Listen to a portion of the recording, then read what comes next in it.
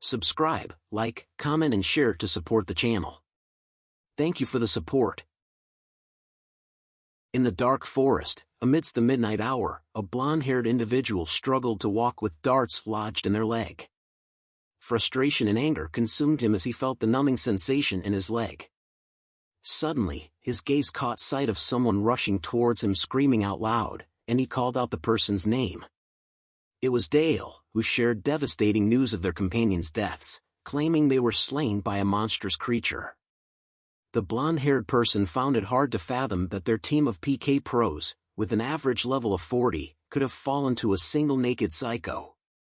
As they conversed, a hail of darts unexpectedly struck Dale's face. The darts glowed red, and soon exploded Dale's head, causing the yellow-haired individual to scream in terror. The blonde man trembled in fear at the sight of Dale's corpse. Determined to uncover the attacker's identity, he screamed out loud.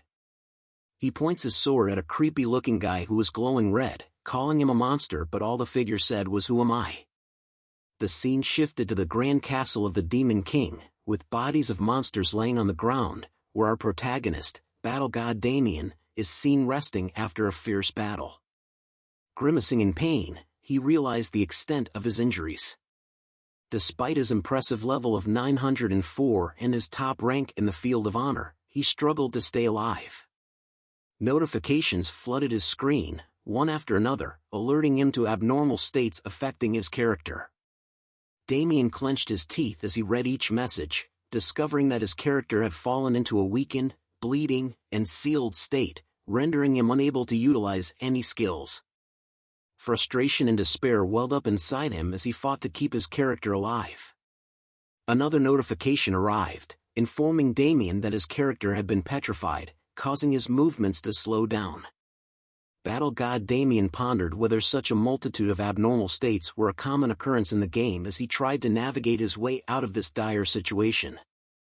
Struggling to hold on, he silently acknowledged that not even the esteemed Saint Magnus or the High Heaven Immortal would be capable of healing him at this point. Suddenly, a mocking voice pierced through the chaos, likening Damien to a resilient cockroach. It belonged to none other than King Arthur, the leader of the Demon King expedition. Recognizing the voice, Damien called out Zhang Yuman's name, but before he could finish his sentence, Arthur attacked him with his staff. A warning blared, indicating that Damien's stamina had dropped below the threshold, risking his potential disconnection from the game. In a state of confusion and weakened condition, Damien questioned Arthur's motives for the assault.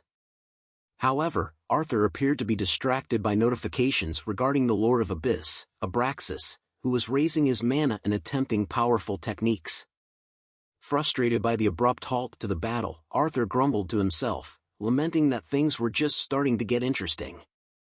As Arthur prepared to cast another spell, a notification popped up, cautioning the activation of the ultimate spell, multi-leveled Weather Reversal Realm Destruction. Despite the imminent danger, Damien couldn't help but feel a tinge of admiration. Once the spell was unleashed, Arthur resumed his attack on Damien, mocking him for his perceived lowly status as a hero who originated from a lower class. Battered and bruised, Damien couldn't help but question where things had gone wrong. 10 years ago, the virtual reality game Arceus Chronicle or AC was released, captivating players with its stunning graphics and vibrant non-player characters. The game's centerpiece, the Demon King Raid, promised the first player to conquer the quest the chance to establish a kingdom, become the hero of the AC world, and claim an illustrious trophy. Damien was one of the many players who dedicated their lives to AC, investing all their time and energy into the game for a decade. Despite his family's attempts to dissuade him, Damien remained steadfast, convinced that winning the game's reward was the sole means to compensate for his shattered real-life existence.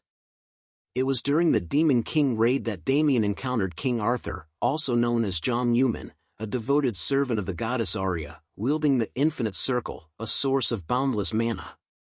With his warm personality and undeniable charisma, King Arthur spearheaded the expedition that led them to the Demon King's castle. Damien's thoughts raced as he realized they were on the brink of completing the raid.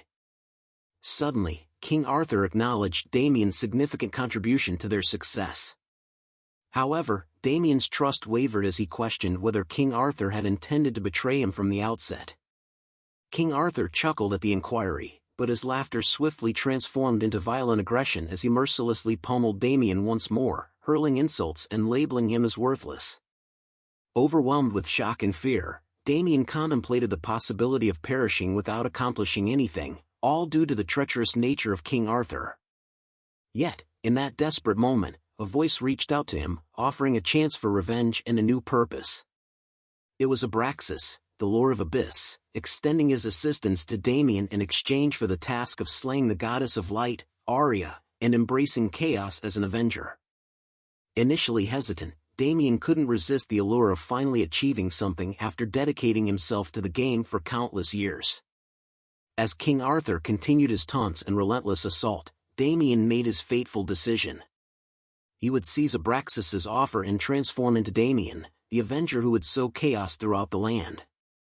Suddenly, King Arthur's brutal attack abruptly ceased as Damien awoke in his own room, drenched in sweat. Disoriented and bewildered, he struggled to comprehend how he had ended up there. Before he could make sense of the situation, his brother, Ma Jin-hoon, burst into the room, announcing that it was time to eat. Damien was taken aback since his brother was supposed to be serving in the military as an officer. However, Jin-hoon now donned a school uniform, leaving Damien questioning his own sanity. Gazing at the calendar, he realized it was July 28, 2020, the day when Arisa Chronicles beta version was released. The bewildering thought dawned upon Damien that he might have somehow traveled back in time. The confusion and uncertainty left Damien feeling utterly lost and disoriented, as if he had taken a wrong turn in a maze of bewilderment. His mind was a swirling storm of questions, unsure of what was happening or what would happen next. Even Damien's mother and brother were confounded by his peculiar behavior, their eyebrows raised in a perplexed fashion, wondering why he was acting so oddly.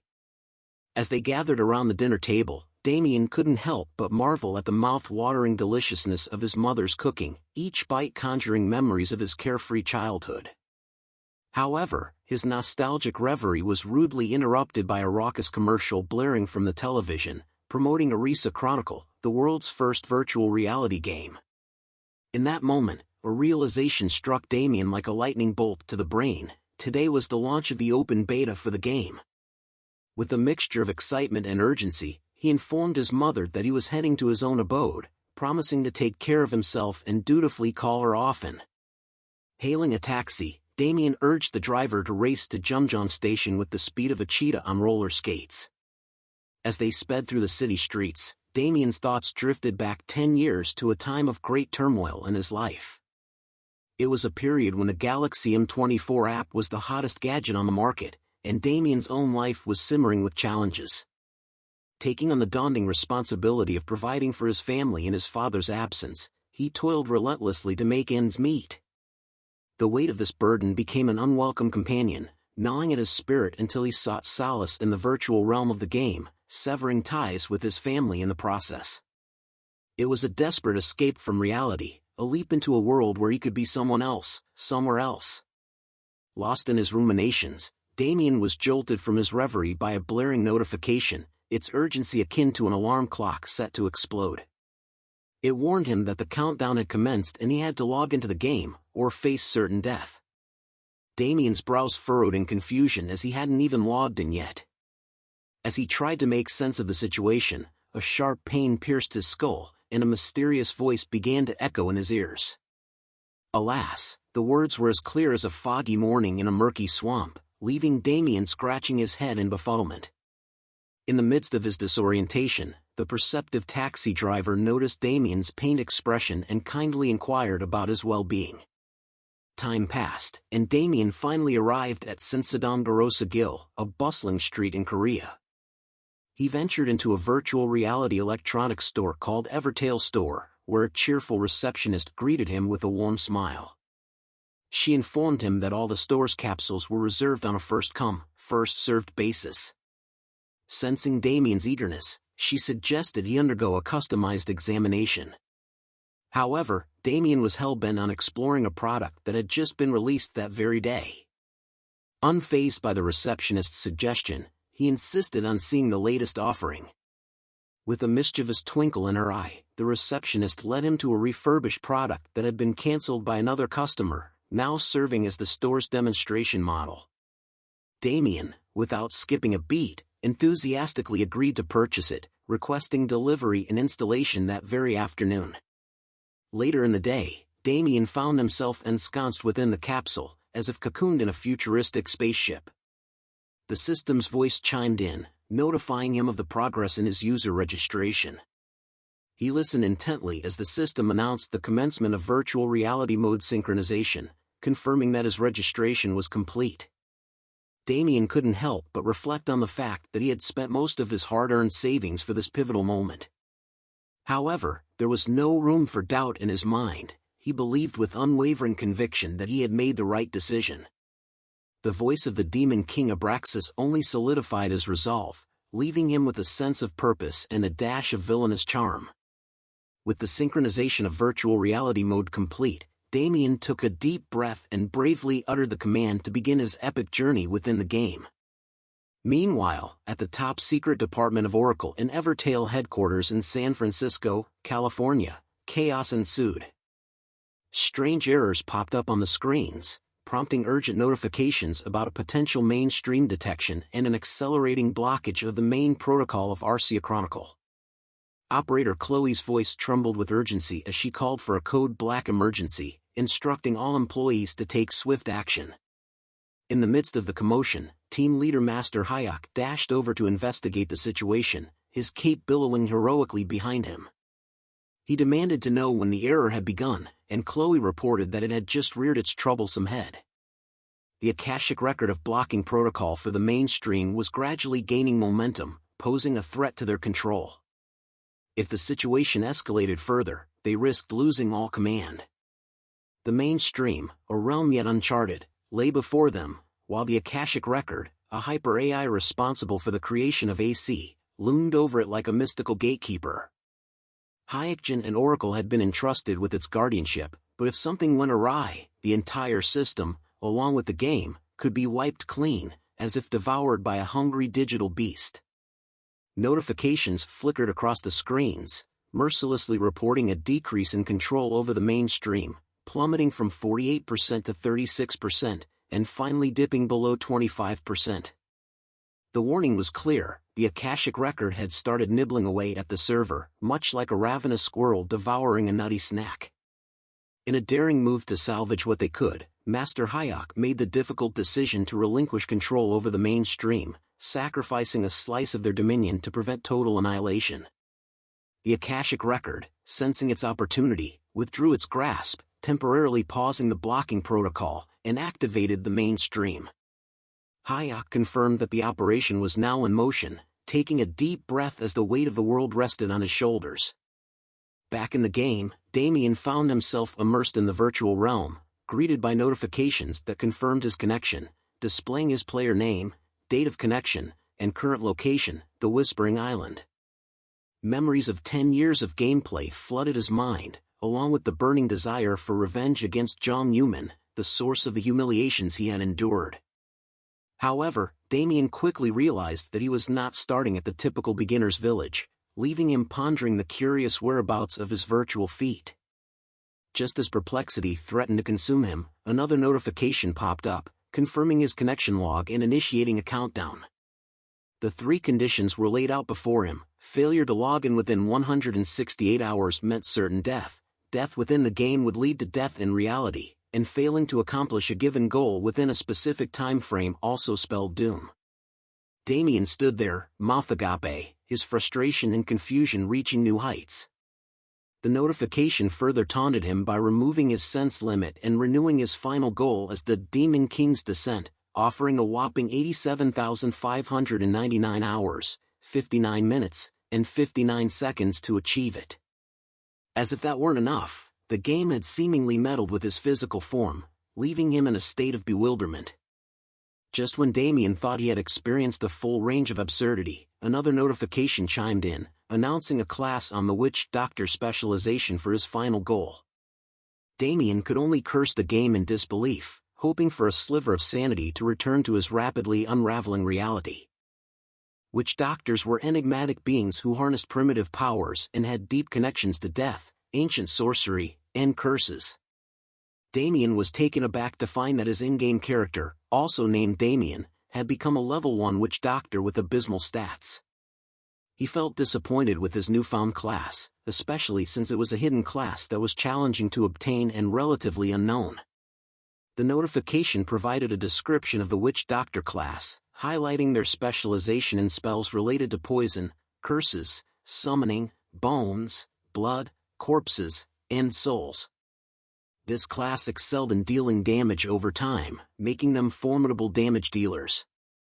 Damien grew increasingly frustrated with his new class, particularly because the subclass of poison was his special attack, which didn't quite suit his preferences. Suddenly, notifications popped up on Damien's screen, warning him that he had committed a crime and that his alignment had plummeted to an extremely low level. As a result, a penalty had been imposed on him, which left Damien scratching his head in confusion. The penalty seemed outrageously severe, with a 500% decrease in experience points upon death, a 500% increase in the probability of dropping items upon death, a 500% increase in the probability of equipment being destroyed upon death, nullification of the safe zone shield, and the constant threat of NPC attacks. This penalty practically branded him as the Demon King, much to Damien's dismay. But since he received a second chance with his life at stake, he wondered if he should cover his face. Damien arrived at Dunvaden village and headed straight to the village head's home to receive a quest who greeted him happily. However, he had a paper bag over his head, attracting the attention of the village head, Elmore. Curiosity piqued, Elmore asked Damien why he was wearing a paper bag, to which Damien awkwardly replied that it was just a cool fashion statement. Elmore stared at him like WTF, but deep down, Damien felt embarrassed about it but had no choice but to wear it due to the compulsory quest. Moving past the paper bag incident, the Elmore commented that he respects Damien's taste. Damien asks if he could quickly get a quest, which causes Elmore to fluster around trying to find a quest. Once he found the quest, he became serious and tells Damien to listen carefully. The Whispering Island was filled with chicks, causing a problem as they've eaten all their feeds, leaving none in the storerooms. Elmore places the quest letter on the table and assigns it to Damien to catch 10 of the chicks. He ventured through the mountains behind Dunvaden village, where he spotted a lone chick. Warning, if you love baby chicks, turn away now cause it's about to get a bit weird. Now back to the story. Seizing the opportunity, he threw a dart and successfully caught it. However, the effort left him breathless, and he drops to the ground realizing that he only had 1 HP remaining. A notification reminded Damien of his quest to catch the chicks and protect the storerooms on Whispering Island. The tutorial quest required him to catch 10 chicks and retrieve 10 yellow feathers, with his progress currently at 10% after catching just 1 chick. Completing the quest promised Elmore's beginner set and a recommendation. Damien lets out a sigh, unhappy that he only caught 1, then he opens his status window. Damien checked his skill status and discovered that only 1 skill was unlocked, shooting of poisonous needles. The rest remained locked, amplifying the challenge of the quest. He thinks deeply about the skills and realizes there's no helping it as he can only learn other skills once he reaches level 10. He dusts himself off, saying that break's over. He holds his long and thin pipe, saying he now knows how to use it and is gonna do it properly, if you know what I mean, ha. As Damien continued his pursuit of the chicks, he grew more adept and efficient with his soul unlocked skill. He successfully caught several more chicks, earning valuable experience points along the way. Meanwhile, in the Yuxing Group's building, Zhang Yuman, also known as King Arthur, emerged from a virtual reality capsule after testing a new game. Satisfied with the experience, he received an update from his secretary regarding the game's popularity. Confident in its potential success, Zhang Yuman received a call from the director of the Yuxing Group, who had prepared everything he needed to dominate the game: the perfect class, the fastest leveling method, and all the necessary equipment. Excited to claim victory, Zhang Yuman eagerly anticipated his journey in the game. Back to Damien, he had just completed his quest of capturing 10 chicks from Whispering Island, panting heavily from the effort. But his exhaustion quickly turned into exhilaration as a notification informed him that he had leveled up. Overjoyed, he exclaimed in delight. However, when he examined his status screen, he was left speechless by what he saw. His name was still Damien, and his class remained Witch Doctor, but his stats displayed a mere 1 in strength, agility, intelligence, talent, and luck. On a positive note, he had 5 remaining stat points, a significant increase compared to the usual 2. Damien couldn't believe his luck. Perhaps this was a perk of having a hidden class. Realizing that things might not be as dire as he initially thought, he became determined to dismantle Zhang Yuman and wanted to soon shred him into pieces. Damien dashed through the bustling village, clutching at his long and thin green pipe in his hand, while a rowdy group of hens trailed behind him. A player notices the noise and is shocked to see Damien run past him. He wondered what was it that went past him, but turning back shocks him even more, as he sees a whole crowd of hens chasing out Damien. The sight left other players dumbfounded, their minds spinning with speculation about Damien's true identity and intentions as well as the paper bag on his head. Some wondered if he was a tamer, but quickly dismissed the idea since tamers typically focused on a single powerful familiar. They look at him being chased by the hens, guessing he would soon die. Yet, Damien remained undeterred, fully committed to his quest of amassing as many chickens as possible. With a swift flick of his wrist, he dispatched one of the hens with a single dart. As he watched the lifeless bird fall, the other chickens began to rage towards him, startling him. He holds his long thin green pipe tightly and wondered if that was too much. He continues to run away from the chickens, thinking if he wanted to clear Elmore's quest about the chickens, hens, and roosters quickly, gathering a mob of them was like a play. Damien searched intently for something, his eyes scanning the surroundings. The hens, growing increasingly aggressive, only fueled his determination. With a wicked smile, Damien revealed his cleverly laid trap, luring the unsuspecting hens into a pit.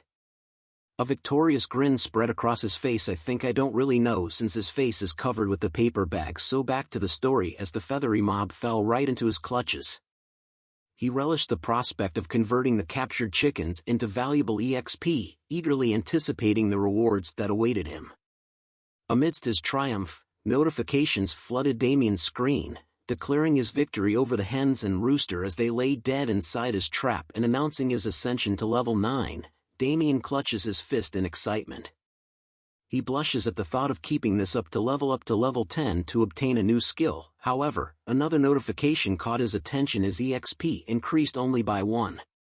His eyes darted towards a nearby forest as a chicken was slain with a blade, where he spotted a group of players joyously slaughtering the very chickens he had prepared for his quest. Anger simmered within him as he approached the players, demanding to know if they were having a good time. Without warning, Damien's fist connected with the face of a player named Cheol Min Jang, sending him soaring through the air before landing at a safe distance. Cheol Min Jang's screen lit up with a flurry of notifications, including one indicating that his character had fainted, rendering him temporarily unable to control it for the next 5 seconds. Fuming with indignation, Damien accused the group of voraciously devouring his hard-earned poultry and firmly insisted that they regurgitate their ill-gotten gains. The opponents, caught off guard, skeptically requested proof of their wrongdoing. With a triumphant gesture towards the fallen hens strewn about, Damien provided irrefutable evidence of their guilt. He sternly warned them that this was their final opportunity to make amends before ordering them to leave, demanding the return of their chicken dinners. One of the opponents, dazed but determined, rose to his feet and lunged at Damien, hurling a colorful expletive in his direction.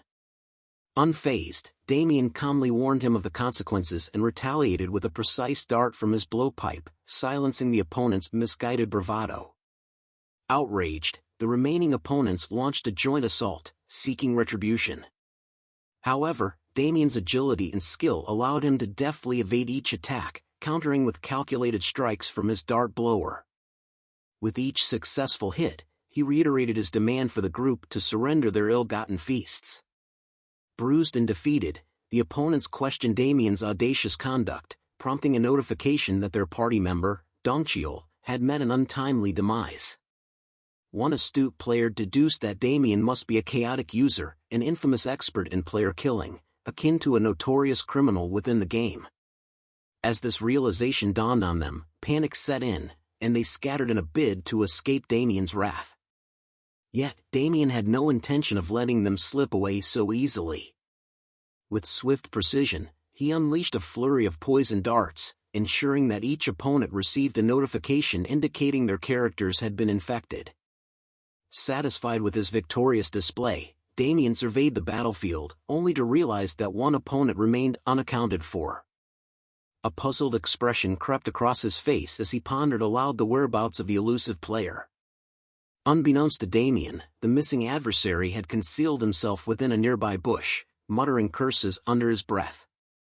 Desperate to escape, he attempted to log out, only to be met with a notification: logout was prohibited during an active battle, leaving him stranded for another 300 seconds. Blaming his misfortune for stumbling upon a chaotic user, the hidden opponent begrudgingly accepted his fate. Suddenly, Damien's voice pierced the silence as he cheerfully greeted the trapped player before swiftly dispatching him with a dart, putting an end to his futile resistance. Damien couldn't contain his excitement as a cascade of notifications filled his screen, announcing his acquisition of yellow and white feathers, basic HP potions, and his attainment of level 10. Finally, he could unleash the skills that had been tantalizingly out of reach. The results exceeded his wildest expectations. However, Damien's jubilation was short-lived, as another torrent of notifications disrupted his revelry. He had committed PK, player killing, and his alignment had plummeted by 1. Notably, his alignment had already hit rock bottom, leaving no room for further decrease. Observing this revelation, Damien chuckled to himself, acknowledging that he had already scraped the bottom of the alignment barrel. He mused over the effects of the atrocity title, which, although bordering on cheating, boosted the drop rate of items and gold obtained from PK victims, while also granting him automatic possession of their assets and experience.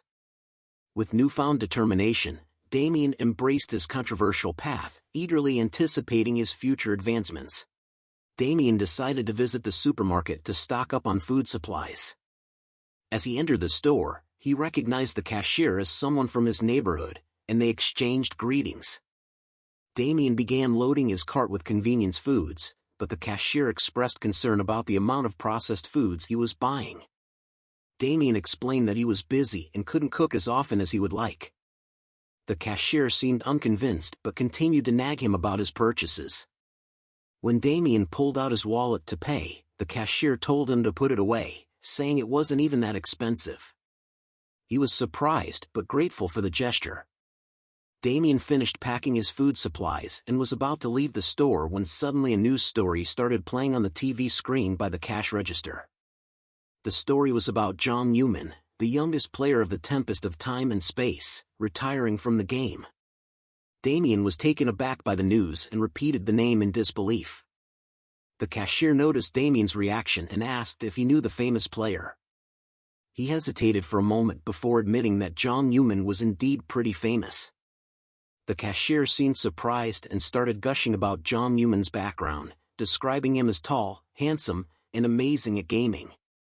However, Damien seemed lost in thought and didn't pay much attention to the cashier's words. He had a serious look on his face.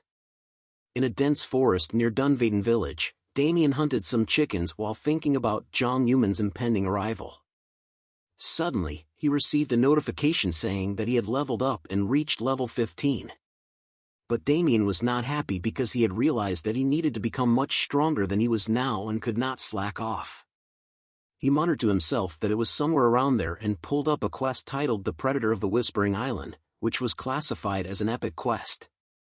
The quest required him to defeat the mutated wild boar and bring back its hide. The progress on the quest was at 0%, and the reward for completing the quest was Elmore's recommendation. Damien knew that this was the last quest on the island, and if he completed it, he could go somewhere else with Elmore's recommendation. However, wild boars had a tendency to migrate frequently, making them hard to locate. If Damien didn't find the boar's lair within an hour, he would have to wait another hour for it to respawn. Damien set off on his quest, determined to complete it and become even stronger. Damien spotted the boar easily and couldn't believe his luck. The boar was a species of wild beast and an elite type with a level of 30. Damien knew he had to be careful. He remembered that the monster types in the game were categorized as normal, elite, named, and champion, and that the elite and higher types had special characteristics. There were 8 variations in each of the 3 categories: attack, defense, and crowd control, making a total of 24 variations. Damien decided to attack the boar with his skill, Corruption Elixir, to try and find out its characteristics. The elixir hit the boar, and it let out a loud squeal. The boar looked around, trying to find the attacker, but Damien was hiding on a tree. He then greeted the boar, and the boar attacked him. Damien dodged the boar's attack, effortlessly evading the creature's deadly tusks. He taunted the beast, beckoning it to come closer with a confident smirk on his face. In a fluid motion, Damien grabbed another elixir and hurled it towards the boar. The elixir found its mark, hitting the creature with pinpoint accuracy. The boar let out another agonizing squeal as the elixir took effect. Damien observed the boar closely and concluded that the boar didn't have physical immunity. He then began attacking the wild boar relentlessly to study its behavior. After several attempts, he observed that the boar did not summon monsters, had no magical immunity, and lacked a defensive barrier. He was pleased to receive notifications that the wild boar's defensive mechanism had corroded, indicating that his corruption elixir was working well. However, the boar attacked again, and Damien had to dodge quickly to avoid getting hit. He thought to himself that it was a close call. The boar was visibly angry and charged at him again, but Damien dismissed it as typical behavior for a dumb beast species. Suddenly, a wall appeared in front of him, which he had never seen before. Damien was surprised and wondered if the boar's characteristic was wall formation. As the boar charged towards him, Damien realized that he couldn't dodge it and thought to himself that he was in trouble. The boar crashed into Damien, and the impact caused a cloud of dust to cover the area of the collision, with his paper bag mask floating in the air. As Damien emerged from the cloud of dust, he was visibly enraged, and his entire body turned red, with a deadly aura surrounding him. This was due to the skill he possessed called Zombification, which was currently at level 1 with a passive attribute of Corpse. The skill allowed him to transform into an undead when his HP reached 0 and prevented his HP from falling below 1 for 600 seconds. When activated, he emitted a plague aura that poisoned and made opponents bleed within a 3-meter radius. However, he couldn't use any other skills while the skill was activated, and there was a cooldown period of 1800 seconds. Damien's anger boiled over as he shouted at the wild boar, cursing the creature for hurting him. The sudden outburst of rage startled the boar, causing it to let out a frightened squeal in response. Damien's transformation seemed to have intimidated the wild boar, which now stood frozen in fear. Despite its fear, Damien continued to lash out at the boar, blaming it for nearly causing his demise. Damien fiercely punched the boar, causing it to squeal in pain. Notifications began to flood in, revealing that the wild boar was bleeding and poisoned. Damien was informed that he only had 10 seconds left until the zombification ended, but he remained confident. With his time running out, Damien quickly activated his skill, Plague Aura, determined to defeat the boar once and for all. As the notifications counted down the remaining seconds, Damien declared that he would turn the boar into a bloody pulp. The tension mounted as the seconds ticked away, but Damien's determination did not waver. Finally, with the countdown complete, Damien declared that the boar was done for. Just as the last notification sounded, Damien struck the final blow, defeating the wild boar. Damien felt exhausted and fell to the ground, huffing and puffing. However, he also felt accomplished, as the notifications informed him that he had gained experience and had leveled up to level 16. He had also obtained the wild boar's fangs, hide, and essence, as well as a substantial amount of gold. After that, another set of notifications started pouring in. One notification indicated that Damien had obtained the title, the one who killed the wild boar alone, while another notification stated that he had cleared the quest, the Predator of the Whispering Island. Upon seeing these notifications, Damien felt a sense of accomplishment and excitement. He thought to himself how he could hog all the rewards since he cleared the quest and earned the title, the one who defeated the boar alone. The title came with bonuses such as strength and movement speed increases, as well as a characteristic resistance boost. Damien was thrilled to have earned a solo clear title and took a look at the items he had obtained. He planned on giving the hide to Elmore, and he was still considering what to do with the fangs and essence. Damien was engrossed in checking his acquired items when he heard a voice from behind. Turning around, he saw an old man with a white beard and a muscular body, who appeared to have materialized out of thin air. The old man seemed to be amused by Damien's presence, commenting on his peculiar nature as an otherworld adventurer who had risen again after death. Damien was puzzled by the old man's sudden appearance and noticed that his name was unclear, appearing as a question mark on his status window. Although the old man looked human, it was difficult to discern his age and level, except for the fact that he appeared to have lived for countless millennia. The old man's status window also warned that he had a bad temper, and Damien should be careful not to get killed. Damien was surprised that he was unable to see the old man's other information and wondered why this was the case. The old man seemed to be more interested in Damien and asked him how he was able to move as a dead man. Damien was taken aback by the old man's question and was unsure how to respond. The old man approached Damien and touched his forehead. Damien felt uneasy and asked him to keep his distance. The old man ignored Damien's request and continued examining the small rune on his forehead. The old man identified Damien as an otherworld adventurer who had borrowed the power of darkness to become undead momentarily. Damien was surprised and asked the old man how he knew. The old man calmly replied that he could see it very clearly, but Damien was not satisfied with his response and asked him to back away. Despite Damien's frustration, the old man seemed unfazed and continued to speak, saying that it was not bad to borrow the power of darkness, as it would make it harder for Damien to die. However, he questioned why an otherworld adventurer would harbor such a high level of darkness equivalent to that of the Demon King. At this point, Damien heard notifications indicating that new information had been updated, and the NPC's information was being displayed. Damien saw the new information and he was surprised to learn that the old man's name was Kairon, Priest of the Apocalypse.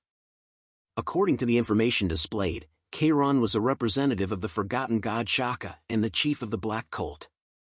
He appeared to have lived for countless millennia and was currently seeking a talent to defeat Arya, the Queen of the Gods. Damien was taken aback by this information and muttered to himself in disbelief. He had never heard of the Priest of the Apocalypse or the Black Cult before. He read further and saw that Kieran's level and age were unknown, and he was described as ill-tempered, warning Damien to be cautious around him.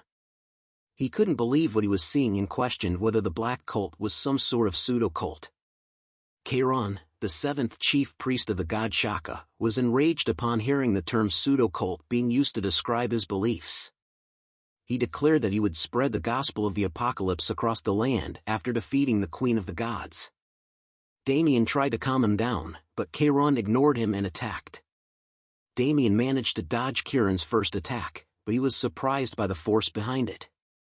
Kairon attacked again, but Damien dodged once more while calling him a crazy old man, and wondered about the destructive power behind Kieran's blows. Kairon taunted Damien, impressed by his ability to dodge, and challenged him to continue dodging. Damien took a deep breath and tried to steady his nerves. He knew that he had to face Kairon, the priest of the apocalypse, and survive this trial. Kairon looked like he was on the verge of senility, and his actions were clearly that of a seriously insane person. Damien wondered what he could possibly do in this situation. As he was lost in thought, Damien received a notification that Kairon was displaying hostility towards him. He looked up and saw the old man staring at him with wild eyes. Damien braced himself for a fight and wondered how he could possibly defeat this crazy old man. But before he could even take a step forward, Damien received another notification.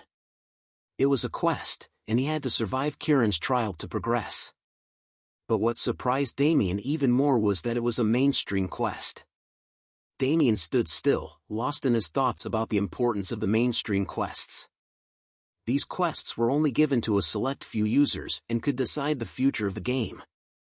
The impact of a user's actions on the world of AC was immense and could potentially change it completely. But as he pondered on this, he couldn't help but wonder what an old man had to do with the mainstream quests. Before he could finish his thoughts, Kairon interrupted him, attacking him with a sharp remark, demanding to know why he was just standing there like a dumb log.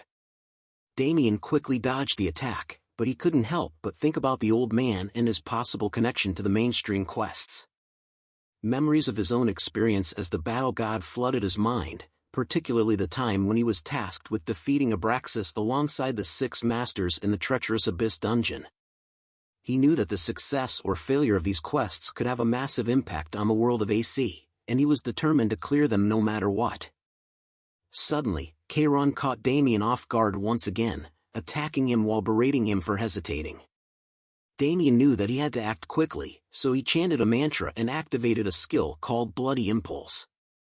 He made a decision to stop overthinking and calculating and instead approached Kairon with sincerity and his basic impulses. Damien braced himself for the upcoming battle, knowing that he couldn't afford to lose. He was determined to succeed in the mainstream quest, no matter the cost. Kairon's eyes blazed with fury as he charged towards Damien, his fist pulled back in a powerful punch. The impact was devastating.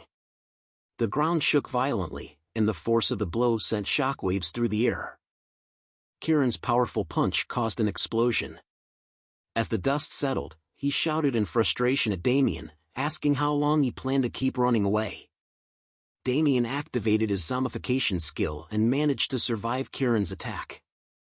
But Kairon wasn't done yet. He started attacking Damien again. While dodging Kairon's onslaught, Damien wondered why Kairon was so strong despite not being a martial artist. Enraged by Damien's ability to dodge his attacks, Kairon yelled at him to hold still. Despite Kairon's angry shouts, Damien continued to dodge and noticed that he could see Kairon's movements better than before. As he distanced himself from Kairon, Damien realized that if he could stall for time, he might survive the fight. However, his thoughts were interrupted when he saw Kairon gathering energy between his hands. To Damien's surprise, Kairon prepared a Kamehameha pose and taunted him, asking if he could dodge this attack as well. Damien, shocked and bewildered, exclaimed in disbelief. Kairon then launched his attack, shouting "Die!" This time, Damien had no chance to dodge and got hit by the attack. After the explosion, Damien found himself on his knees but still alive. Suddenly, a notification sounded, indicating that there were only 2 seconds remaining. Kairon, who was nearby, was impressed by Damien's sturdy body and complimented him on his physique. Damien responded modestly, saying it was nothing compared to Kairon's. As the notification reached 1 second, the countdown ended, and another notification chimed in, saying zombification has ended. Damien felt relieved after escaping this near-death scenario. But the next notification brought him good news: you have cleared the quest Kairon's trial. Kairon, who had been silent until that moment, spoke up with a hint of sarcasm, remarking that Damien's mouth was still functioning despite the ordeal they had just gone through. Damien retorted with a hint of pride, saying that he now had to live life to the fullest since he had obtained this opportunity. Kairon then asked about Damien's power of darkness, which he had noticed earlier. Damien confirmed that he possessed that power and asked if Kairon recognized it. Kairon responded to Damien's question with a smirk, indicating that he recognized Damien's power of darkness. He mentioned that as the chief priest of the 7th god Shaka, he couldn't possibly miss it. Damien asked Kairon about the 7th god Shaka, and Kairon praised him as the best god of Arcia. He explained that Shaka was the lord of darkness and apocalypse, incomparable to Arya, and the greatest of all the gods. Damien was a little confused, thinking that the 6 great gods were Supreme Goddess Arya of Light, Phoenix of Fire, Nissa of Water, Tenasil of Tree, Oread of Iron, and Crowd of Earth. However, he realized that there was no way the system would lie. Damien simply nodded, and Kairon took the opportunity to get straight to the point. Damien got ready to listen, thinking that Kairon was finally getting to the point after causing all this ruckus. Kairon then asked Damien if he wanted to become stronger, mentioning that otherworld adventurers desired fast growth and strength. Damien was taken aback by the suggestion, but before he could respond, Keiron actually suggested that Damien become his disciple. Damien was surprised by Keiron's suggestion and began to walk away while bidding him farewell. This seemed to anger Keiron, who hit Damien on the head with a hand chop and demanded to know where he was going. Damien retorted, calling Keiron a senile old man. This only served to rile Keiron up more, as he boasted about the power of Lord Shaka and how even someone like Damien could become an absolute ruler if he became Keiron's disciple. However, Damien wasn't convinced by Keiron's claims and challenged him, asking if he would believe it if he were in Damien's position. Keiron was taken aback by this, but he eventually relented and showed Damien a book, hoping to convince him to become his disciple. As Damien examined the book, a notification sounded, informing him that the Apocalypse Invocation, the Book of the Black Covenant, was radiating a faint light.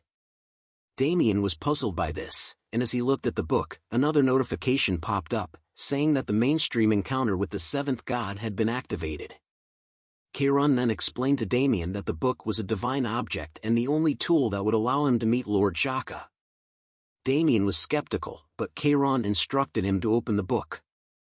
As Damien opened the book, Keiron warned him not to make any further movements.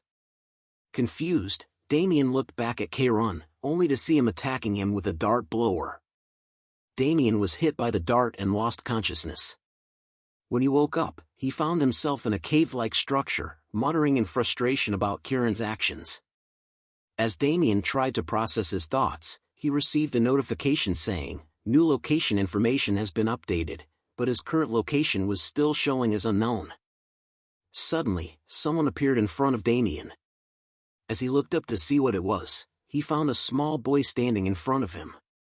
He carefully observed the boy, trying to discern if there was anything unusual about him but couldn't find anything out of the ordinary.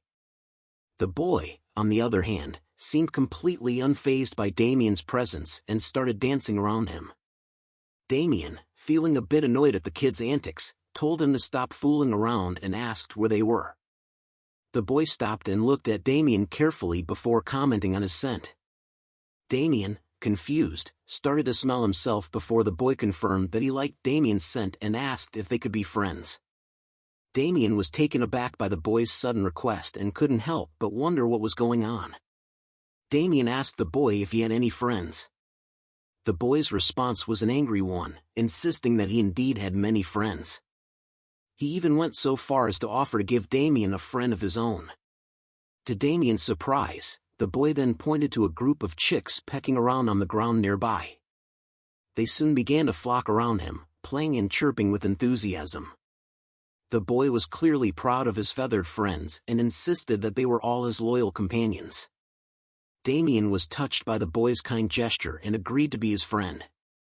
They shook hands, and the boy declared that they were now friends. However, after the boy declared their friendship, Damien suddenly felt dizzy and collapsed. Damien slowly opened his eyes and gasped for air. He felt disoriented and confused, trying to piece together what had happened. As his vision cleared, he noticed Keiron sitting beside him. Keiron asked how he felt, relieved to see Damien conscious. But Damien's frustration and anger boiled over, and he lunged at Keiron, catching him by the throat.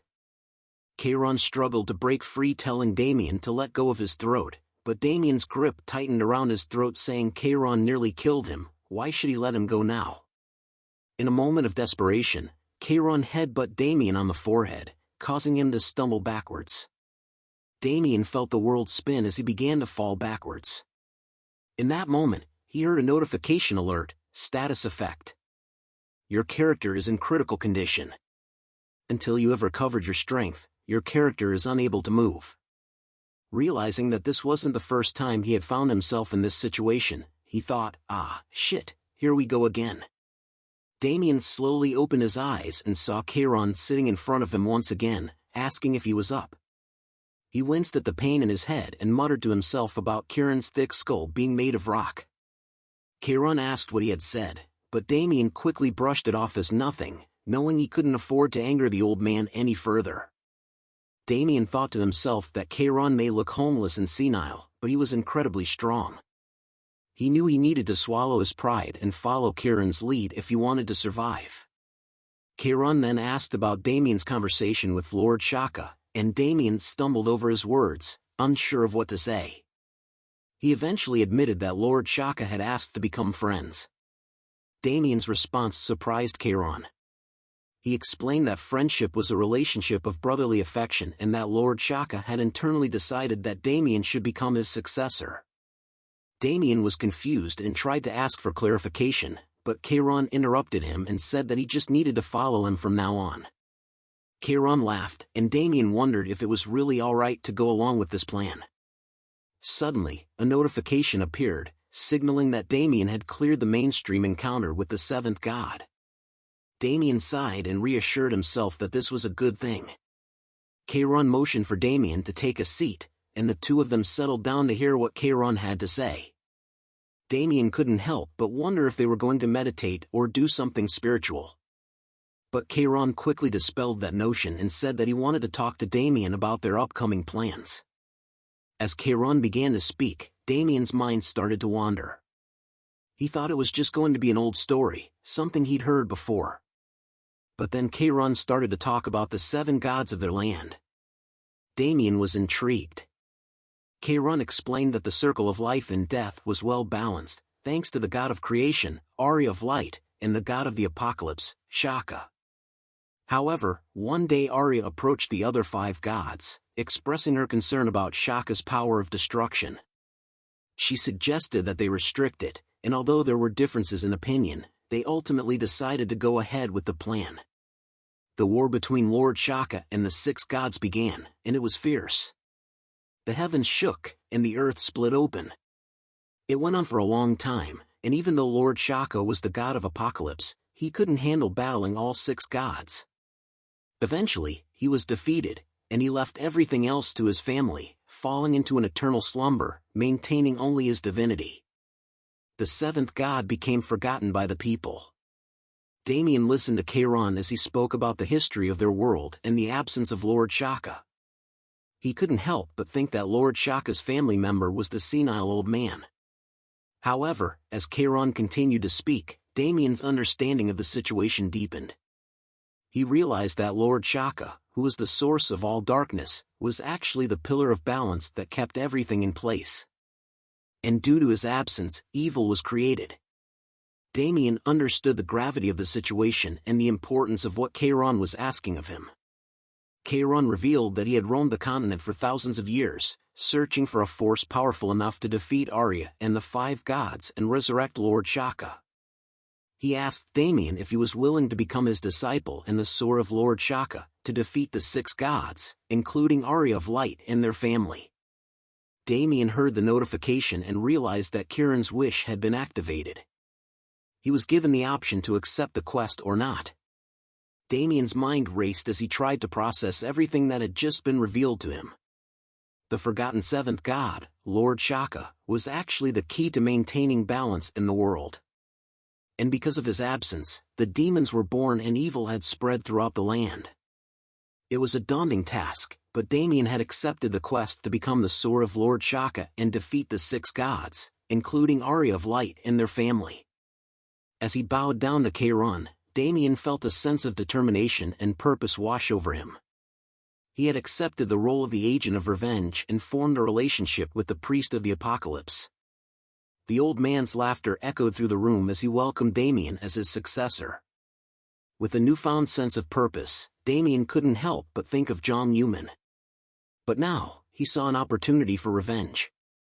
Once he was done training with Kairon, he would be ready to face John Newman and bring him to justice. Kairon interrupted Damien's thoughts and announced his departure. Damien respectfully bowed and wished his master well. However, Damien suddenly realized that something was amiss and called out to Kairon. He asked if there was anything else he could teach him before leaving. Kairon responded that he had already chosen him as his disciple, and what more did he want from him? As Damien continued to express his confusion and disappointment, Kairon took out a book and handed it to Damien. He instructed Damien to refer to it whenever he needed help and to avoid seeking him out. Before Damien could react further, Kairon activated a formation and disappeared into it. Damien was left stunned and bewildered. He couldn't believe that his master had left him so abruptly without any further guidance. As he stood there in shock, he received a notification that he had been given a quest. The quest was to resurrect the god of darkness, Shaka, and defeat the 6 gods and their families who ruled the land. Damien couldn't believe what he was reading. He felt overwhelmed and unsure if he could accomplish such a monumental task alone. Damien was seething with frustration and anger. He shouted out loud, wondering how he could possibly complete the daunting quest assigned to him. He questioned whether it was even possible to clear the task. He also expressed concern about the families of the 6 gods he was supposed to defeat, especially those who had fought alongside him before, like Crimson Agnes, Siren of the Ice, Halo of the Mind, Cyrus of Steel, and Luke of the Boulder. Damien's mind was racing, and he tried to come to terms with the gravity of the situation. He knew that these families were the most powerful in the world, with abilities that were considered disaster class. Among them, the family of Arya, John Newman, the Radiant King Arthur, had obtained the infinite mana item Infinity Circle and was praised as the god of magic. Damien wondered if he could really defeat such powerful adversaries. However, as he thought about his comrades, he realized that there was no need to be scared. For some reason, he had been given the opportunity to come back in time, just when he thought it was the end. This gave him the determination he needed to face the challenge head-on. With newfound determination, Damien vowed to clear the quest assigned to him, no matter what the cost. He declared that he would put an end to the ill fate that had befallen him. Damien knew that his path would be difficult, but he was ready to face it and bring justice to those who had wronged him. The quest to resurrect Lord Shaka and defeat the 6 gods became his purpose, and he would not waver in his resolve. As Damien processed the previous notifications, he was surprised to see even more popping up. He read through them and realized that he had obtained the Apocalypse Invocation, the Book of the Black Covenant. The notifications revealed that new clauses had been added, but because of his low level, some of the clauses were deactivated. Damien found the book fascinating because it offered various abilities like returning to the village, getting an oracle's advice, examining runes, appraising items, dismantling them, combining materials, and creating new things. He was thrilled to have acquired an all-in-one multi-item, something he had heard about before. Excited, Damien opened the book and was pleased with its contents as it was a scam item with various abilities. He felt lucky and unstoppable. Curious about its capabilities, he decided to test the book's ability by starting with disassembling an item. Choosing a boar head as his material, Damien focused on the task and began the process. With determination, he synthesized and created the item. After some time, Damien excitedly exclaimed that the creation was complete. Upon inspecting the newly created item, he discovered it was a wild boar helmet, made from a giant boar head. The helmet had impressive bonuses, increasing his HP, magic power, defense, and overall stats, while also dealing extra damage to animal-type monsters. However, Damien didn't feel entirely happy about the creation of the item due to its current stats, wondering if this was the best item option he had right now. Thinking of the global game trading site, GameBank, 100 AC gold is equal to $1 and that a wild boar's head is usually worth 500,000 gold. Considering the item's value in the game's economy, Damien realized he couldn't simply create items whenever he needed money, or he might become poor. Keeping this in mind, he decided to give the leather to the village head and prioritize creating items strategically in the future. Damien went to the village head's home and handed over the leather. The village head expressed surprise, asking if Damien had caught it himself, and Damien confirmed that he did. Wearing the boar mask, Damien gave off a menacing aura as he tells the village head that he was certain it was wild boar's leather. Impressed by Damien's achievement, the village head wrote a recommendation letter, advising him to leave the island and head to the main continent. Additionally, the village head instructed Damien to go to the harbor on the eastern side of the island and take a boat to the main continent. Damien received a notification acknowledging the recommendation had been acquired. The village head hands over the recommendation letter, telling Damien to show it to the branch head of the Adventurers Guild and thank the village head for his help. Filled with purpose, Damien left the village head's house and made his way towards the harbor, ready to embark on his journey. At the harbor, Damien took a break, eating bread and checking his progress. He was a level 16 witch doctor with no affiliation and had a huge negative alignment. He held titles such as Atrocity, the one who defeated the wild boar alone, and Agent of Revenge. His stats were impressive, with high intelligence and talent. He had mastered skills like shooting poison darts, using bloody impulse, and performing zombification. He stares at the stat window knowing that he had no remaining stat or skill points and was still only level 16. He knew he still had much to accomplish. While reviewing his status, Damien pondered his Agent of Revenge title, which indicated that he was chosen by the seventh god and possessed an unknown power.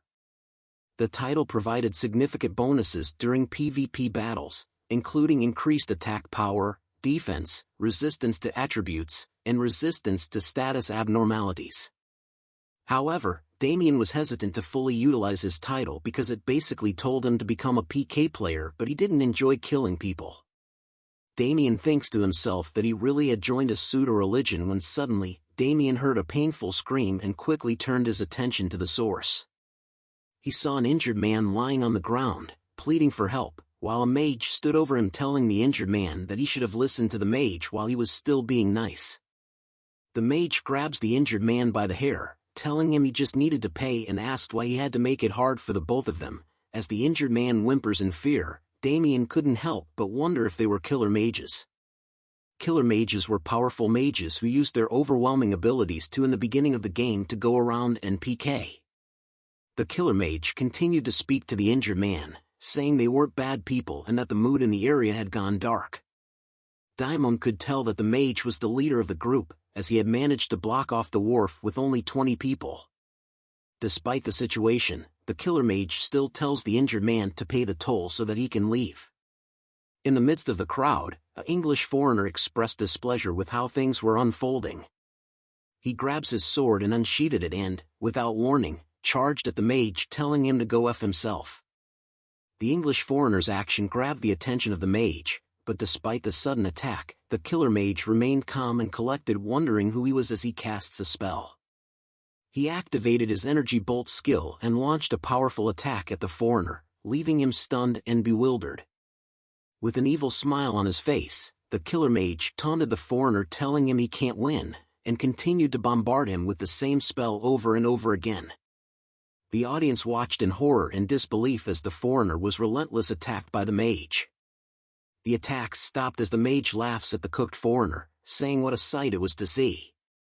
The leader of the killer mages instructed his teammates to see off their departing guest, and all members began to cast their spells at once, smiling and laughing at what they were going to do. The mage turns around to say that there was nothing better to look at. But before he could say anything else, one of his teammates was abruptly beheaded. The killer mage and his teammates were taken aback by the sudden beheading of their comrade.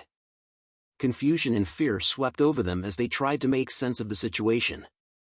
One of the gang members pointed out a figure nearby wearing a distinctive boar helmet, wondering aloud if this mysterious stranger was responsible for the sudden and gruesome attack. As the group of evil mages turned their attention to the figure, they quickly realized it was indeed Damien who had beheaded their comrade. The sight of the boar helmet and the aura of menace emanating from Damien sent a chill down their spines. The leader of the killer mages tried to act tough, asking who Damien was, but his confidence quickly faded as Damien demanded payment for their lives. With a menacing expression, Damien gave the group a mere 10 seconds to pay up, warning them that it was their only chance to survive.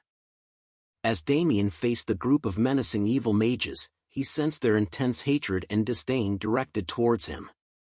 The leader of the group expressed disbelief and scorn, mockingly ridiculing Damien for his seemingly foolish actions. Unbeknownst to them, Damien had a well-thought-out plan in mind. With a commanding voice, he initiated a 10-second countdown that resonated clearly through the tense atmosphere. The mages grew increasingly irritated as Damien counted down, and their leader commanded them to go and kill him. The PK mages surrounded Damien just as he reaches the number 1, however, as the countdown reached 0 as Damien holds the blade, Damien vanished into thin air, leaving the mages bewildered and perplexed. The leader was quick to notice something above, telling everyone to dodge. Suddenly, a cascade of projectiles began raining down from above, causing the mages to cry out in pain and agony as Damien's deadly attack struck them. The leader was shocked to see what happened and wondered what was going on as the faces of his members started to melt in front of him. Damien appeared once again, with the bodies of the mages on the ground and blood everywhere. With his combination of skills of bloody impulse, poison darts, and corrupted elixir, he managed to beat most of them, and he knew that his title, Agent of Revenge, granted him greater damage in player-versus-player combat, and he utilized every advantage at his disposal to bring down his enemies. The leader of the evil mages could only watch in disbelief and frustration, realizing that he had grossly underestimated Damien's power. Damien approached their leader with a twisted grin, holding a corrupted elixir in his hand. He taunted the mage, questioning whether his actions had exceeded the leader's expectations. Brian slowly regained consciousness, his eyes fluttering open, and he felt a sharp pain coursing through his body. As he struggled to rise, he was surprised to find Wendy, a familiar face, standing before him. Brian called out her name and asked where they were. Wendy assisted him, helping him to his feet, and expressed concern for his well-being. Disoriented and confused, Brian struggled to recollect what had happened. Suddenly, the memories flooded back. He had been attacked by the evil mages and knocked unconscious. Anger surged within him as he remembered the assault. Vowing to seek revenge upon Thema as he recalled being attacked by the mages, he slams his fists hard onto the ground because of what happened. He began to yell out loud, asking her where the mages were so he could go and kill them himself. However, Wendy urged him to calm down, emphasizing that they were in the middle of a stream. Notifications began to pop up around him. It was a chat messages from his viewers. Brian's mind remained fixated on revenge as he posed a profound question to Wendy: when does a streamer truly die? Is it when they lose all their items or when they reach level 1? He answered his own query, stating that a streamer truly dies when they decide not to play anymore. Wendy wondered where his stupid mindset came from. As his determination was resolute, Brian swore to crush the evil mages and avenge his defeat. Just as they prepared themselves, a sudden explosion caught their attention, causing them to turn their heads toward the source of the commotion. To their astonishment, a group of evil mages sprinted through a hail of explosions, with Damien closely pursuing them and ruthlessly dispatching each one in turn. Damien tallied the number of enemies he had slain so far, laughing menacingly with each count. The evil mage leader observed in fear and shock as Damien displayed an unprecedented level of control and power. He commanded his teammates to cast spells and exhaust their reserve mana. The leader himself began casting spells, determined to bring down Damien. Damien, observing the group of evil mages, decided to employ his bloody impulse once again. The mages unleashed their spells simultaneously, directing a substantial amount of mana towards Damien. The attack landed in the spot where Damien had been standing, leading the evil mages to believe that they had finally struck their mark. But before the leader could finish cautioning his comrades, one of them fell to the ground, struck down by Damien's dart blower. Damien stood triumphantly amidst the chaos, grinning at the leader and the remaining mages, saying that the effect of bloody impulse was amazing. Witnessing this, the evil mages grew increasingly anxious. One of them expressed horror, questioning whether their opponent was truly human and if he could possibly be on the same level as them. Another mage joined the conversation, wondering how their opponent managed to dodge all their attacks without being hit even once. The leader of the group felt frustrated, realizing that if they continued on this path, they would all meet their demise. With resolve, he made a decision, barking orders to his teammates to endure for just 3 more minutes. Meanwhile, Damien observed with curiosity, pondering what plan the evil mage leader had in store. Suddenly, the leader began casting a spell, muttering under his breath that he would turn Damien into a charred skewer with lightning. On the other side, Brian sat fixated on his notification screen, his eyes darting back and forth between the flood of comments on his live stream. Perusing through the comments, he couldn't help but express his bewilderment, openly wondering where someone as audacious as Damien could have come from. Despite his doubts, Brian found himself enthusiastically cheering on the courageous fighter, urging him to continue the battle. However, his excitement was short-lived when Wendy intervened, scolding him for getting distracted and insisting that he focus on the task at hand. Brian, swept up in the moment, paid little attention to her words. Suddenly, his attention was captivated by the viewer count on his stream, which had skyrocketed to over 200,000. A surge of adrenaline coursed through him as he realized the opportunity before him. Turning to Wendy, he asked if she was ready, to which she responded with confusion. Brian gestured toward Damien, readying himself to get Damien and seized the moment to boost his own popularity. The battle between Damien and the evil mages reached its apex. One of the mages launched an energy bolt toward Damien, yet he effortlessly evaded the attack with graceful ease. Damien then shifted his focus to the leader of the evil mages, who seemed to be preparing for something significant. Curious about his opponent's intentions, Damien charged forward. The other mages, filled with fear, started to flee, unsure of what to do next. However, the leader remained resolute, shouting at his teammates to stand their ground. Having amassed sufficient mana, he was prepared to unleash his ultimate attack. With a resounding cry, he invoked the name of his spell, summoning a powerful lightning strike that enveloped the entire area surrounding Damien. As lightning fell from the heaves, the area where Damien was covered in a huge blue explosion. As Damien was struck by the lightning and fell to the ground, Brian and Wendy watched in shock. The evil mage leader, who had exhausted all his mana, was breathing heavily. He chuckles to himself, saying he had did it, as Damien's roasted body laid on the ground not moving at all. With his final attack, his teammates congratulated him, calling him Park Mandu. The evil mage tells his team that he told them he could do it, but their celebration was abruptly interrupted by a sharp sound. Suddenly, one of the mages who had praised the leader had their head brutally severed. More heads were cut in half as the evil mage was confused by what was happening right now, and the leader looked toward the source of the sound that said that it hurt a little, with fear filling his eyes. He muttered in disbelief that it was impossible, but then he saw Damien standing there. With a confident smile, Damien questioned the leader's claim of impossibility, catching him off guard. Damien commended the leader for being clever and having good instincts. As the mage leader attempted to cast a spell, Damien swiftly sliced off his arms, causing him to writhe in agonizing pain and fall to the ground as he tells him that he shouldn't have fooled around so much.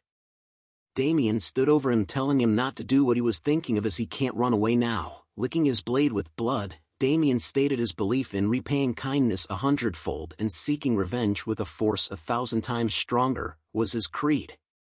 Tears streamed down the mage leader's face as he pleaded with Damien not to come any closer, but only a desperate cry echoed through the area. Brian, who had intended to attack Damien, was stunned by the gruesome scene before him. Wendy turned away, unable to bear witness, expressing her disbelief. Brian looked at the defeated mage leader and questioned if Damien had gone too far, realizing the extent of Damien's evil nature. The mage leader begged for mercy, apologizing for his actions. Damien poured an elixir on him, initiating the healing process, only to resume pummeling the mage once again, claiming that it would be even more satisfying to beat him up after healing him. Finally, after a long and grueling battle, Damien looked down at the lifeless body of the evil mage leader, taking a deep breath and remarking that it had taken a while. Amidst the aftermath, Damien heard a series of notifications and glanced at the dead mage, wondering why he had engaged in a fight he knew he couldn't win. As Damien reviewed the notifications, he discovered that he had committed a PK, player kill, resulting in a decrease in his alignment. Among the notifications, Damien found that he had acquired a significant number of items, including 184 toothless daggers, 209 beginner's t-shirts, 113 coarse leather leggings, and 98 staffs made of old wood. He also stumbled upon a wilderness ring, unsure of its purpose, and wondered if he could eat it. Damien was surprised by something insane when he encountered a new notification informing him that he had obtained 3429325 gold. Overwhelmed by the shock, Damien realized that this amount of gold was equivalent to $3,000 to $4,000. Excited by his newfound wealth, Damien contemplated selling the gold immediately. He accessed the game bank's selling feature and promptly posted a message advertising the sale of his 3 million gold. Offering it at a reasonable price, Damien requested interested parties to leave him a message. Within moments, Damien was inundated with messages from potential buyers, all eager to strike a deal. One person even inquired about negotiations. Thrilled with the response, Damien deliberated on which buyer to choose. After careful consideration, he made a decision and selected a buyer, triggering a notification confirming the completion of the transaction. To Damien's surprise, his rank had changed from normal to VIP, thanks to the game bank's quick and efficient service. Another notification revealed that the total selling price amounted to 35,610,000 won, making Damien realize that his AC account was his future. Overjoyed by his success, Damien shouted with glee, "AC is the future." In Cambridge, Massachusetts, a man named Alan Jacobs, the CEO of the leading MCN enterprise and internet streaming platform called Switch, stood near a large glass window in a building, relishing the taste of his coffee. Suddenly, he heard a voice asking if the president was present in the room. A worker entered and informed him that the chief operating officer, William Ballmore, was seeking him. Alan confirmed his readiness and asked the worker to let William in. Once William entered and settled on the sofa, Alan warmly welcomed him and inquired about his well-being, noticing his positive demeanor. Alan chuckled and expressed gratitude to William, stating his curiosity regarding the reason for his visit. After Alan inquired about the news, William asked if Alan knew about AC, to which Alan responded that it was a popular trending game among their streamers. William handed Alan his tablet, revealing the most popular clip of the week, leaving Alan astonished. William suggested the idea of acquiring a fresh perspective streamer and asked Alan if he believed it would be a fantastic business venture. Meanwhile, back in the game world, Damien called his mom and informed her that he had sent some money to her account. He also mentioned receiving a bonus. However, his mom replied that he should not have sent the money since he didn't have much for himself. Damien brushed off her comment and assured her that he would visit her soon. After ending the call, he looked at his virtual screen and contemplated investing the rest of his money. Due to the recent popularity of AC and Evertail, the cryptocurrency market had experienced a significant surge over the past decade. Damien decided to leverage this trend to establish a stable financial foundation.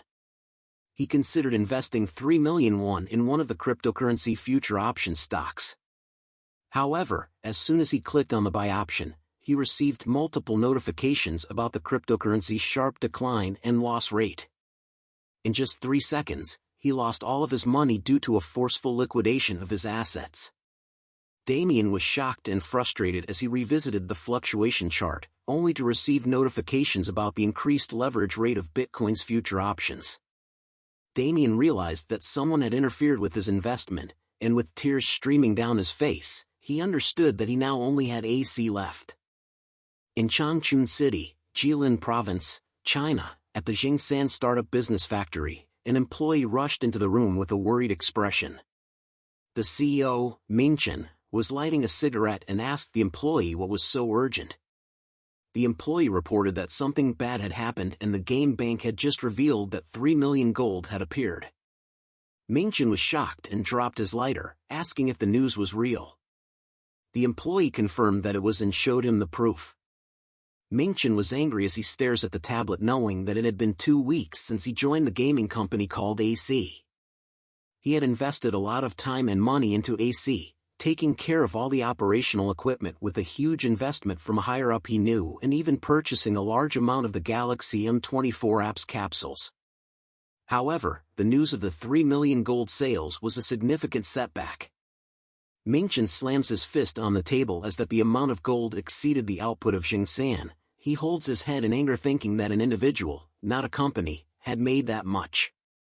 The single sale price was also the best, which meant that if more people like him kept appearing, then AC Gold's market price would drop dramatically. Mingchen smacked his table in frustration and exclaimed, "What the hell?" as he tried to figure out how to deal with this unexpected turn of events. He hit the employee on the head with the tablet and demanded to know why he hadn't been told earlier and if he planned to bankrupt him. The employee tried to explain, but Mingchen cut him off with a shout, ordering him to find out who was responsible. Mingchen was worried about the future of Xingsan and realized that it was only a matter of time before he went bankrupt and couldn't repay his investment. He then ordered the employee to find out who this person was, and the employee ran out to fulfill his boss's orders. A boat is sailing in the sea as someone yells they were setting sail now. Damien lay on a boat that had already sailed, reflecting on the island he had just left. It was filled with many twists and turns, but thanks to a guy named Park Man-do, he acquired a lot of valuable materials. Damien opened his inventory and contemplated disassembling some items. Notifications popped up one after another of his successful attempts. After a successful item disassembly, he was pleased to find that he had acquired 8 low-grade iron. With this much material, he realized he could make more money than other users still on the island. His efforts had also paid off in terms of experience points, as he had gained multiple levels and reached level 20.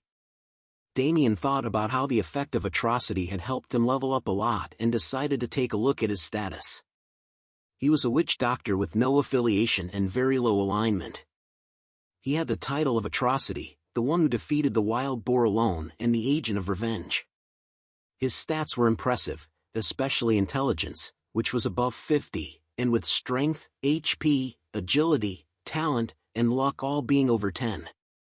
Damien had no stat points remaining, but he was satisfied with his progress. Damien pondered over his current skill set, wondering whether he should invest in any other skills. He opened the skill window to take a look at his options. Among the skills listed were shooting poison darts, controlling the dead, bloody impulse, corrupted elixir, voodoo doll, and zombification. He read the description of bloody impulse, which he had already invested in and reached level 5. It had the attribute of blood and could increase a target's attack and movement speed by 100% for 100 seconds while consuming 1% of the target's stamina per second. He then moved on to corrupted elixir, which he had also invested in and reached level 3. It had the attribute of poison and allowed him to throw a special elixir that would inflict 90% physical damage. Once hit, the target would also suffer 140% magic damage for 330 seconds, while their defense decreased by 20%. Lastly, Damien examined controlling the dead, which had the attribute of summoning and allowed him to summon applicable dead monsters at 50% of their stats. The number of summons would be proportionate to his magic power. He also looked at Voodoo Doll, which had the attribute of a curse and required him to consume an item and curse his target. Every time he stabbed the doll, his target's stamina would drop by 1%. Damien wasn't particularly impressed with these skills, especially Control the Dead, which could only summon weaker monsters such as chicks or chickens. Voodoo Doll also seemed impractical, as he would need to carry a doll item around. Nevertheless, he knew that these skills might come in handy one day. Suddenly, a notification popped up, breaking his train of thought. It informed him that information about a new location had been updated. Damien looked ahead with a smile, realizing that he was finally going to a new location. The notification also informed him that the world map had been updated. Damien looked at the view and couldn't wait to start his journey in the main continent. The ship's captain bid farewell to Damien, and Damien replied with a thank you and looked ahead, taking in a familiar view. He recognized that the location he was at was one of the liveliest kingdoms on the eastern part of the Arcia continent, the center of the eastern side, Terra. As Damien walked, he saw many public notifications from other players requesting to team up for quests, grinding, and recruitments. He thought to himself that it was just as he remembered. Even though there were so many people, no one had noticed his disposition. Damien then saw 3 people standing in the middle of the street, shouting out that they were recruiting people who wanted to raid a dungeon right now. They also mentioned that they treated healers favorably and were looking for temporary mercenaries for 1 week. They would provide meals and lodging. Damien commented that guild recruitment was also the same, but suddenly he changed his thoughts and started looking for the place he had been searching. Finally, he spotted the familiar sign that marked the entrance to the Adventurers Guild. Pushing his way through the throngs of people, he made his way to the front desk where several others were discussing their schedules and requests. Realizing that he was running out of time, Damien squeezed past them as he had no time to waste if he wanted to make his application today. The manager of the Adventurers Guild in Terra Kingdom, Hat-san, called out to Maria and asked her to bring him all the adventurer applications from that day. Maria saluted and replied with an affirmative answer.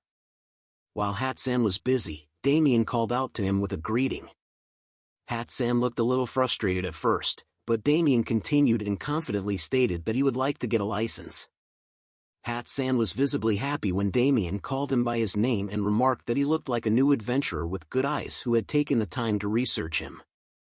Damien replied that he should be at least that aware if he wanted to be a mercenary. Hat-san agreed with him and thought to himself about the Adventurers Guild, its branches throughout the Arcia continent, and how it was a facility that all NPCs and adventurers utilized. He also noted that there were some people who paid to make requests and others who did the requests to make money. The Adventurers Guild's main job was to mediate between the two parties, but there weren't many people who utilized this feature properly. However, Hat-san thought that Damien was quite quick to catch on. Hat-san then confirmed with Damien that a license was needed to do that sort of work. Damien replied that he had heard as much. Hat-san then asked if Damien wanted to apply right away, to which Damien replied with an enthusiastic yes. Hat-san explained to Damien that in order to become an adventurer, one needs to take a simple test that involves 10 stages in an arena behind the lobby. Depending on the stage you pass, you will be assigned a tier. Damien asked if Hat-san thought that he should come back after preparing himself if he wanted a high grade, and Hat-san confirmed that it is normal to take a couple of days to prepare. However, Damien surprised Hat-san by insisting on taking the test right away, saying that he didn't think there would be much of a difference after preparation. Hat-san warned him that the test would be difficult to prepare for, but Damien was confident in his skills and insisted on taking the test immediately. Hat-san was impressed by Damien's confidence and led him to the arena. As Damien walked, a notification popped up in front of him, detailing the Adventurers Guild license exam quest, which required him to prove his skills by passing the exam. The quest was classified as epic, and the reward was the Adventurers Guild license. Damien smiled while reading the quest info and thought it had been a while since he had taken a test. He followed Hat-san to the arena, and as soon as he entered the arena, he saw a large crowd of people waiting there to take the exam. Maria's voice echoed through the air as she announced through her megaphone that adventurers from numbers 301 to 400 should get ready for their exam. Excitement filled the air as the participants started preparing themselves for what was to come. Hat-san placed his hand on Damien's shoulder and wished him luck. Damien nodded and replied with gratitude. Soon, a gate opened in the arena, and Damien recognized it as a summon gate, a masterpiece created by Master Arceus from the Monster Mage's Tower. Damien marveled at its beauty and wondered what creatures lay beyond the gate. Maria's voice boomed once more, announcing that the exam area was beyond the gate. She explained that the adventurers would have to defeat the summon monsters to pass each of the 10 stages. If they couldn't continue anymore, all they had to do was shout "I forfeit." One of the players raised a question, asking Maria if the monsters were real. Maria responded, explaining that the monsters were an illusion created by the guild mages. She then added that there wasn't much difference between the illusion and reality, considering that most of the Adventurers Guild requests were related to monsters anyway. Damien thought to himself that it was a practical method. Maria smiled and announced that they would begin the exam. As she spoke, the gate closed, surprising the players who were still waiting for their turn. They wondered aloud if the exam had started already. Outside the gate, screams and shouts could be heard from the players who had already entered. Finally, Damien muttered to himself, asking if it had begun. Voices could be heard from inside the gate, shouting and commanding the players to kill the monsters. The players waiting for their turn were shocked and worried by what they heard. They wondered if it was dangerous to enter the summon gate. Maria reassured everyone that it was just an illusion and there was no need to be scared. She then announced that it was time for the next batch of participants, numbers 401 to 500, to get ready for the exam. The players were surprised that their turn had come so quickly. Damien started stretching his shoulders, preparing himself for the upcoming challenge. Another player expressed concern, asking if they were all trying to kill them. Maria reassured them that it was just an exam, and they needed to clear the monsters to proceed to the next stage. She added that those who weren't happy with the testing method could leave the testing area but would lose their adventurer's license. One of the players expressed determination to continue, saying that they were sure everything would be fine. Another added that since it was just a game, they could die and come back in 60 hours. Maria then pointed towards the summon gate and questioned with a grin, ready to start the next exam. She gave the signal to begin, and the players entered the gate. Inside, an announcement greeted them, informing them of the rules for the exam. There were a total of 10 stages, and in each stage, the players had to defeat all the monsters to move on to the next area. If they wanted to forfeit, they could raise their hand and shout "I give up."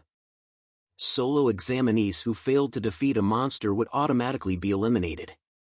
The clock was ticking, and the players had only 9 minutes and 59 seconds left until the next test. Damien surveyed his surroundings, taking note of the 10 people present in the testing area. He didn't recognize any of them. Just then, an announcement blared, signaling the start of the exam. Damien felt frustrated with the lack of information provided. He had expected a battle royale system where the participants would fight each other, but it seemed like that wasn't going to happen. One of the players voiced their confusion, wondering if they were supposed to work together to clear the exam. Another player responded in agreement.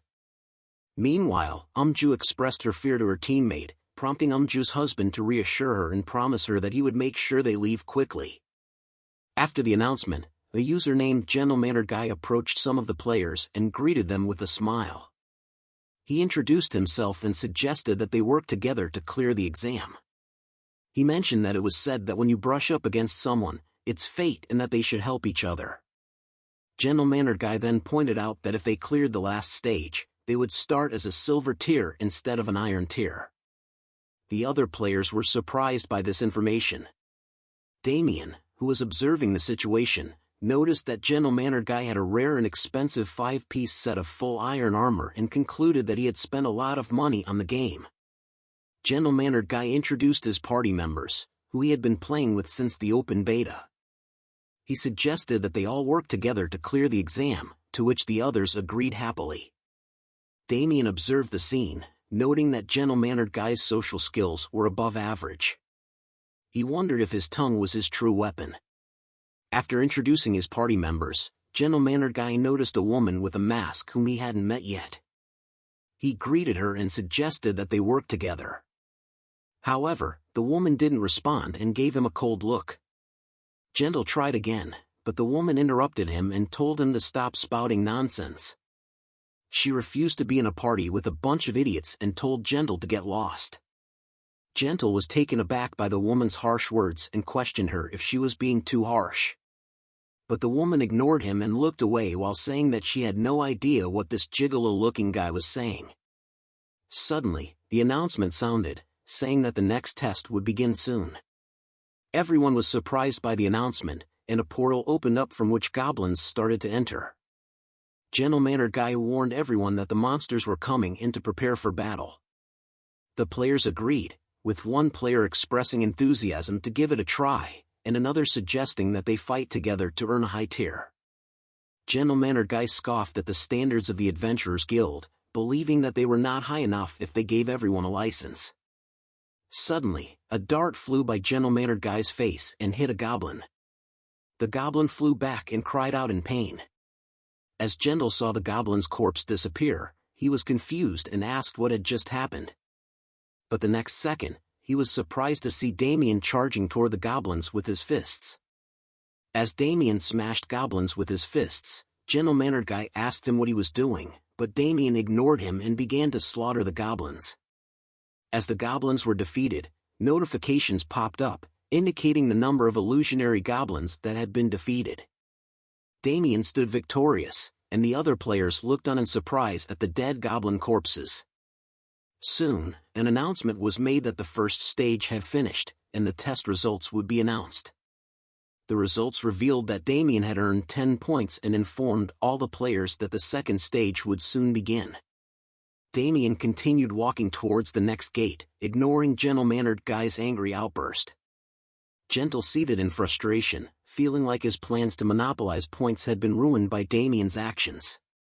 He shouted at Damien, calling him an immoral bastard and threatening violence. Damien just scratched his ears and responded with a clever remark about hearing a barking dog. He believed that the test was all about killing the most monsters and that the evaluation was based on fighting abilities, with the highest tier license going to the last survivor. Gentle, unable to contain his anger, swung his sword at Damien. Damien looked at Gentle with a calm face, unfazed by his sudden attack. He then quickly reacted by throwing an elixir bottle at Gentle's face, causing him to shout in pain and swing his sword blindly. Damien dodged the attacks with ease, recognizing that Gentle was not just acting desperately but was actually reading his presence and attacking accordingly. Damien realized that this was going to be a tougher challenge than he had initially thought, and he prepared himself for what was to come. Gentle turned towards his teammates and urged them to attack the enemy. The healer cast a cure spell on Gentle, while Roa attacked with Hawk's Eye, and Minky cast a fireball spell. Gentle smiled as he felt his vision getting clearer and prepared to attack Damien. Gentle then used his swordsman skill, Counterstrike. As Gentle swung his sword towards Damien, he disappeared and reappeared behind Gentle, kicking him in the back. Gentle flew back from the impact and fell down, and Damien ran towards the players' group and caught Ju in an arm lock, threatening them to try shooting if they could. And if they killed her, they would all die. Ju's husband pleaded with Damien to release her. Just then, Gentle got up from the ground and demanded that Ju's husband shoot at Damien. Ju's husband was confused and asked why Gentle was behaving so aggressively. Gentle became increasingly angry and insisted that Ju's husband attack him. However, Ju's husband was hesitant and worried, unable to bring himself to harm his own lover. As the situation became more tense, Ju's husband caught hold of Gentle's arm and begged him not to shoot. Gentle grew increasingly frustrated with Ju's husband and threw him back in annoyance, declaring that he was not an easy target. He then scolded his teammates for not obeying his command to shoot. As his teammates struggled to figure out what to do, Gentle grew angry and lashed out at them, calling them pathetic bastards who were incapable of taking action. In a fit of rage, Gentle swung his knife at Ju's husband, causing Ju to cry out in alarm. Gentle then turned his attention to Damien and Ju, attacking them both with his knife and shouting for them to just die. Despite Gentle's aggression, Damien remained unfazed, his face lighting up with a smile and his eyes glowing as he faced Gentle's attacks. Damien glanced at the gentle-mannered guy attacking him, a mocking smile appearing on his face as he remarked that Gentle was even more foolish than he had initially thought. However, this lack of surprise was common for Damien because people who seemed important often turned out to be insignificant in the end. Once their skills were recognized, they would start showing off. Damien had wanted to avoid any confrontation with him while they waited, so he simply ignored him. But Damien knew deep down that the true colors of this guy would be revealed sooner or later, just as he had expected. As Gentle launched an attack at Damien, he shouted, "Die!" But Damien swiftly sidestepped, evading the attack. He then swiftly rotated his leg 180 degrees and struck Gentle on the shoulder. The blow was incredibly powerful, causing Gentle to cough in pain, which surprised his teammates. Gentle's three teammates simultaneously launched their attacks towards Damien, but he remained unfazed, standing there like a true man to take on their attacks. Damien counterattacked by reverse-kicking Gentle, sending him flying towards his own teammates' incoming attacks. Gentle's teammates exclaimed in shock and urged him to dodge the attacks. Gentle looked back at the incoming attacks but found himself unable to evade them while still in midair. The attacks landed on his back with a loud thud, causing him to cry out in pain. Gentle fell near Damien's feet, irritating Damien, who decided to finish him off with one decisive blow. He punched Gentle squarely in the face, and it was enough to incapacitate him. As Gentle's body disappeared, Damien visibly relaxed, muttering that it was finally over. A notification then popped up, indicating that gentle-mannered guy had left. More notifications followed, surprising Damien. The notifications read, Ju's husband has left, Roa Good has left, and Please Buy Me Chicken has left. All of Gendel's party members and other solo participants were disappearing, and Damien wondered what was happening as they were all fine just now. While Damien pondered, he heard a cry for help. As he turned back, he saw a girl desperately asking for assistance, but a blade appeared in her chest. But before Damien could act, the blade abruptly ended her life right in front of his eyes. Damien was stunned and bewildered by what was happening. Another notification appeared, indicating that Luo Bongbong had left. Damien noticed a masked woman named Gumwa standing over the lifeless body of the girl. It became clear to Damien that Gumwa was the one responsible for the disappearances and killings of the other users. Damien looked at her and realized that Gumwa had been behind all of it. Gumwa met Damien's gaze and inquired if he was the only one left. Damien confirmed that he was. His attention shifted to Gumwa's sashimi knife, and he couldn't help but be impressed. The knife was a rare, one-handed dagger with a +9 enhancement and an exceptionally fast attack speed, making it a deadly weapon in the hands of a skilled individual. Its bonuses were equally impressive, providing a significant boost to both attack power and critical damage on normal and sneak attacks. Damien couldn't deny that it was an extraordinary weapon. Gumwa commented on Damien's lack of items, suggesting that he might be concealing something. Damien scoffed at the comment, reminding her that she was an overgeared noble, implying that she possessed an unfair advantage over others. As Damien picked up a sword dropped by another user from the ground, he thought that Gumwa might prove to be a formidable opponent, so he decided to take the sword just in case. Gumwa noticed this and questioned Damien about his intentions, given that he wasn't a knight and probably had no experience wielding a sword. Damien looked at the sword and replied, stating that Gumwa was more talkative than he had expected, much like the guy from earlier. Gumwa didn't comprehend his remark and asked for clarification, but Damien remained silent. He calmly assessed the situation, fully aware that assassins were typically formidable in one-on-one battles. Gumwa's mastery of the sashimi knife confirmed that she was no exception. Nonetheless, Damien was determined to overcome this challenge. Firmly gripping his sword, he issued a warning to Gumwa, informing her that time was of the essence and commanding her to engage him. Gumwa, furious at his disrespect, vowed to make Damien regret his words. Cash charged forward with all her might, alerting Damien. She jumps out and becomes a sword of Pokemon spinning in the air, utilizing her kunoichi skill called Tiger's Molar. Damien swiftly reacted, blocking her attack with his sword. He was impressed by Gumwa's strength and skill, realizing that without his titles or equipment, he would have already met his demise. However, Damien refused to back down. He praised Gumwa's fighting spirit and pointed out that her arms were still too weak. Gumwa was taken aback, wondering how he managed to block one of her most strongest skills, Tiger's Molar. Determined to prove herself, she intensified her attack, shouting a question, "What the hell are you?" But Damien remained calm and focused, effortlessly pushing her back and issuing a provocative question of his own, "I also wonder what I am." As Damien repelled Gumwa's advances, she resorted to another kunoichi skill called Mist Steps, vanishing and shrouding the area in purple mist. Damien stood within the mist, realizing that it was a stealth skill she had employed to eliminate the other participants. He scanned the surroundings, attempting to detect her presence as Gumwa's voice echoed from various directions, taunting him, telling him he can't do anything but just look around. Damien honed his senses, striving to locate her. He recognized that although the skill didn't render her completely undetectable, the moments of exposure were brief.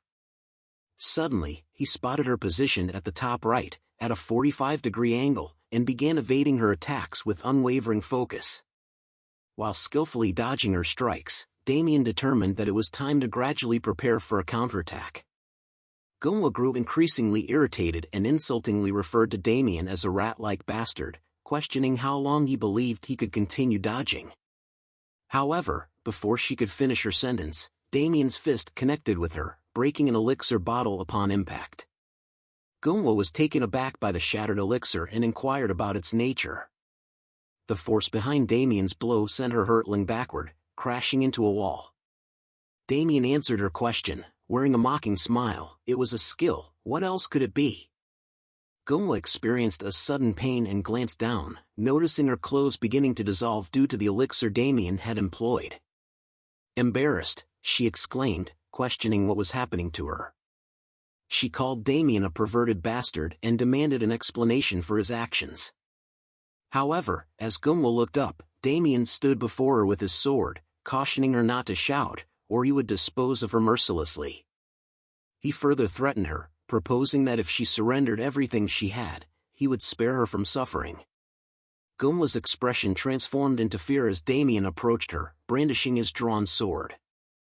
Gunwa closed her eyes, terrified, only to hear Damien's voice reminding her to surrender everything.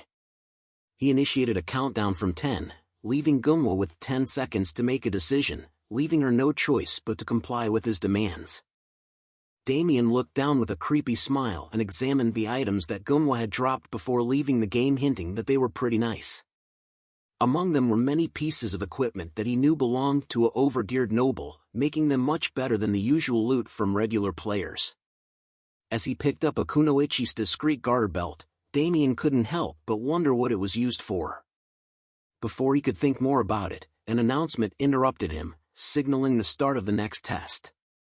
He added it to his inventory and prepared to move on to the next challenge. The gate opened, and Damien wasted no time, swiftly moving forward, determined to complete the challenge as fast as possible. Damien faced his next opponents, the Wurrats. He decided to deal with them quickly and efficiently.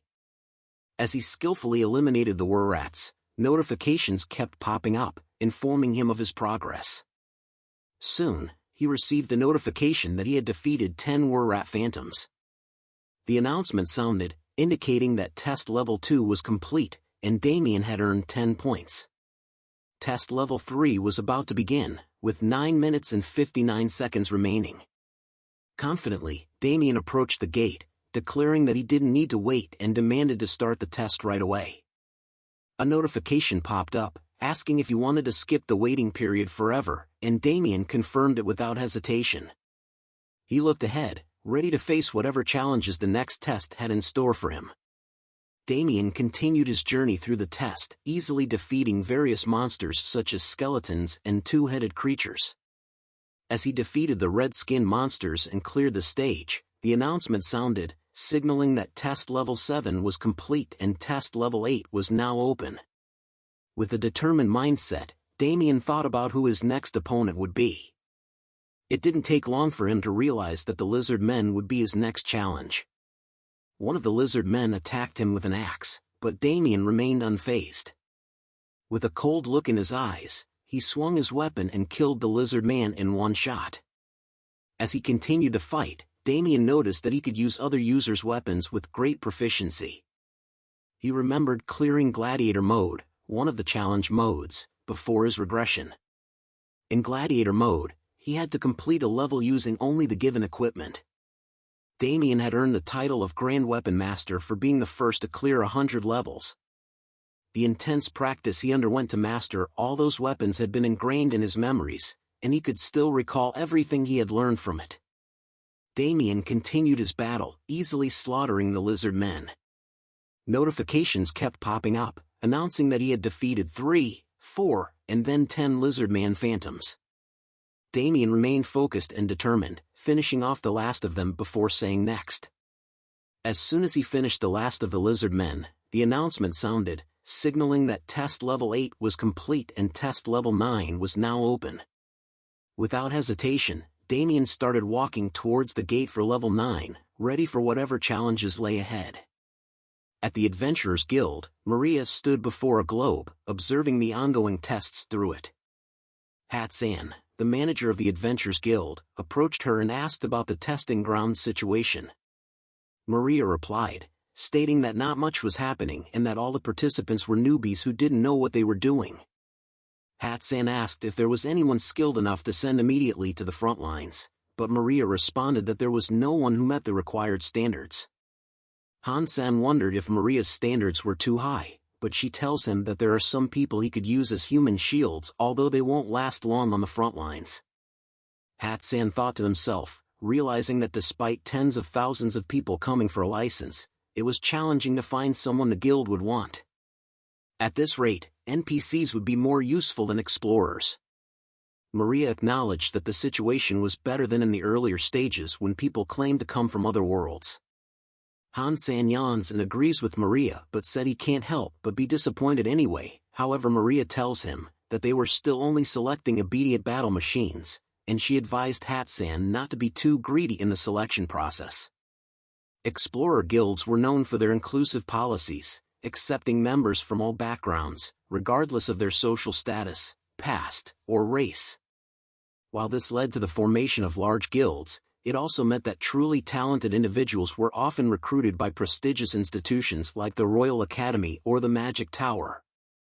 As a result, many quests and jobs that required a high level of skill went unfinished.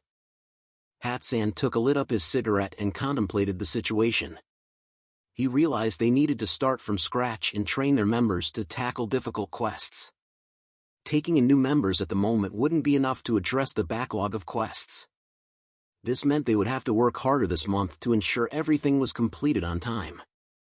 But then, Maria suddenly smiled and mentioned a unique case. Hat-san was intrigued since Maria the Black Rose was known to be strict and meticulous due to her many years of war mercenary experience. The individual in question must be truly exceptional if Maria was impressed. Hat-san asked Maria to elaborate on this unique case, eager to learn more. Maria's face twisted into an evil grin as she turned to Hat-san. She informed him that in the first level, 9 people had died, leaving only one survivor to make his way through the subsequent levels alone. She asks him what he thought of it and whether it was pretty unique. Hat-san was surprised to hear this news. He commented that even an average adult man could handle goblins, and he found it hard to believe that 9 people had died. He asked Maria if anyone had given up. Maria replied that nobody had given up. She went on to explain that the lone survivor was extremely fast, taking an average of just 2 minutes and 58 seconds to complete each level. This made him one of the top 3 contestants of the day, and that the 9 people were not killed by goblins. Hat-san was curious about the cause of the 9 deaths. Maria's face lit up with excitement as she smiled at Hat-san. She proudly declared that nobody was allowed to interfere with the testing process except for herself. She then posed the question to Hat-san, "Do you know what this means?" Hat-san was taken aback by this revelation, and he wondered aloud, saying, "Could it be?" But he hesitated to finish his thought. However, Maria could tell he was onto something. Maria responded with an evil smile as she turned to look at Damien's image on the globe. She confirmed Hat-san's suspicion, stating that Damien had potentially killed all the others in the first level and was currently making his way through level 9. Damien sat on the ground, covered in blood, and heard an announcement declaring the completion of test level 9. The system began calculating his test results, and Damien learned that he had earned 10 points. He then heard the announcement that test level 10 was opening. As he sat on the ground looking at the dead monsters, Damien couldn't help but notice something strange. The difficulty of the previous levels was higher than he expected, with orcs and dark elves replacing the slimes and skeleton mages from his past life's memories. Despite this, Damien remained determined to claim the rewards promised to him. He approached the last gate and confidently thought that level 10, the final stage, should be easy, remembering that the final boss might be a slime king, mud golem, or blood goblin. He even began to wonder what rank he might receive. However, his thoughts were suddenly interrupted by a loud sound. Damien jumped back in shock and looked ahead to see what was causing the commotion. He couldn't believe his eyes when he saw the Minotaur's phantom standing before him. The notification displayed the creature's information, revealing that it was a normal beast-type phantom created by the summon gate. Damien's gaze hardened as he surveyed the looming figure of the Minotaur. He couldn't help but think about the recklessness of those who thought they could just send adventurers like him to face such a monstrous beast. Nonetheless, Damien steeled himself for the coming fight. Damien's hand began to emanate a bright red glow, thinking he had no choice but to think about it after he defeats the and he told the Minotaur, "Watch closely because I'm gonna be quick." The Minotaur looked at him with a puzzled expression, unsure of what was about to happen. The red flaming aura appears around his feet, and in a flash, Damien disappeared from his spot, leaving the Minotaur bewildered and searching frantically for him. The Minotaur scanned his surroundings, trying to find any trace of Damien's whereabouts. Suddenly, Damien reappeared from behind the Minotaur, catching him off guard. Damien taunted the beast, saying, "Minotaurs are a bit too chewy when cooked normally, so you're gonna need to be marinated."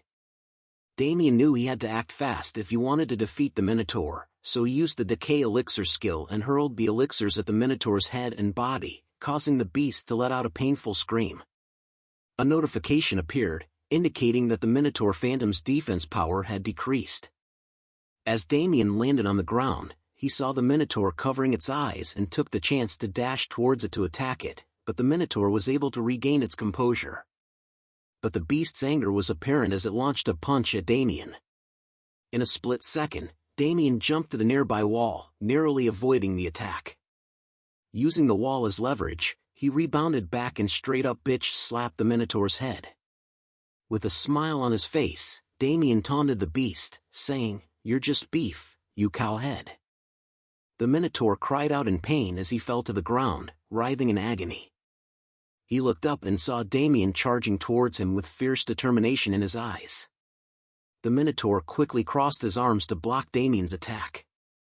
As he blocked, a notification popped up, indicating that the Minotaur's phantom had fallen into an overdose state. The Minotaur begins to back away, but Damien attempted to blow a dart at the Minotaur, but the Minotaur senses the attack and manages to counterattack by slamming the ground with its hand, sending a shockwave towards Damien, causing him to quickly back up and dodge the blow. Damien was amused to see rocks being thrown at him. Enraged, the Minotaur let out a loud moo in anger and started hurling rocks at Damien. Damien swiftly dodged the Minotaur's attacks, taunting him by calling him a crazy cowhead and remarking that there was no way he would fall for the Minotaur's slow attacks. Despite the dangerous situation, Damien couldn't help but feel a surge of excitement coursing through his veins. He tried to understand what was happening to him. Even though it was a life-or-death situation, his blood was boiling.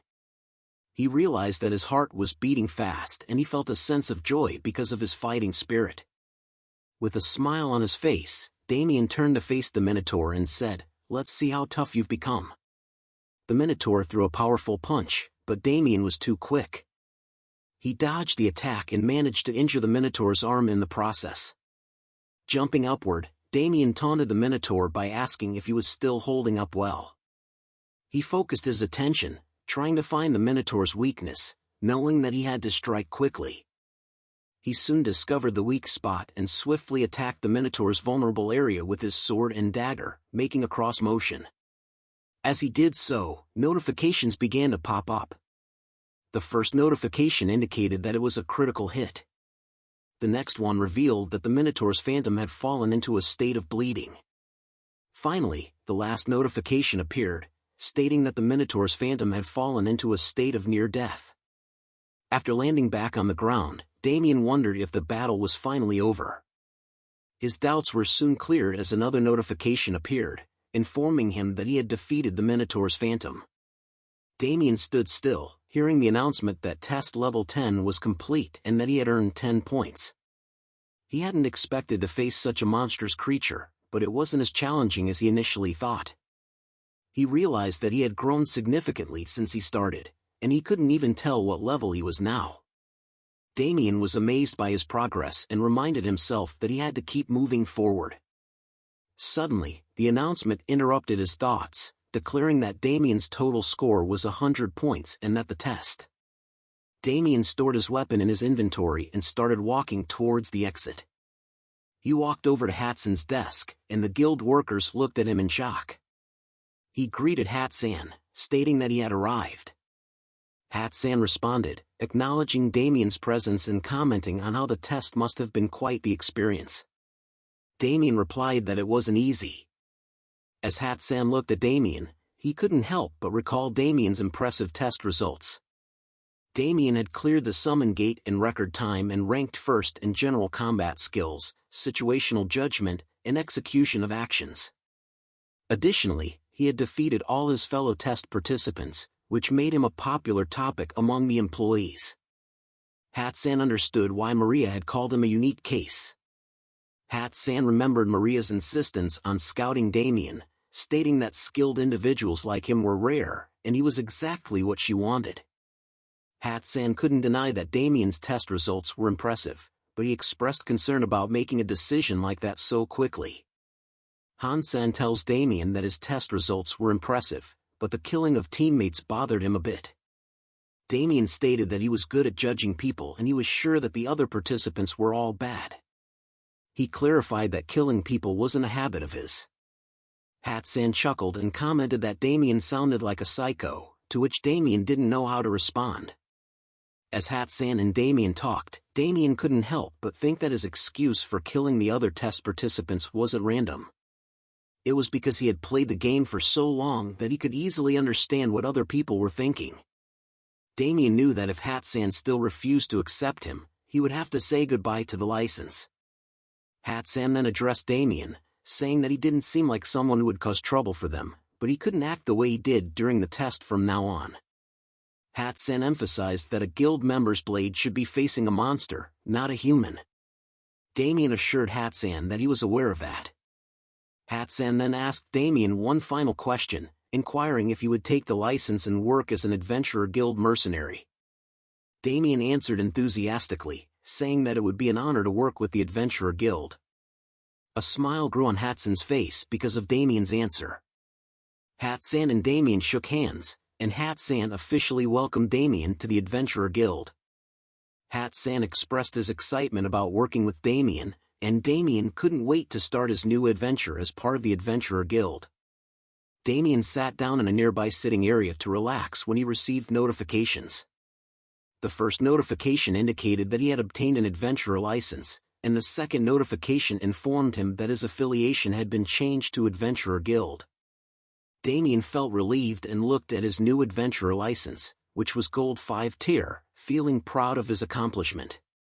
He thought to himself that now he could take quests and receive news from all over the continent. After a while, Damien received another notification that informed him he had earned the title Record Time Clear. He felt a sense of accomplishment, realizing that he had obtained a new title without any difficulty. The title Record Time Clear was given to the person who cleared the Summon Gate test provided by the Adventurer Guild the fastest. This title was awarded to only one person and came with a few perks, including a 3% increase in attack and movement speed. The title also had a unique trait that read, "This man is very fast." Hat-san noticed Damien's expressions and asked if Damien liked his rank. Damien replied with a smile, confirming that he certainly did.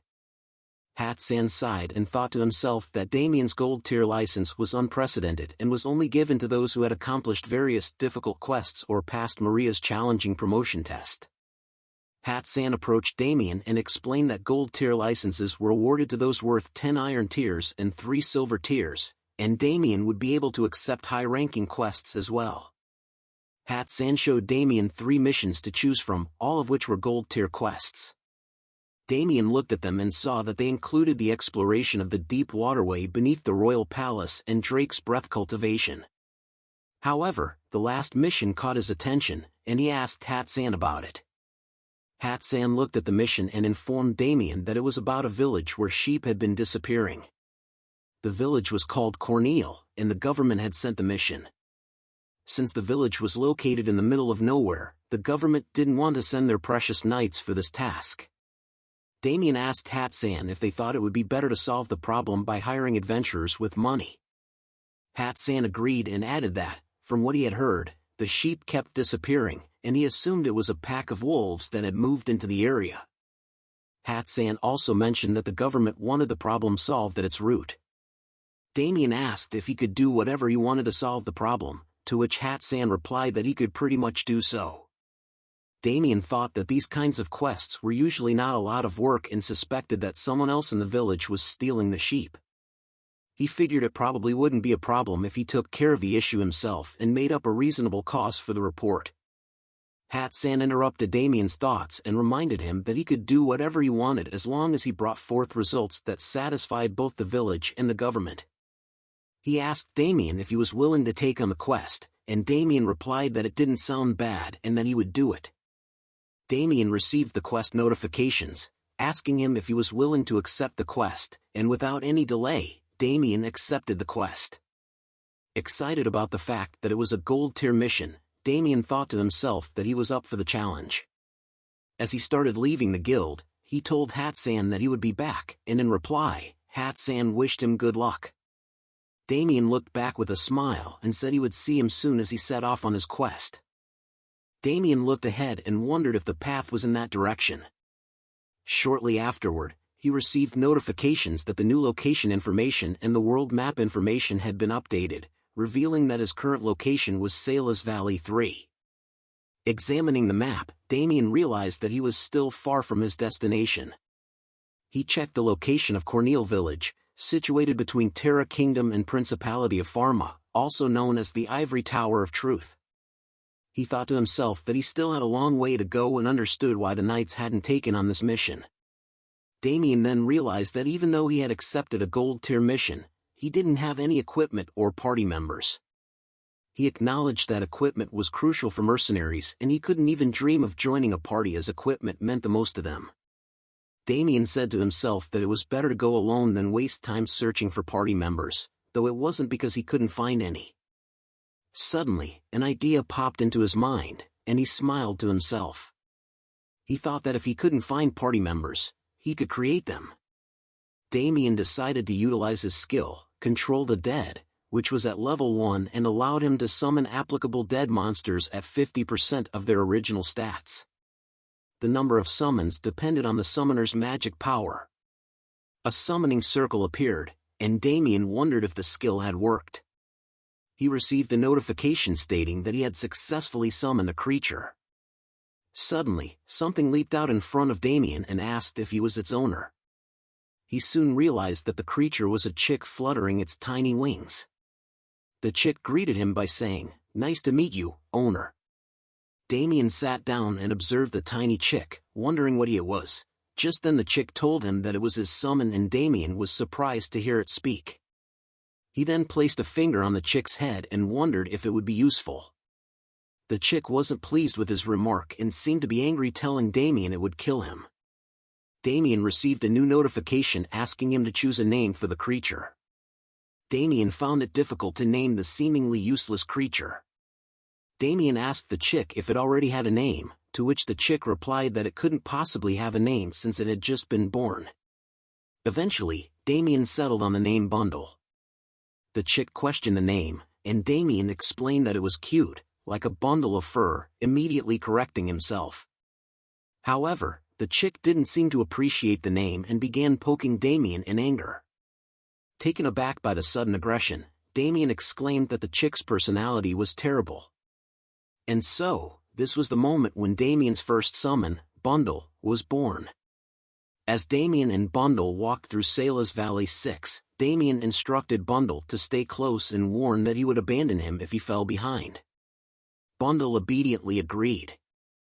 While walking, Damien noted that this was Sala's Valley 6 and there should be a side path, and quickly headed in that direction, with Bundle following closely behind. When Bundle asked where they were going, Damien replied that there was somewhere he needed to go. Shortly after, he received notifications that his location information and world map had been updated, revealing that his current location was Farbor Forest, and to him it was the same. Damien thought to himself that they were in a relatively unpopular field, far from the village, and without many advantages. Bundle was confused and asked Damien where they were. Damien also thought to himself that this place was not well known and didn't offer much. Damien had also started streaming and was now reading through comments left by his viewers. One viewer suggested that he should skip the Farbor Forest as it was faster to buy the item instead of going through the forest. Another viewer commented that the mobs in the forest took 0 damage. A third viewer mentioned that the monsters in the forest were not worth the trouble and questioned who designed them. As Damien read through the comments, he pondered the biggest reason why users avoided the Farbor Forest. And he knew that the answer was a species of insect that resided in the depths of Sala's valley. They were called farber and could easily be found on trees, stayed in groups, and resembled unripe bananas. The farber in front of Damien was a normal level 25 species with a unique trait: their strings were very strong and viscous, so it was important to be careful not to get hit by them. Damien looked up at the farbers, realizing that they were pretty high up, making it challenging to attack and defend against them. However, he was confident and said to himself that he would give it a try. He walked towards the farber, catching its attention. He activated his skill, the decay elixir, and prepared to throw it like a baseball pitcher. With a smile on his face, he threw the elixir directly at one of the farber and shouted, "Shoot!" Damien cheered as the elixir hit the farber. The acid from the skill lingered on the farber, causing many of them to drop from the trees like fruit. And notifications started popping up, informing him that the farber had fallen, its defensive exoskeleton had decayed, and its defense power had decreased. Damien held the blow dart in his hand, stating that the farber looked like fruits dropping from the tree. The farber wasn't going down easily and was angry, and it attacked Damien with sticky liquid from its mouth. Damien easily dodged the attack, saying it was too slow, and blew 3 darts at the farber. The notifications indicated that the farber had been poisoned, and it rolled around in pain. Damien looked at it with an evil smile and said, "Thanks for the meal." As the farber died, notifications popped up, saying that Damien had defeated a farber, earned EXP, and obtained a hard outer shell. Damien picked up the hard outer shell and exclaimed in happiness. He then looked at its information and saw that it was a high-rank ingredient taken from monsters. It was hard like a rock but light in weight and could be made into something great. Damien examined the hard shell in his hand, pondering its value. The demand for this item was incredibly high, surpassing its supply. He was pleased with the EXP he had obtained, but he had made the journey here for this item alone. As he looked at the comments in his stream's chat, he could see the desperation in people's requests to buy these hard outer shells. Some were willing to purchase them regardless of quantity, while others were willing to trade for mana dust or pay 300 gold. Damien couldn't help but grin at their eagerness to obtain these shells. He knew that as time passed, the demand for them would only increase, driving up their price. If he could monopolize the supply, he could become a millionaire. Damien made a decision to collect as many shells as he could. As he set out to search for more hard outer shells, he exclaimed in happiness, saying, "Let's go for gold hunting." And Bundle responded with enthusiasm, agreeing with Damien's idea. Excitement coursed through Damien as he stumbled upon a horde of sleeping farbers. He exclaimed, "We hit the jackpot," unable to contain his excitement. Bundle asked if it was all money, but Damien didn't reply and began counting, estimating it to be worth hundreds of thousands of gold. Damien decided to take over the area, demanding that the farbers give him their shells in exchange for sparing their lives. However, the farbers were not pleased and began shooting liquid from their mouths in anger. Damien was taken aback by their sudden attack and quickly activated his skill, Bloody Impulse. With his heightened senses, Damien was able to easily dodge their attacks as he could see all their attack movements and how many there are. He started throwing elixir bottles at them, taunting them to come down. The farbers started falling after getting hit, and notifications appeared indicating that they were falling and their defense power had decreased. Damien walked arrogantly towards them, announcing his arrival with the words, "Here comes the needle." However, he quickly noticed that something was off about their expressions, causing him to ask in confusion what was wrong. Before he could react, the farbers attacked him all at once. Massive web-like substance was aimed towards him, taking him by surprise. Damien looked at the incoming attacks with a surprised face as he had never expected all of them to attack simultaneously. He also realized that he had let his guard down, and now it was too late to dodge. With the farbers' attacks closing in on him, Damien quickly assessed his options and decided that if he couldn't dodge their attacks, he needed something to block them. That's when he spotted the little chick perched on his arm. Bundle saw Damien looking at him, and with cold sweat covering his face, he questioned why Damien was staring at him. As the farber attacked, Damien began spinning Bundle in his hand. The dizzy-eyed bundle let out a squawk as Damien threw it toward the incoming attacks. The attacks were then sucked into a vortex created by the spinning bundle. Damien thought to himself that it was a close call, but he was relieved that everything was getting sucked into the vortex. He dashes towards the Farber to begin attacking the Farber. He leaps in front of them, telling them it was checkmate, and soon notifications flooded in, informing him that he had obtained experience points and had reached level 25. After the battle, Damien panted heavily and sat down, realizing how close he had come to death. The bodies of the Farber started glowing, and Damien thought that it had been a while since he had been pushed this close to the edge, but he fought with everything he had. Just then, Bundle came out of the fibers and flew towards Damien, questioning him about why he had thrown him. As Bundle poked him, Damien explained that he had no other choice and he couldn't come back alive if he died, but Bundle still couldn't forgive Damien for what he did to him. More notifications popped up, letting Damien know that he had obtained a hard outer shell. As the hard outer shells started dropping, Damien counted them and realized that it was basically a money rug. He smiled and called out to Bundle. Bundle looked at him suspiciously and asked what he wanted. Damien explained that for every hard outer shell that Bundle brought to him, he would give him 1 seed. Bundle asked happily if Damien was telling the truth, and when Damien confirmed that he was, Bundle went ahead instantly to collect hard outer shells. Damien thought to himself about how much faster Bundle was at collecting the shells than he ever could be. Another notification appeared, informing Damien that a Farber could sometimes drop 2 hard outer shells, and he should keep that in mind. Damien looked at the hard outer shell in his hand and thought about how valuable they were, and how it was definitely worth fighting for them even if it was dangerous. Currently, they cost more than 500 gold and were expected to double in value soon unless there was a big change in supply. Damien also realized that nothing had really changed much between the game he remembered and his current situation. He had cleared the summon gate using his memories from the game, which meant that he would have an easier life if he kept using his memories. Damien stood up and said that the Farber's levels were about 25, which was the same as his level. He was relieved that he wouldn't receive any level penalties. Bundle arrived with a bunch of hard outer shells and asked Damien what he was talking about. Damien didn't give any reply, and as Bundle gave him hard outer shells, he thought to himself that he had originally planned to reach Cornel Village in 4 days, but now he wanted to change his plan. He decided that he would spend the next 2 days collecting as many hard outer shells as possible, and then hurry to the village in the remaining 2 days.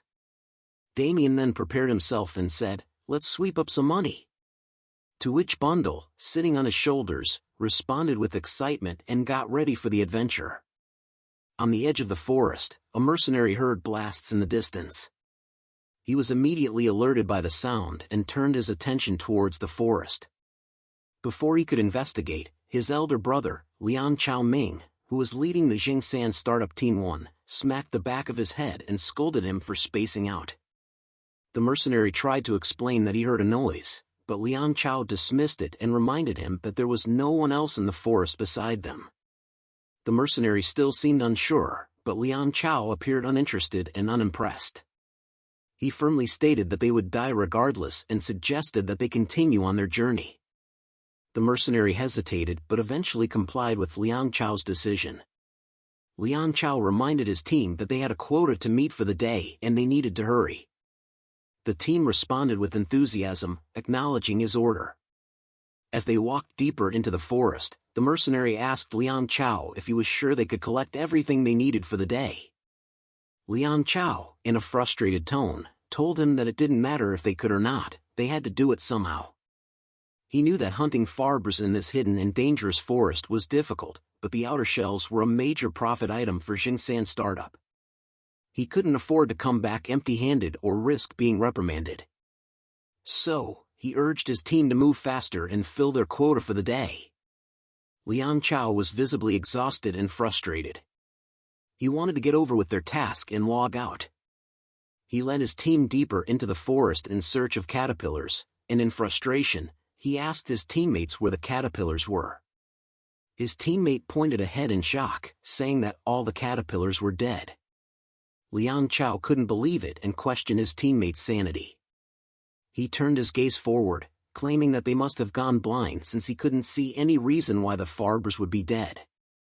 However, when he noticed the lifeless Farbers, he was shocked and angry. He wondered aloud who could have arrived before them and killed all the Farbers.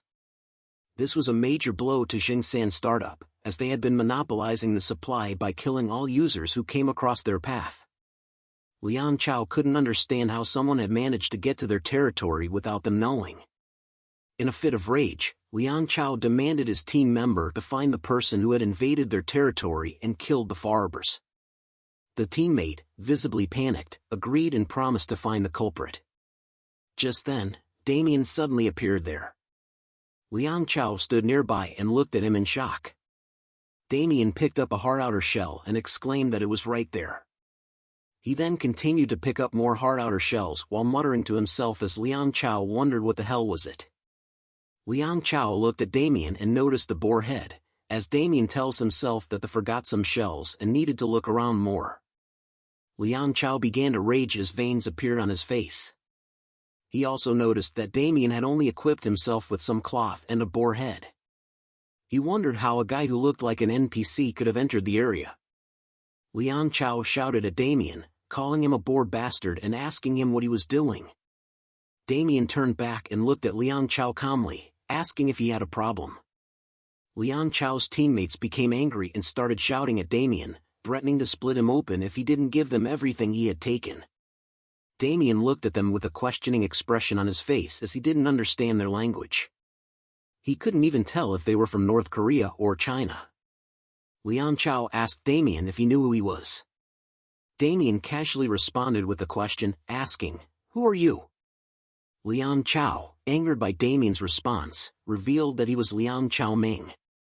Damien repeated the name and suddenly remembered something. He pointed at him while saying that Liang Chao was the evil factory leader who he had read on the community forum before. That he had appeared in Sailor's Valley, the Chinese farming factory who was killing other fellow users. Just as the stream chats were telling Damien about the group, Damien called them violent and garbage human beings whom didn't expect to come across. Liang Chao and his teammates smirked, and Liang Chao said that Damien had just found out, but it was too late and he was now dead and it was the end for him. Liang Chao and his teammates surrounded Damien, and Liang Chao walked towards him, asking if he understood his situation and that it was game over. Damien stood there, fearless, and scratched his ear saying what the hell, asking if they were paying rent here. Liang Chao, confused, asked what he meant, but Damien repeated his question, asking if they were paying rent here. Liang Chao was shocked again by Damien's fearless questions. Damien looked at them with cold eyes and warned them to play nice before he started getting violent unless they all wanted to die. Liang Chao, unable to control his anger any longer, ordered his teammates to kill Damien. Though they hesitated, Liang Chao shouted at them, urging them to do it. They then launched arrows at Damien, but he dodged them easily. Damien then ran towards Liang Chao with his hand in front, catching him and bending his shoulder. He said that their actions were too obvious. Damien looked down at Liang Chao with an evil smile and stated that as confident as Liang Chao and his teammates were in ganging up on one person, he was just as confident in PvP. Liang Chao growls in pain as Damien held his arm. Seeing their leader in pain, Liang Chao's teammates were outraged and began shooting arrows at Damien, telling him to let their leader go. The arrows fly towards Damien as he sees it, however, Damien used Liang Chao as a shield to block the arrows. As Liang Chao got hit by the arrows, he shouted at his teammates, questioning why they were shooting him. Damien then threw Liang Chao to the side and charged toward the group, starting a brutal fight. He effortlessly defeated his attackers without getting hit once. As he ran toward another duo standing on the side, they shouted in fear as Damien approached them. One of them charged at Damien with a sword, hurling insults and curses. Damien quickly responded and blocked the sword attack using his steel wrist guard, which was impenetrable. The attacker was surprised by Damien's strong defense and began trembling in fear. Taking advantage of the opportunity, Damien used it to strike him down. Liang Chao, who had been lying behind Damien, saw this and cursed him, threatening to kill him. Liang Chao began preparing to attack with an arrow, but Damien was one step ahead and saw him. He rushes somewhere and used the fallen attacker as a springboard to leap toward the Liang Chao, catching him off guard. Liang Chao looked at Damien in shock. Without hesitation, Damien warned Liang Chao to not think about making it out of here alive. In Zeggensen, at a startup farming factory, an employee burst open the door and shouted in a panicked voice. Ming-chen, who was smoking a cigarette, expressed annoyance at the sudden intrusion. He threw an ashtray at the employee and reminded them to knock before entering. He then asked what the problem was, but warned that if it wasn't urgent, he would harm the employee. The employee responded that there was a big problem, and Ming-chen asked for more details. The employee explained that Team 1 of the Week had just been sabotaged. Ming-chen was shocked and asked the employee to repeat themselves. The employee clarified that it was indeed Team 1 of the Week. Ming-chen was furious and banged his fists on the table. He couldn't believe that Team 1 had been defeated, as there were so many people on that team. He wondered if it was the Japanese and if they wanted to start a fight with them. The employee quickly clarified that it wasn't the Japanese who had attacked their team. Ming-chen, still furious, grabbed the employee's collar and demanded to know who was responsible. The employee hesitated before reminding Ming-chen of the person who had deposited 3 million gold into the game bank. Ming-chen remembered the incident and asked what it had to do with the current situation. The employee revealed that the person was a Korean with the username Jinsung123 and that they were responsible for the attack. Before the employee could finish their words, Ming-chen struck them in the face and accused them of lying. The employee, scared and trembling, insisted that it was true. Ming-chen asked if it was all the doing of one person, who had placed a nuclear-level item into the game bank and killed all their Team 1 members. The employee replied affirmatively, and Ming-chen demanded a detailed explanation without leaving out any information. In the midst of the Farber forest, Damien heard notifications popping up. He looked at the notifications and saw that he had gained a lot of experience points and had reached level 30. He smirked and acknowledged that it was expected, considering he had killed around 50 players. Then, he received notifications that he had obtained some rare items like a hard outer shell, basic steel, elven branch, and rubber tree sap, plus there were some rare items. Damien was pleased with the amount of loot he had acquired from just one fight. He knew that some of these items were stolen, but he couldn't help but feel excited. Looking at his inventory, he saw that he had collected a lot of items in large amounts, including hard outer shells, basic steel, basic cloth, basic leather, and white herbs. He also had 36 sets of hunter's leather armor, 11 light short bows, and around 192,000 gold. He realized that he would have never earned this much on his own without looting. He could exchange them for cash and get millions of bucks, or if he waited for the currency exchange rate, he could get hundreds of millions. He was relieved that he wouldn't have to worry about sending money home for a while. Damien decided that he would convert the goods into cash and wondered what to do with the items. He chose a book from his inventory, and a notification appeared saying that he had used the Apocalypse Invocation, the Book of the Black Covenant. Bundle looked at the book and asked Damien what it was. Damien replied that he was going to make some equipment. The book's features were displayed in the notification, including item value judgment, item extraction, item synthesis, item creation, and item dissection. Damien selected item dissection, and notifications appeared one after another as he dissected the superior falchion, light short bow, and hunter's leather armor. Damien looked at the items with a grin and thought that it was nice to sell all the items, but he needed some higher-grade ingredients. Damien remembered having some higher-grade ingredients before. However, as he was about to continue, a notification popped up, announcing that he had earned the title Lonely Hyena. Damien was surprised and exclaimed that he had never seen that title before. After reading the title's description, he realized that it was given to those who had looted more than 9,999 items from other users and were leading the environment cleanup movement. The title also came with benefits, such as a 100% likelihood of detecting dropped items within a 100-meter radius, a 100% likelihood of detecting someone's item, and a 100% likelihood that an opponent would drop an expensive item. However, there was a warning about the dangers of excessive looting, as it could lead to obesity and various health conditions. Damien was amazed by the condition to pick up more than 9,999 items to receive the title.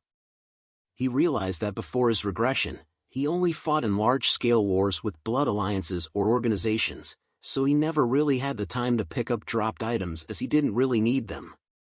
Despite feeling a little embarrassed about the title's condition, he acknowledged that its effects were pretty good. But before he could continue, Bundle interjected and teased him about always picking up items from the ground. Damien retorted and told him to be quiet. Suddenly, Damien had a realization. He thought aloud that with this title, it would be more beneficial to kill other users instead of hunting monsters. Damien grinned evilly at the idea and surveyed his surroundings. He calculated that there were around 50 employees, and if they worked day and night shifts, there must be more than 100 of them. He realized that this was a significant number of potential targets. Moreover, if one farming factory could produce thousands of items per week, the money he could earn would be astronomical. Damien smirked at the thought. He then started walking, contemplating the fact that after all the losses, Jingsan startup was bound to come after him. Damien knew he had to deal with them eventually. But for now, he decided to work with them as killing other users was a great plan to earn some extra cash. A group of people were seen panting heavily as they walked through a forest. The group leader, Chang Tingbao, Jingsan Startup Night Shift Team 1 leader, expressed his frustration and exhaustion at the situation. They had been chasing a Korean player for more than 35 hours. One of the team members asked how much longer they had to go, while another expressed concern about the lack of any signs of human or animal life. Chang Tingbao also thought to himself about how much longer they had to chase Damien. He then instructed his team to hold on for a bit longer, reminding them that all they needed to do was get rid of the Korean. When one of the team members tried to voice his opinion, Chang Tingbao cut him off, threatening him that if he spoke one more word, he would be dead. Another team member suggested using return spells to make the chase easier, but Chang Tingbao quickly dismissed the idea as buying return spells was too expensive. He urged his team to keep pushing forward and not waste any more time. Suddenly, Chang Tingbao stopped in his tracks, his heart pounding in his chest. Something felt off. He had never heard that voice before, and it was suddenly too quiet. As he looked back, he noticed that his whole group had disappeared. Fear took over him as he pulled out his sword, wondering what kind of treacherous person had done this without him hearing anything. Suddenly, he heard a voice warning him not to draw his sword. Chang Tingbao looked around and saw Damien sitting on a tree branch in front of him, with an evil grin on his face.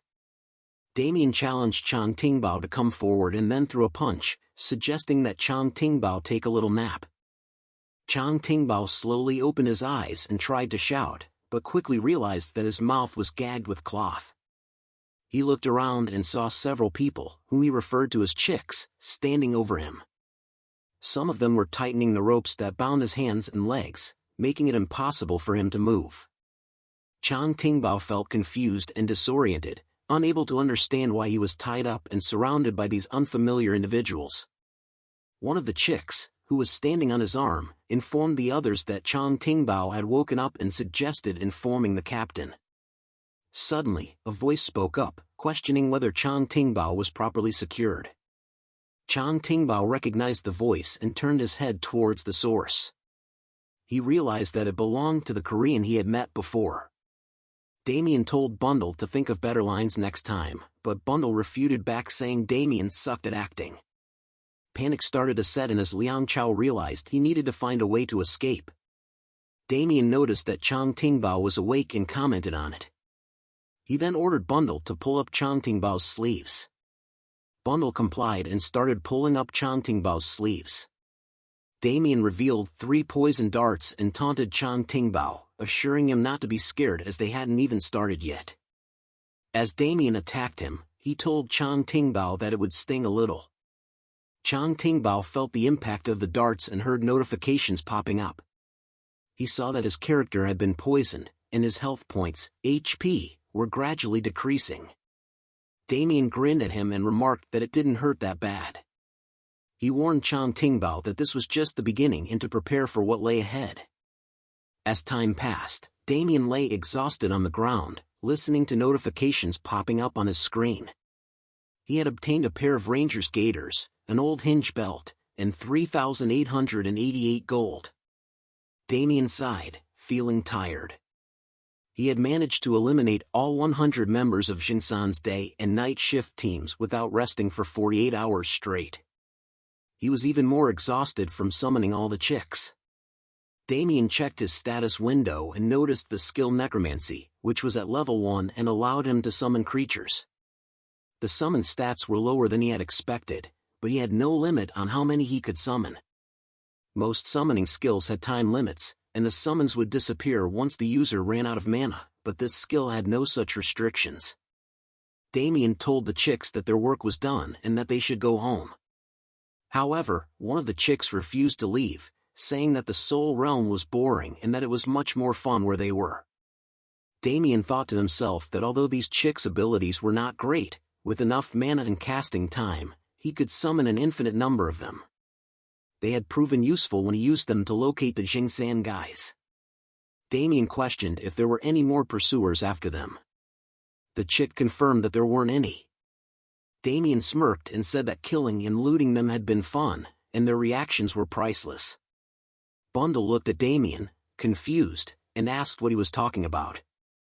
Damien thought to himself that he only needed to use one kill with the poison darts and didn't need to use the decay elixir or bloody impulse.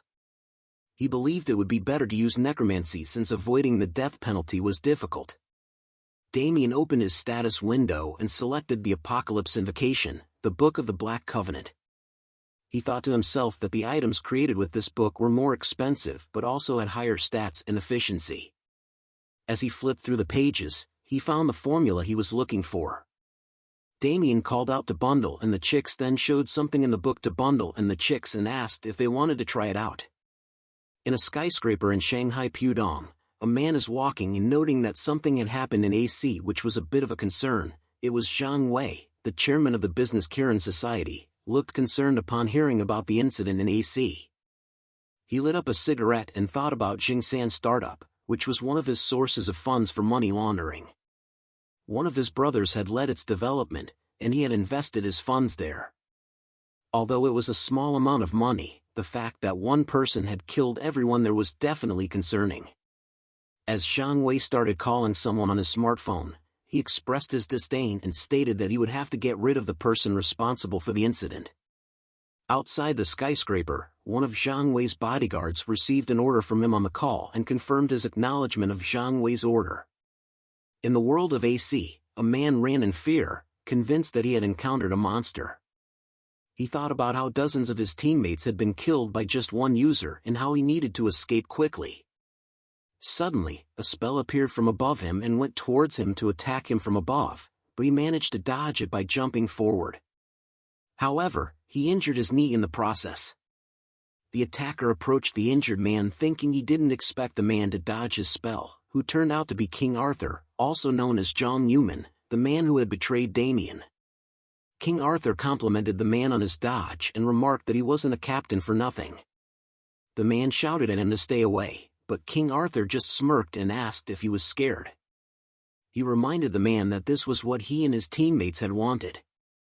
King Arthur wielded a powerful staff called the 12 Wing of Tetra, which was a mage-class hero-ranked staff with many powerful options, including increased magic attack power, wisdom, faster casting speed, and additional damage. King Arthur began casting spells, and the man cried out in fear upon witnessing this. King Arthur enjoyed the fear on the man's face and told him to go tell his allies that if they wanted to defeat him, they would have to bring the entire Blood Alliance.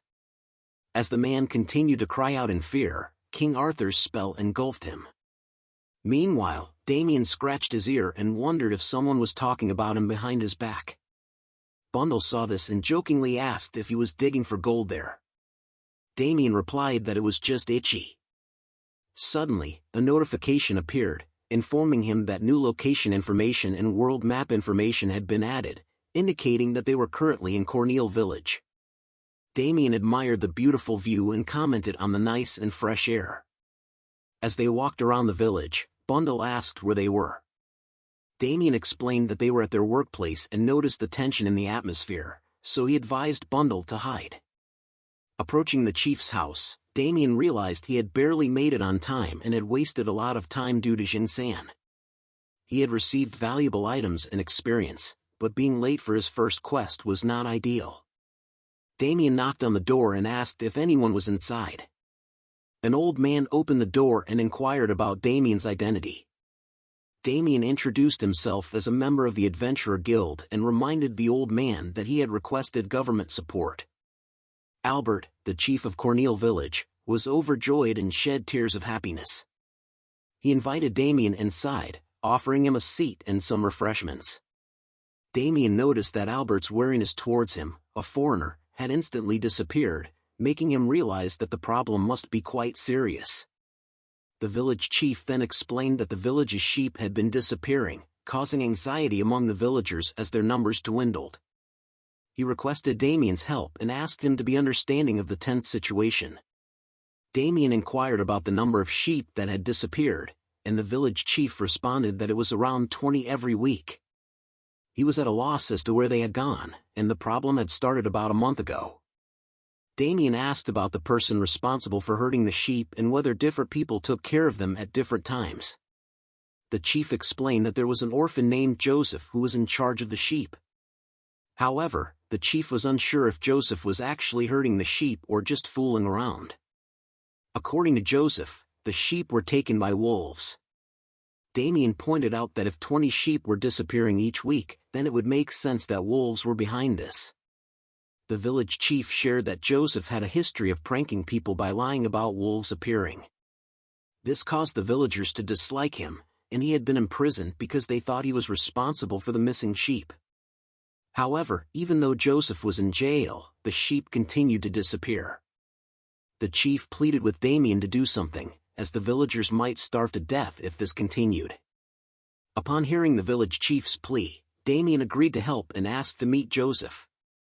With a smile, Damien promised to solve the problem quickly and find out what was really happening to the sheep. Damien wondered if he had arrived at the correct place. Bundle asked where they were, and Damien looked ahead, spotting 2 guards near a small house with a locked door.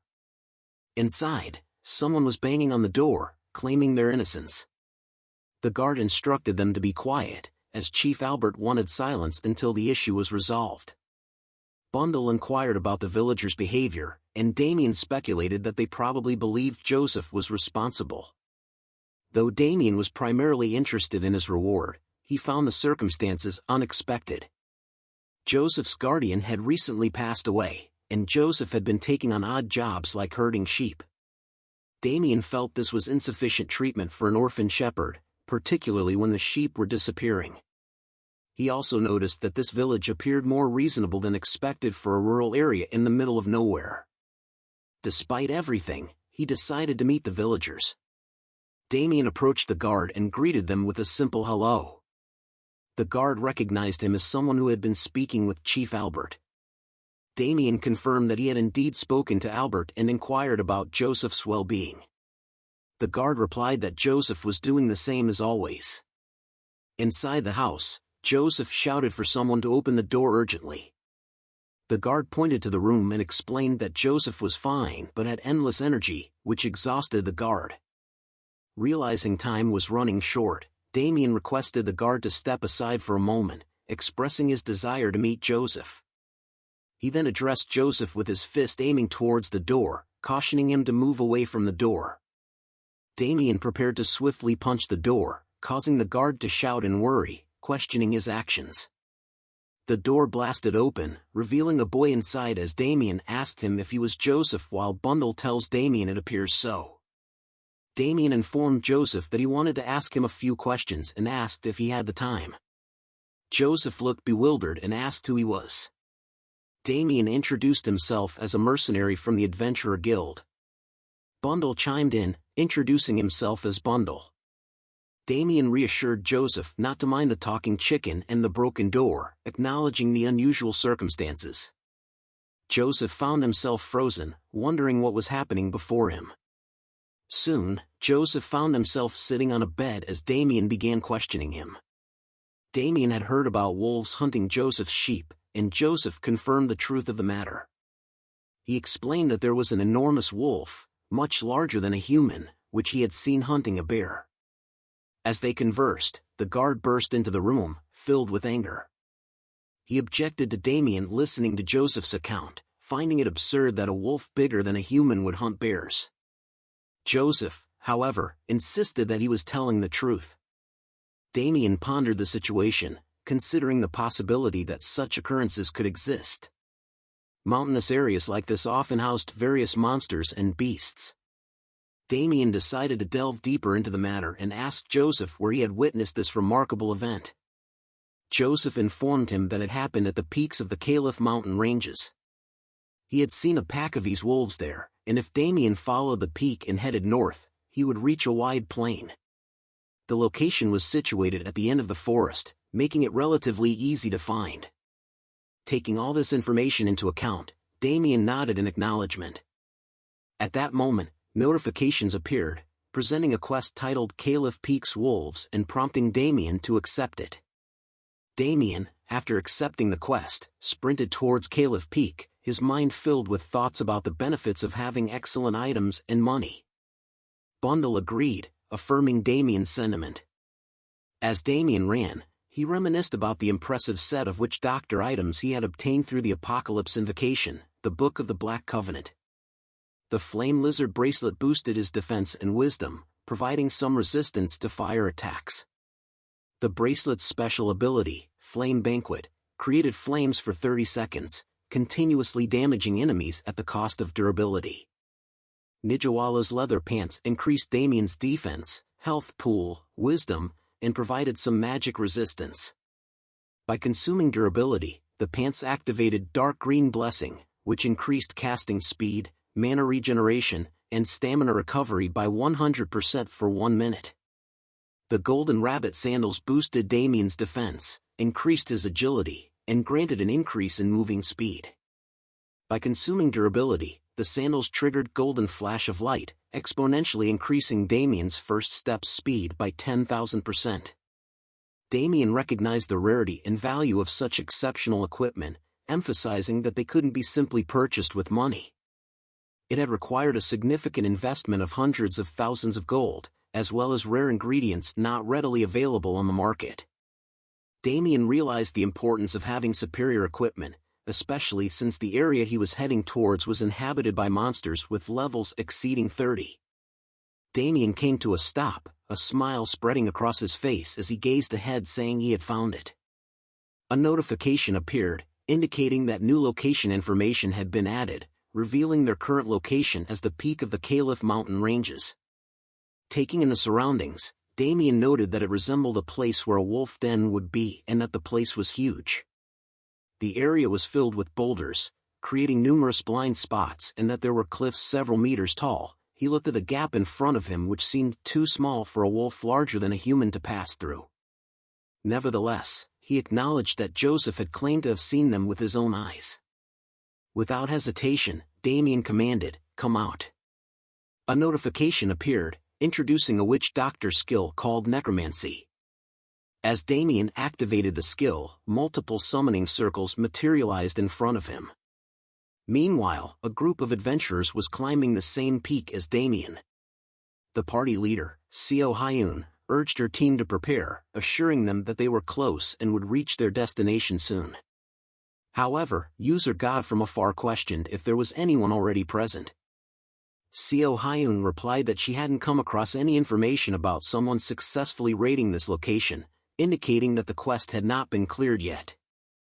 God from afar expressed his determination to take on the challenge, while user Selling Heal S500 raised concerns about defeating the powerful Great Wolf King. God from afar tells him that killing the boss was why they were here, but Selling Heal S500 tells him that he had heard that the boss was extremely strong. God from afar reassured him, confident in his own experience and abilities, claiming that the monster wasn't intimidating and its patterns were predictable. He advised Selling Heal to focus on healing their party. User Gel Punisher interjected, urging the group to continue without further delay, suggesting that there could be others already attempting the quest. This comment annoyed God from afar, leading him to curse at Gel Punisher. Gel Punisher then yells at God from afar for cursing at him, but God from afar tells him that he said nothing, I was just talking to myself. Gel Punisher tells him to watch his mouth as God from afar agrees with him. He thinks about getting back at him later with an evil grin. Seo Hyun intervened, reminding them of the importance of their current objective. However, before Seo Hyun could finish speaking, surprise crossed her face as they witnessed massive explosions ahead. They realized that someone was already engaged in a fight. It was Damien, surrounded by his summoned chicks, battling the wolves. Damien observed the number of wolves and couldn't help but smile, remarking that there were quite a few of them. He seemed content with the situation, not complaining about the challenge that lay before him. As the wolves continued to emerge from the narrow cracks, Damien was taken aback by their sheer numbers. He wondered if they lived between the boulders, comparing the bottom of the cliff to an ant's nest, only filled with wolves instead. Observing the increasing wolf pack below, Damien expressed his surprise. However, he quickly shifted his focus to the wolves in front of him, addressing them casually and remarking on their appearance. A notification displayed their information, identifying them as Caliph wolves. The notification described Caliph wolves as creatures that inhabited the peaks of the Caliph Mountains. Typically found in packs of 20 to 30, they were known to hunt in groups of 5 to 6, displaying high mobility and a tenacious nature when pursuing their prey. As the wolves attacked Damien, he swiftly reacted by summoning a decay elixir in one hand and fire in the other. He threw the concoction at the wolves. The attack hit its mark, causing one of the wolves to whimper. Shortly after, notifications appeared, indicating that the Caliph wolf's defense had decreased and its HP was gradually diminishing. Damien expressed satisfaction with the outcome, acknowledging that his strategy had proven effective. His stats windows were on point. Assessing his current situation, Damien felt confident in his abilities and equipment as he had reached level 34. He listed his current setup, including a +9 sashimi knife as his weapon, Bon Clay's poison-darted rooster as his shield, a wild boar helmet, Nijawala's leather pants as his bottoms, and golden rabbit sandals as his shoes. As Damien turned around, he noticed the wolves still behind him, which mildly surprised him. He commanded his soldiers, ordering them to prepare for an attack. The wolves growled at him in confusion and are surprised to see a figure appear on top of the mountain. Bundle, his loyal companion, confirmed readiness, and numerous chicks surrounded the wolves under Damien's orders. The chicks, armed with dart blowers, were poised for combat. Damien smirked, pleased with the effectiveness of his strategy. He mentioned the Bon Clay's poison-darted rooster shield, a rare item he had obtained. This shield had the special ability to transform the chick's default attacks into level 10 poison dart attacks, making it ideal for dealing with groups of enemies. Damien had invested a lot of money into turning the chicks to hold weapons using the Apocalypse Invocation, the Book of the Black Covenant, making it the best item to deal with groups of enemies. Damien acknowledged that he could handle the situation on his own but expressed a preference for letting his soldiers handle the task, as he was feeling a bit lazy. Bundle agreed, affirming Damien's sentiment. Damien aims a finger gun at the wolves, telling Bundle and his chicks to not allow even a single one to be alive. Damien then started the attack with a bang. As Damien unleashed his power and the chicks attacked the wolves with poison darts, the wolves started to fall one by one. Notifications flooded in, informing him that the Caliph wolves had been poisoned and defeated. Damien couldn't help but be impressed by the efficiency of his strategy, eliminating the wolves without even lifting a finger. He also noted that using the Bloody Impulse skill on the chicks compensated for their lower attack power and specs. Damien contemplated the skills he had mastered, shooting poison darts, decay elixir, and Bloody Impulse. He acknowledged that these skills had initially seemed ineffective or came with significant penalties, but now they proved to be quite useful as their levels increased. Bundle proudly declared that they had taken care of all the wolves, and Damien commended their efforts.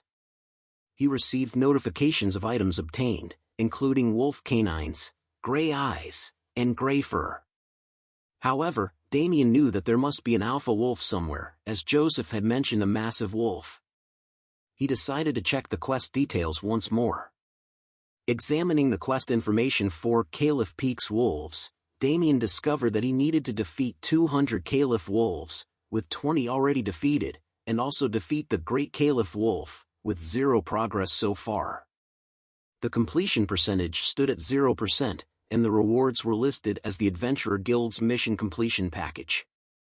The quest also carried a warning that failure could lead to the Terra Kingdom blaming him if the people of Cornel Village were harmed.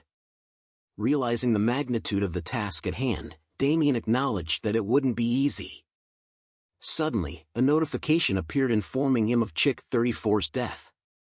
He turned his gaze behind him as a massive shadow towers over him and saw a massive wolf growling at him, and another notification appeared, indicating the appearance of the Great Wolf King. As the Great Wolf King howled, yet another notification appeared, warning Damien to prepare for an ambush as the Wolf King summoned its pack. Stunned by the sight of the Great Wolf King, Damien exclaimed, "Holy shit! This many at once?" Bundle, filled with concern, asked Damien what they should do. Examining the information about the Great Wolf King, Damien learned that it was the dominant figure in the Caliph mountain peaks, having grown larger due to unknown causes. As the leader of the Caliph wolf packs, it possessed enough strength to take down a bear. The creature was categorized as a beast and held the status of an elite, with a formidable level of 45. Its enormous size left even retired hunters like Gertha astounded. With determination, Damien activated his skill, Bloody Impulse, and devised a plan. He assigned Bundle to take care of the Great Wolf King's minions while he focused on facing the formidable creature himself. Bundle promptly organized the chicks into position and ordered them to attack with their poison darts. As the darts landed on the wolves, Damien prepared himself for the encounter. Seeing that the chicks were handling the wolves, he realized they weren't a threat. Damien braces himself with a red aura covering his body as he readies himself for the upcoming battle. He utilized the defensive capabilities of his golden rabbit sandals and unleashed his skill, Golden Flash of Light, as he shouts "Go!", propelling himself into the air towards the Great Wolf King. He catches the attention of the beast by asking it where it was looking. With confidence, he addressed the Great Wolf King, stating that it was up against him. Amid his preparations, Damien received several notifications. His defense was enhanced by Nijawala's leather pants, and his casting speed, mana recovery speed, and stamina recovery speed all received significant boosts through the skill Dark Green Blessing. Damien couldn't help but smile, feeling an overwhelming sense of power. However, a warning notification alerted him that the Great Wolf King had recognized him as the most threatening enemy and cautioned him to be cautious of its attacks. With agility and precision, Damien skillfully dodged the Great Wolf King's attack, narrowly evading its ferocious assault. He leaps onto the Great Wolf King's body into the air. Taking advantage of the opening he needed to first melt the fur, he swiftly threw the decay elixir at the creature, aiming to weaken its defenses and inflict damage. The elixir hit its mark, causing the Great Wolf King's defense to decay and decreasing its overall defensive power. Additionally, the elixir ignited the wolf, leaving it burned. Observing the situation, Damien couldn't help but notice that something seemed off.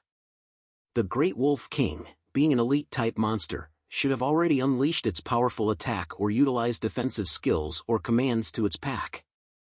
Yet, it had not made any such moves despite enduring a barrage of attacks.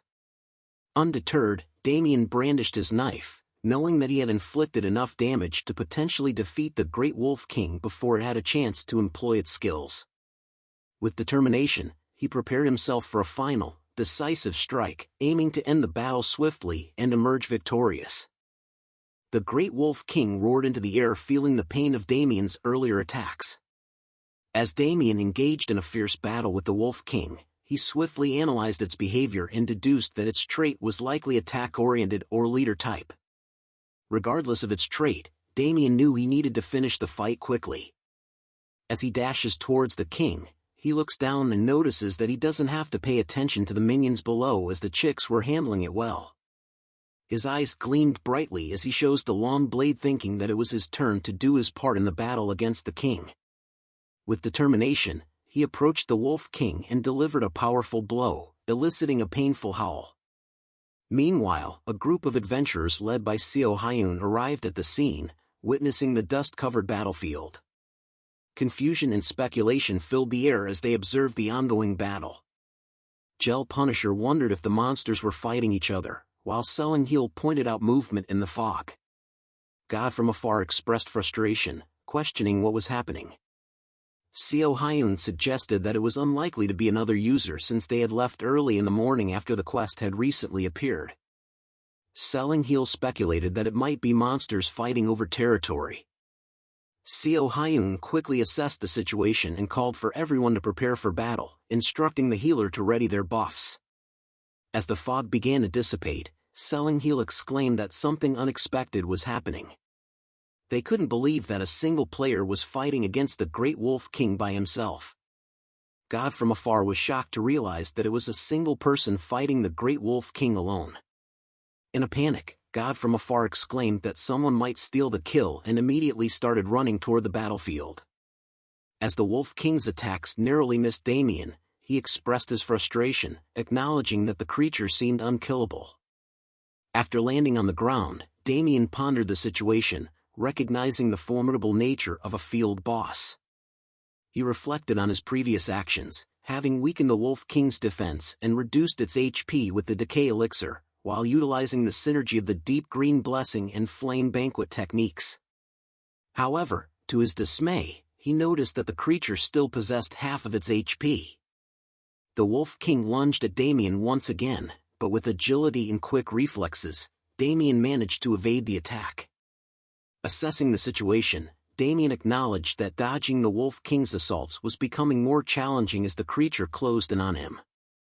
Realizing the need for a change in tactics, Damien decided to switch to a ranged weapon, acknowledging that fighting from a distance would be easier. Despite the relentless attacks from the Wolf King, Damien skillfully evaded every strike and attacked him with a dart blower. Observing the situation, Damien noted the advantage of fighting from a distance but remained cautious of the Wolf King's unknown trait. Damien taunted the beast, blowing darts at it while confidently questioning its abilities and asking what it was looking at. Suddenly, the Wolf King let out a fierce howl, and to Damien's surprise, he found himself surrounded by a pack of wolves coming from the shadows.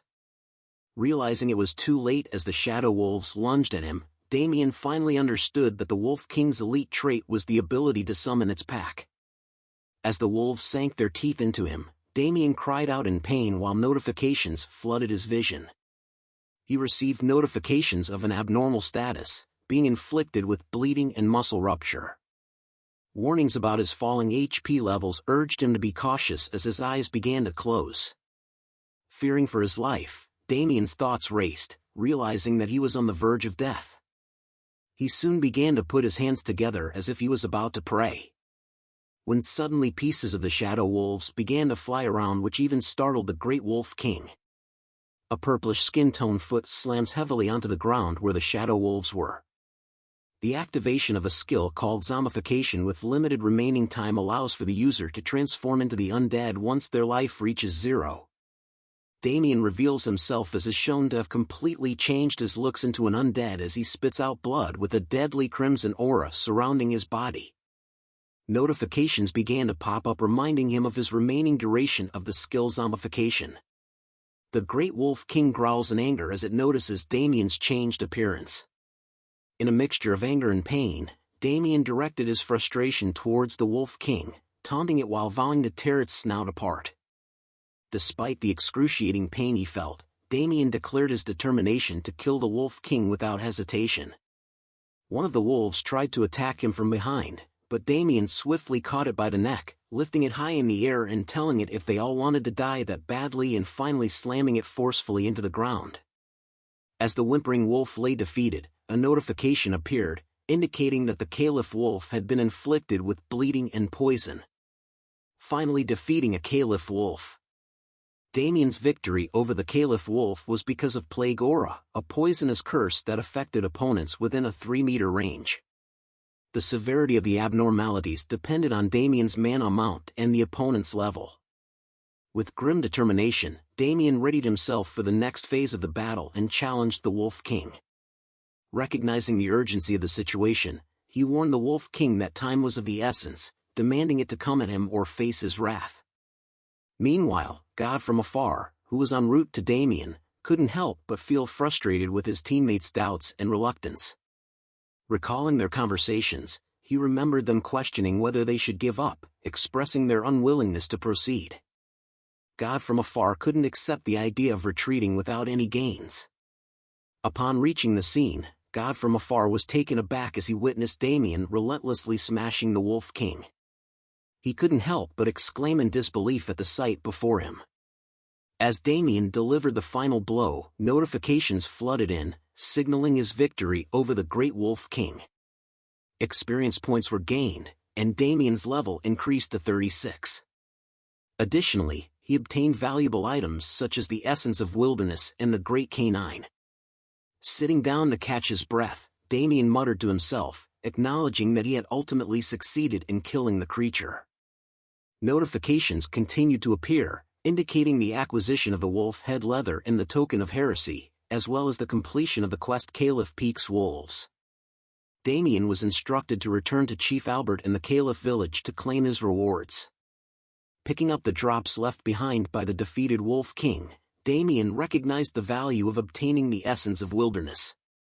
He also acknowledged the usefulness of the chicks in taking care of the additional wolves, resulting in his level increase. With the quest successfully completed, Damien decided it was time to leave. However, just as Damien was about to depart, he noticed something amiss and instinctively blocked an arrow with his arm. Damien examined the arrow lodged in his arm and quickly deduced that it was a catapult arrow, aimed directly at his head. Realizing that the attack had come from nearby, he acknowledged the presence of a strong user who had gone unnoticed. With a calm yet assertive tone, Damien called out for the mysterious assailant, issuing a warning while still offering a chance for a peaceful encounter. God from afar emerged from the shadows, impressed by Damien's quick reflexes.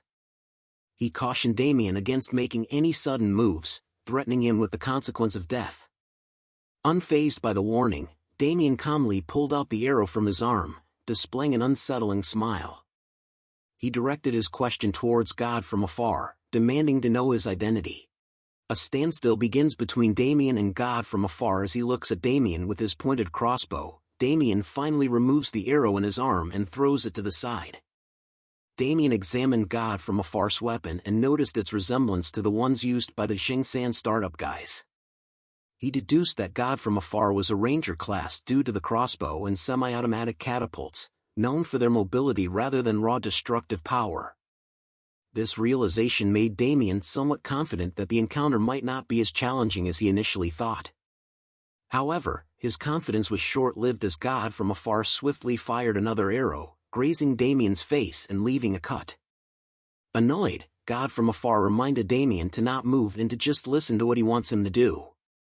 Damien wiped the blood from his face and realized that God from afar's speed exceeded his expectations. Judging from God from afar's agility and superior equipment, Damien estimated that he was likely at least level 30, surpassing the Xingsan guys in both skill and gear. God from afar, pleased with Damien's realization, had a smile on his face. Meanwhile, Damien received notifications that his zombification was wearing off, and he understood that God from afar had intentionally waited for the skill to expire. It became evident to Damien that he was facing a formidable opponent.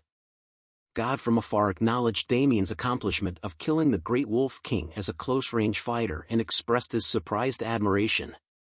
Damien wasted no time and directly asked God from afar what he wanted. In response, God from afar expressed his frustration, telling Damien if he really didn't know what he wanted. God from afar then started to claim that Damien had wasted his time and effort as the Great Wolf King was meant to be his. He demanded that Damien hand over everything he obtained from the Great Wolf King, including his equipment, and then he will let Damien live. Unfazed by the demand, Damien firmly responded with a simple nah. God from afar was taken aback by Damien's defiance, and Damien questioned whether God from afar thought he was crazy. Considering the effort he had put into killing the Great Wolf King, Damien wasn't foolish enough to give up his hard-earned rewards. God from afar, filled with anger, whispered "die," but Damien couldn't hear it properly. God from afar shouted "die." "You bastard!" and launched countless arrows at Damien. However, Damien skillfully dodged the attack, pleased that his provocation had worked. He activated his skilled Bloody Impulse, increasing his attack and movement speed by 200%. Formulating a plan, Damien decided to consume a healing potion and activate the skills Deep Green Blessing and Flame Banquet. Damien aimed to deal as much damage as possible while God from afar was still shocked by his evasion.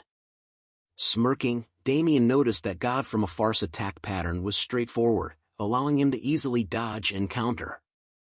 He considered God from afar a loser and observed the reload time between shots and the brief pause before each fire.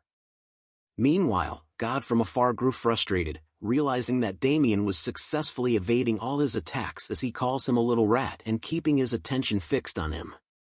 God from afar, aware that he was at a disadvantage and seeing Damien dodge his attacks easily, voiced his concern about potentially losing the fight. He also saw the way Damien was looking at him, like a new man in prison where everybody is waiting for him to drop the soap. God from afar realizes he has to do something quick. However, in a sudden move, Damien appeared in front of him, holding a decay elixir in his hands. Damien confidently declared that he could see all of God from afar's attacks and promptly threw the elixir at his face. God from afar fell to the ground, coughing, and realized that the damage inflicted by the elixir was less than he had expected. He received notifications indicating that he had been inflicted with poison, his armor had corroded, and its durability had decreased. Frustrated, God from afar exclaimed in frustration, shouting, "What the hell is on me?" realizing that Damien had damage over time and defense debuff skills, despite being a close-range fighter. He couldn't help but wonder how Damien, initially perceived as a close-range dealer, possessed such debilitating skills. Damien, once again equipped with a decay elixir, confidently approached God from afar, warning him that he would need to soak him once more, warning him that he was gonna die if he doesn't block this attack. As Damien struck him with the elixir, another set of notifications appeared, indicating that God from afar's armor had further corroded and he was now inflicted with the burn abnormal status. Additionally, God from afar's elite hunter bow gun was destroyed. Looking at God from afar, Damien taunted him, asking if he was ready to die. Enraged, God from afar retrieved his crossbow and declared his intent to kill Damien. Damien, noticing the weapon in God from afar's hands, recognized it as a heavy hunting arbalist typically wielded by high-ranking adventurers. Damien questioned whether a ranger like God from afar, whose best skill was speed, could effectively use such a destructive weapon.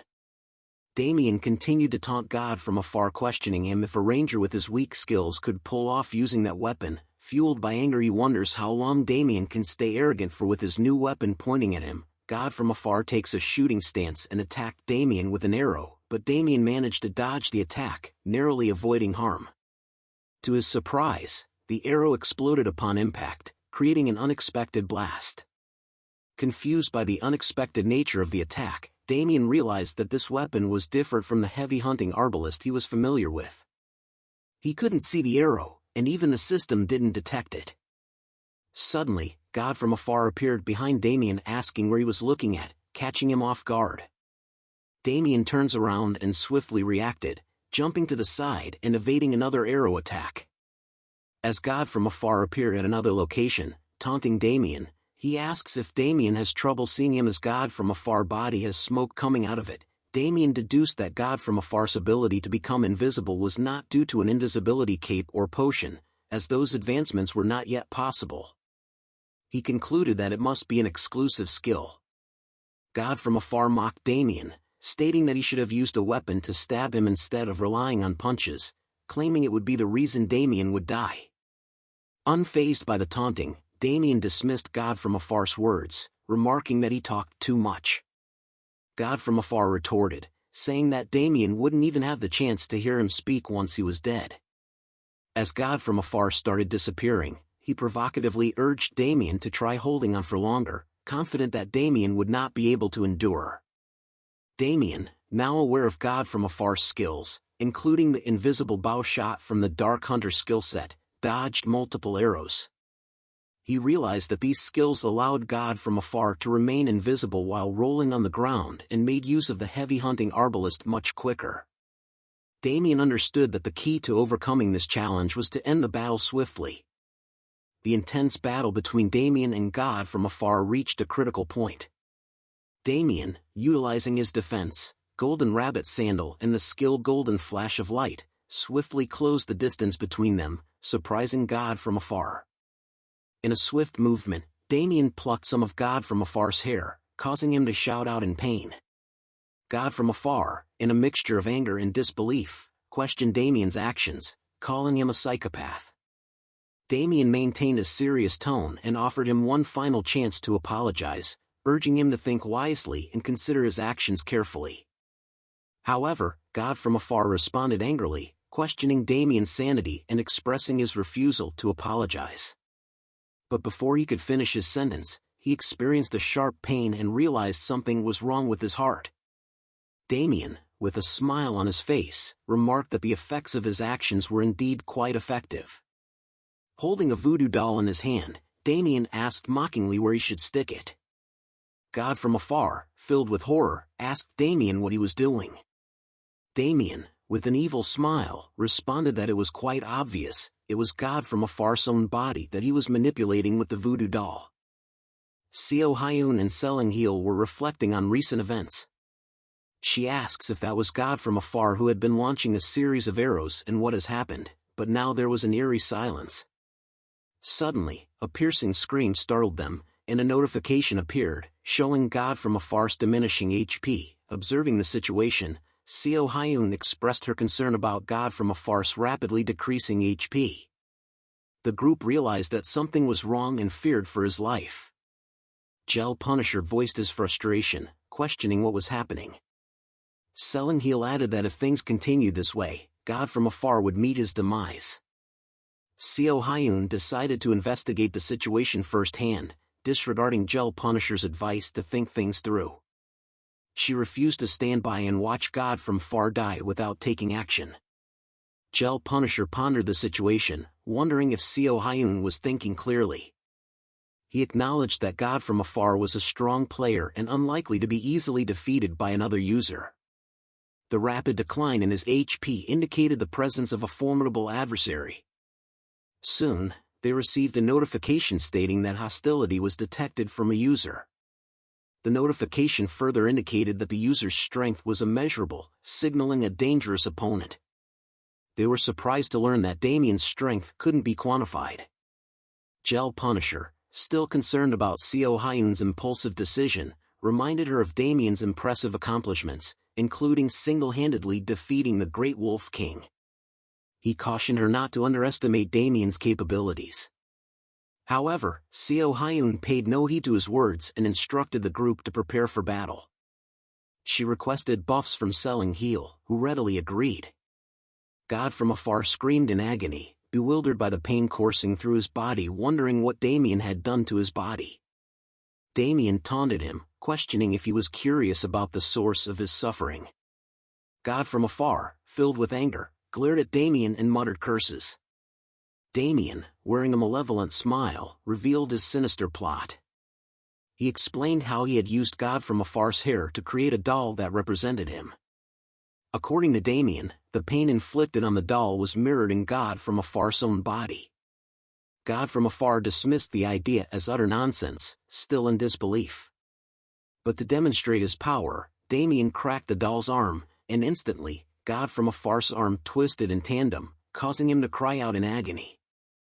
Damien relished in his control over God from afar's body, taunting him further. Damien wondered what else he should do, and with the most evil smile in history he pointed at the doll's crotch area, wondering what would happen to it. Ladies and gentlemen, watching this act itself is a low blow. Please do not do this to others. Use this as a last resort method. Now back to the story, insinuating another potential act of harm, leaving God from afar horrified. Overwhelmed with fear, God from afar desperately pleaded with Damien, grasping his legs, and begged for mercy, offering anything in return. He apologized profusely and begged for a chance to redeem himself. However, Damien ignored his pleas for mercy and simply said goodbye while he smiles happily and heartlessly flicked his finger at the doll, indicating the end. Damien observed God from afar, who had collapsed while clutching his injured crotch, expressing disappointment that he had passed out so quickly. He sat down beside him, lightly touching him, and questioned if he was truly dead, reminding him that his HP hadn't reached 0. Suddenly, a voice commanded Damien to stop, causing him to turn around. Seo Hyun and her team had arrived at the scene. Seo Hyun urgently ordered Damien to move away from God from afar. Selling-Heal expressed concern for God from afar and asked if he was alright. Seo Hyun assessed the situation, observing God from afar's state, and concluded that he was still alive, albeit barely conscious. Damien assessed Seo Hyun and her party members, recognizing them as intermediate-level players likely connected to God from afar in some way. He wondered why God from afar had been so confident and realized it was because he had a party supporting him. Curious about their affiliation, Damien asked if they were party members of God from afar. In response, Seo Hyun glanced at Damien, and a notification appeared, indicating that Damien's strength couldn't be measured. She swiftly ordered her team to prepare for battle. Damien received further notifications, revealing that Seo Hyun considered him an enemy and warning him about penalties in case of death. Frustrated, Damien questioned the meaning behind these developments, realizing that the opposing party might have discovered his own strength, putting him at a disadvantage. More unfortunate notifications followed, informing Damien that the effects of his skill, Dark Green Blessing, were vanishing, and his stamina and mana recovery had paused. He realized he had depleted many resources during the previous fight and needed time to let his skills cool down. Attempting to initiate a conversation, Damien suggested they talk first. However, Seo Hyun forcefully silenced him, labeling him a murderer and accusing him of killing numerous users. Damien realized that the situation was not going as smoothly as he had hoped as he thought of them as not being agreeable. Damien interjected, asserting that it was actually their party member who was in the wrong. He claimed that God from afar had demanded he drop all the items obtained from the Great Wolf King, along with his own equipment. Damien believed his actions were justified in response to God from afar's demands and suggested that they should take responsibility for their party members' actions. He insinuated that they might have ordered the attack against him. Indignant, Seo Hyun denied the accusations, vehemently stating that they were not the kind of people who would engage in such behavior. Suddenly, everyone's attention was captured by God from afar, who had regained consciousness. He pointed his hand at Damien, leaving Seo Hyun to question his intentions. Damien recognized the arrow in God from afar's hand and realized it was a baby arrow, causing panic to spread across his face. Damien realized that he wouldn't be able to evade this attack and might need to sacrifice his arm. However, before God from afar could execute his attack, foam started foaming from his mouth, and a notification appeared, stating that God from afar had logged out. Damien received a notification indicating that he had committed PK. Damien, holding the doll with a pierced head, expressed his unintended actions, claiming he hadn't meant for it to happen. Seo Hyun responded with suspicion, accusing Damien of causing God from afar's death using spells. She believed that he had intended to kill him from the beginning. Selling-Heal expressed his disapproval, stating that he shouldn't even be considered human. Damien looked at them in disbelief and tried to explain that it wasn't his intention, but Seo Hyun silenced him, dismissing his words. She ran towards Damien, declaring that there was no need for further discussion and that he could make his excuses in hell. Damien contemplated his options as he equipped his wild boar helmet, realizing he had no choice but to face them. He regained his HP, and the cooldown on his skills had ended. He activated Blood Impulse, Flame Banquet, and Dark Green Blessing, preparing himself for the confrontation. Damien confronted Seo Hyun and warned her that they had started the conflict, reminding her not to beg for mercy later. He attacked her with his knife, but the healer cast a buff called Axolethio on Seo Hyun's sword. She successfully blocked Damien's heavy attack, leaving him in disbelief that such a thin blade could withstand his strike. Seo Hyun smiled and taunted Damien, expressing disappointment in his abilities. She questioned whether he had been going around killing other users with his weak-ass skills. As Seo Hyun continued to order the healer to keep buffing her, the healer cast various buffs such as Restore, Divine Aura, and Lux Gloria.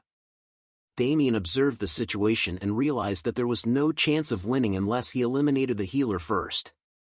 Before Damien could further strategize, Seo Hyun dashed instantly and swiftly attacked him using the skill Undo Trois. Damien managed to block her attack with his knife, but he was taken aback by the advanced swordsmanship displayed by Seo Hyun. Damien noticed that the paladin was collecting all the buffs such as Will of Solidarity Reduction Armor and Shield of Trust as well, and realized that it would be extremely difficult to defeat them if they were heavily buffed, leaving him with only one choice. He thinks of the choice as Seo Hyun asked him where he was looking at. She rushes in to deliver the final blow, but with limited options available, Damien swiftly took out an elixir and threw it on the ground, forcing Seo Hyun to back away for a moment, while causing a thick fog to envelop the area. Seo Hyun looked around in surprise as the fog surrounded them, making the voices of her teammates calling out to her become faint and unclear.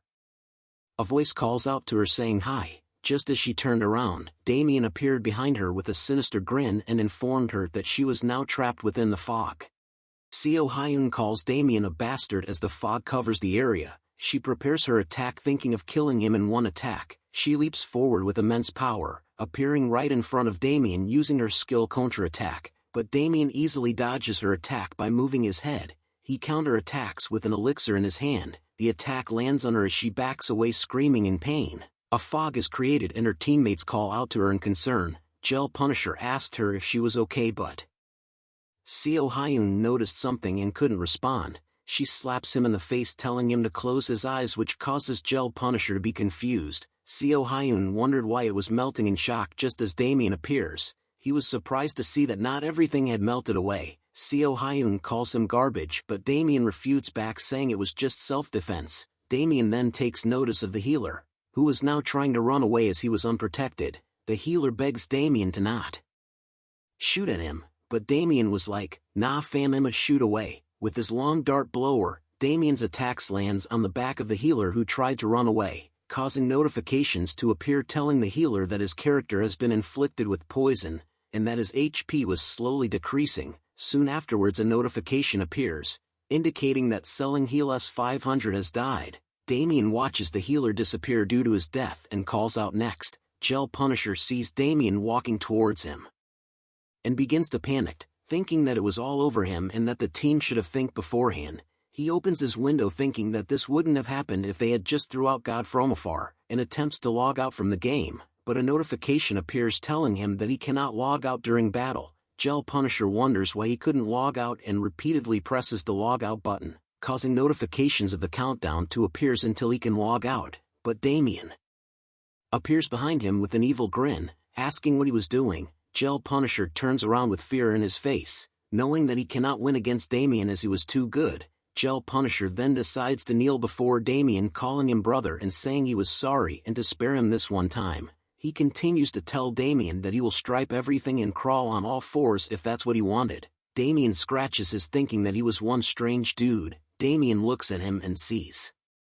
that he was fully equipped with full plate armor and a kite shield. If Damien attacked, not even a single dart would hit, and yet the guy was begging for his life. Damien thinks that it was lame, but Gel Punisher thought of giving Damien what he wants in order for him to leave. Damien then asks if Gel Punisher could give him everything he has. Gel Punisher was alarmed to hear this as Damien tells him to give him everything he has and to not leave anything out. Damien reaches for Gel Punisher's face as he thinks of Damien as a demon. Back at the village head's house, Damien had brought by the Great Wolf King's body, which surprises the villages. The village head realizes that a wolf this size could kill a bear. Damien tells him that people do the most unexpected things. The village head was upset that they had treated Joseph as a criminal and didn't feel good treating a young kid like that. Damien then tells him to treat Joseph better from now on, as he seems to be the type to not hold grudges anyway. The village head holds his Damien's shoulder and thanks him for his advice. Notifications popped up telling Damien that he has cleared the first mission of the Adventurers Guild,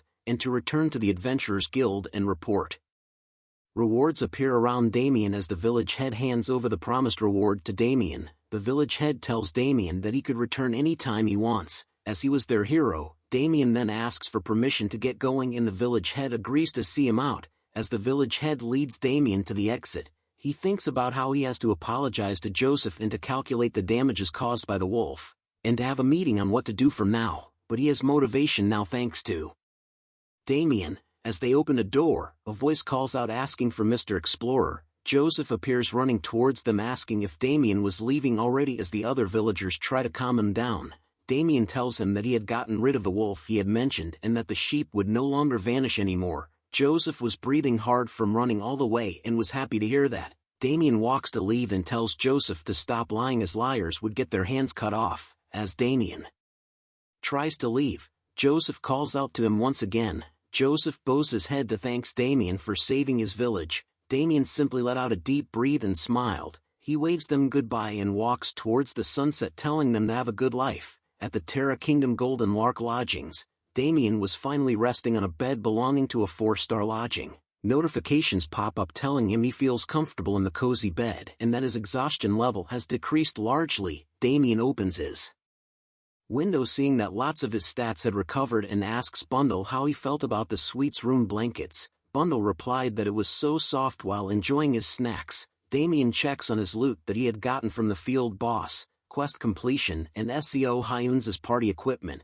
It was due to his title of atrocity that allowed him to gain all these numerous items. He then opens the trade center, revealing all the equipment he had gotten and noting they were worth hundreds of thousands of gold combined. Bundle asked if these were stripped from the party before, but Damien tells him that he never stripped them. Damien was happy to see this as he had spent a lot of gold on his equipment, and that selling these things would cover his costs for the month, but a notification appeared telling him that he had an unread message. Damien was confused and wondered who the message came from. He opens it and sees that it's from Wiz Entertainment. A masked man wearing a hood says that it's over as he looks at a window. A dark figure asks him about the progress. The masked figure replied that there was some progress but that he couldn't completely conquer the body, but was able to manipulate them to start a fight, and that sense exchange became possible too. The dark figure wonders if that was worth observing and if there was nothing else. The masked figure tells it that it would be great to conquer without a medium, but that he hadn't succeeded yet. The dark figure says that he won't be able to create it yet. It continues to say that the authority he received from God allowing for him to create and conquer monster bodies will be very necessary in the future, and that this assignment was the most important thing in the world. The masked man cups his hands together, as the dark figure tells him that they were the true followers of God and the chosen ones, and to recite their prayers once again. The dark figure and masked man began to chant their prayers, causing a blue aura to arise. Once the prayer was finished, the dark figure tells the masked man that the grand plan was near, Alistair, and it was their duty to open the eyes of the poor and the ignorant and expose the lies of the world. Alistair tells it that he was aware. The dark figure continues to speak, telling Alistair that it was only here to check on his progress and that they couldn't afford any mistakes. It asks Alistair if he has something to say. Alistair lets it know that there was one thing that was bothering him. He reveals a unique explorer that he had saw through the test subject. It was Damien. A message from Wiz Entertainment asked Damien if they could meet. Damien looks at the message and wonders if it was the same place he knew. Wiz Entertainment was the world's biggest internet streaming platform. They were also connected to Twitter and were superior in terms of marketing. Before Damien's regression, there were countless streamers and Korean rankers who were part of the company. In short, it was a place where all streamers wanted to go. Damien thinks deeply about why the company was contacting him. He continues to look at the message on his phone, remembering that he had never recorded any gameplay, and that the only people he met were thieves or people who wanted to fight because they knew he was a chaotic user. He thinks deeply and wondered if there was streamer or gamer with was among the users he came across. He taps his finger on the table repeatedly, thinking about how good Wiz takes care of their streamers. He thinks about the fact that any player who made enemies of a Wiz streamer ended badly, but a call cuts off his thinking. A voice spoke out from the phone asking if this was Damien and that he was Young Song-hoon from Wiz Entertainment Korea. We arrived at Seoul Gangnam Cheongdam-dong, where Damien was meeting someone. It was Young Song-hoon who happy to meet Damien. Damien tells him that he agreed to meet as he was curious about something. Damien then asked how he knew about his nickname. Song-hoon tries to clear the misunderstanding by saying that he didn't find his nickname through bad means. and that they had no bad intentions. He explains to Damien that they came across him because of a player called Brian. Damien was surprised to hear the name of Brian, a streamer. Seong-hoon hands over a tablet to Damien asking if he had seen this video before. Damien grabs the tablet to view the video and recognizes it. Seong-hoon explains that the video was part of the hot clips of the week, and that Brian was escaping the island due to some evil users that Damien fought against. 165,000 people were watching that scene. Seong-hoon continued to explain that they wanted to get into contact with Damien and asked Brian for his game logs, and that the reason he was here was to thank Damien for his help at the Whispering Island, and to ask if Damien would like to join Was Entertainment, and presented him with a contract, and asked Damien if he was interested in being a streamer. Soon after, Seong-hoon says goodbye to Damien. As Damien left, he thinks about how convenient it was for Seong-hoon to explain the conditions of the contract and the support and management contents. He smiles happily at the contract, as the other contracts he had gotten was poop compared to this one. Damien takes out his phone thinking to get other stuff now that one thing has been taken care of. He calls a brother thinking of repaying his debts. Notifications started popping up one by one telling Damien that the items he had placed for sale has been sold. He looks at the notification and says finally. A notification pops up saying the money from the trade center has arrived. It was 595,7100 gold in total. Damien laughs as he walks, thinking that he got this much gold from just 1 month of gaming. He begins to think that it was around this time that he got addicted to gaming and neglected his family and financial matters.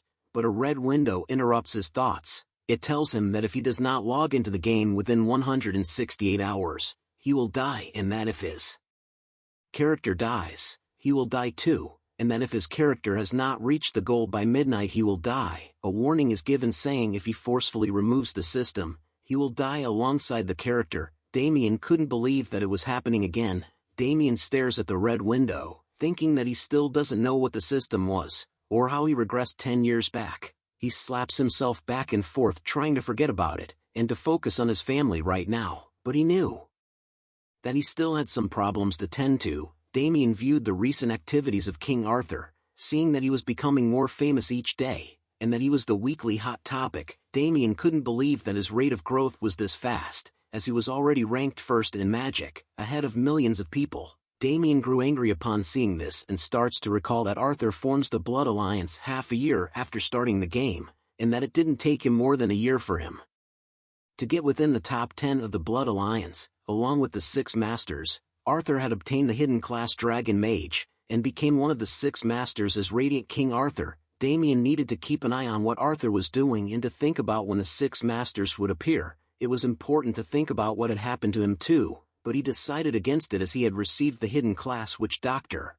and the mainstream Kieran's wish. He also needed to keep track of the 6 Masters' growth. Thinking back, Damien realizes he knew something about the day he and Arthur survived and had only the Demon King Abraxas to kill. Arthur had stabbed Damien in the back, but the reason for it but not be as simple as him being a psychopath. Damien thought about what if he had not regressed 10 years back and lived the life he had instead. Would Arthur deal with the consequences of having betrayed the entire raiding party? But Damien knew there was no way unless that rat bastard has no brain cells. Arthur would have gained a ton of popularity from being the last person to defeat the last boss, but there would be questions about the whole team being with him when the raid began. Had Damien not regressed, he would have opened a press conference with the raid members, or sued the Evertail headquarters for their rule of not interfering with users. Since Damien had lost everything, clenching his fist, Damien vowed to never let go of that betrayal. Damien was determined to find out the reason behind the betrayal. At a convenience store, Damien was eating and checking his notifications when he wonders why there were so many messages about him selling gold.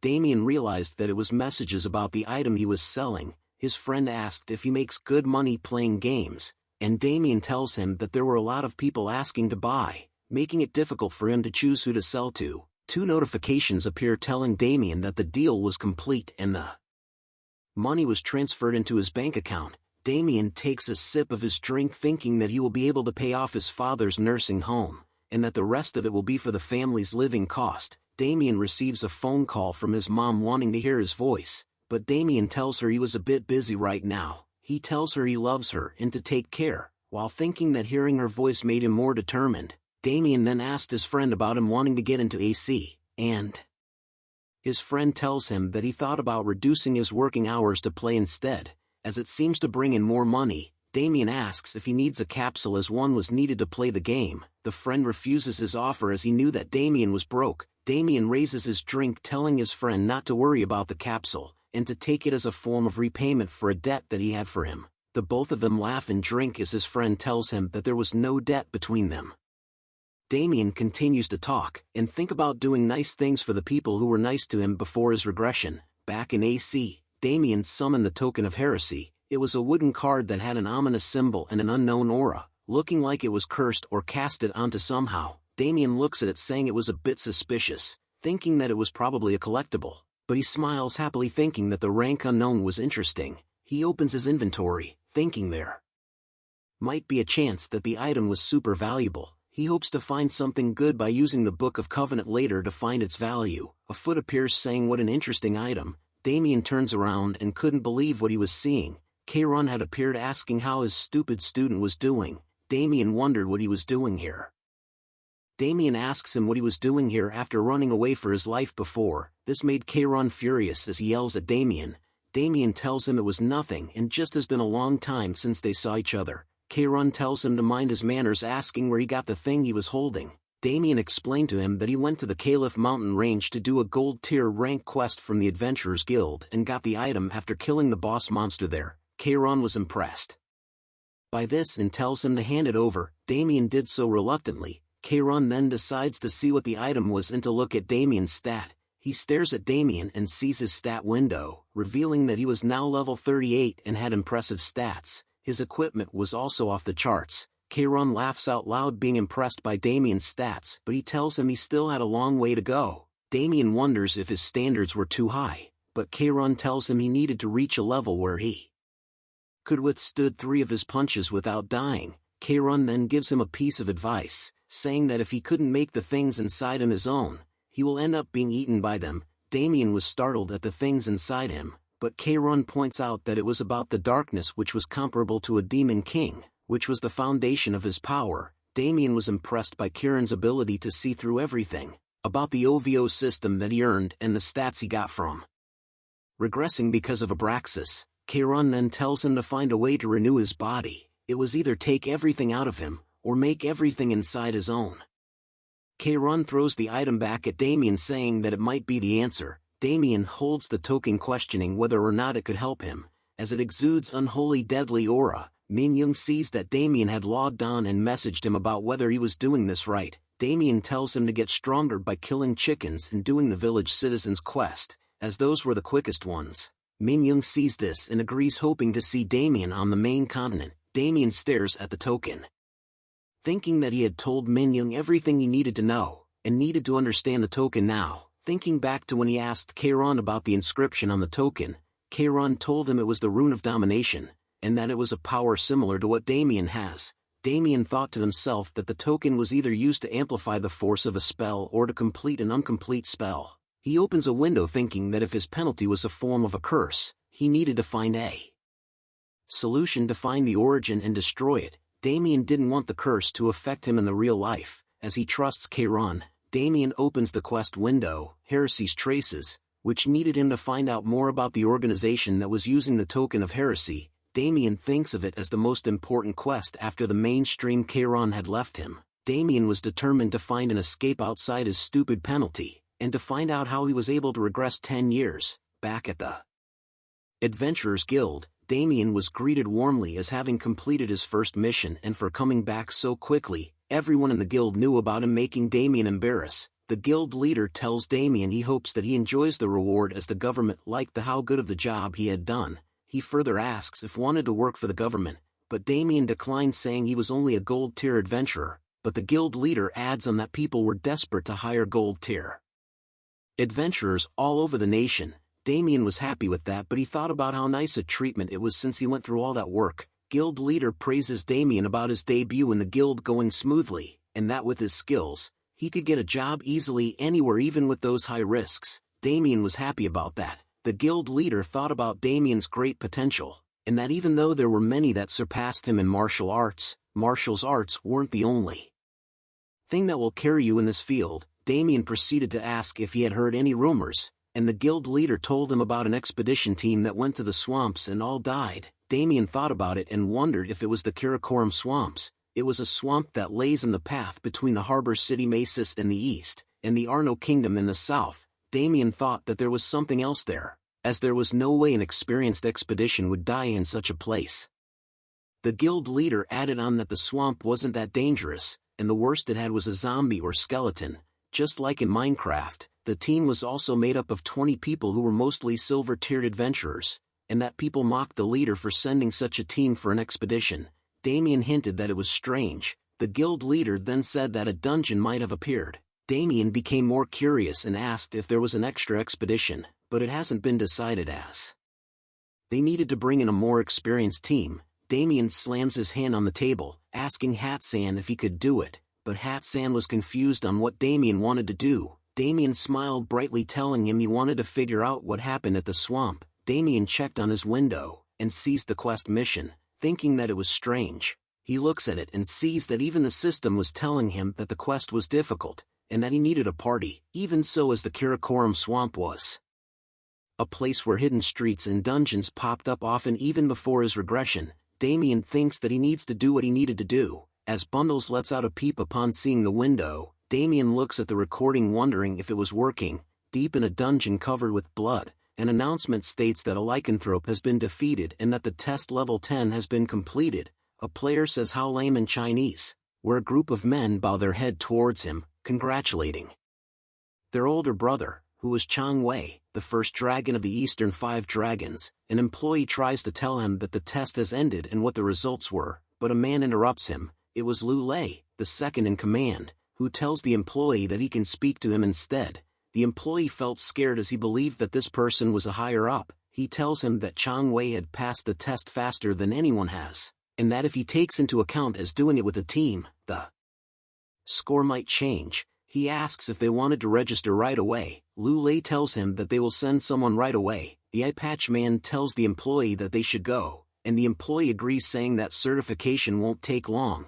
He wanted to know if this group would be willing to join their guild, as they were newbies. The employee noticed that the group run under a strict system, which was most noticeable in their battle style. Their leader did not cooperate with others, as if his purpose was just to gain as much experience fighting as possible, while the other members hunted monsters that weren't boss level. But Lu Lei's method was strange, as he hunted monsters with just a gloved hand. The employee turns to leave, knowing that this group wasn't your normal adventurers.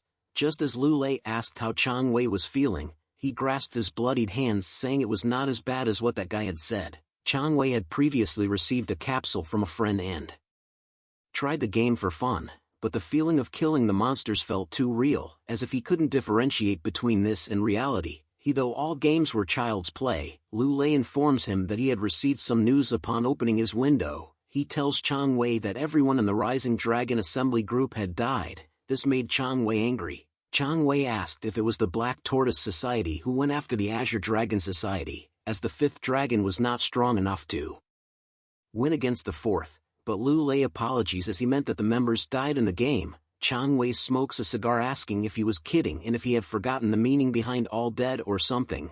Lu Lei recites a poem that a dragon has reached the end of the sky, meaning that it could only fall from here onwards, which describes the situation between the 4th dragon and the Azure Dragon Society at the moment. Recently, the Azure Dragon Society has been active in the virtual reality realm, having created their own force here, and after ceasing all their external activity, they had Wang Yue take over the Rising Dragon Assembly, and poured 70% of their money into their virtual reality force. But not long after they expanded their force, the entire Rising Dragon Assembly died.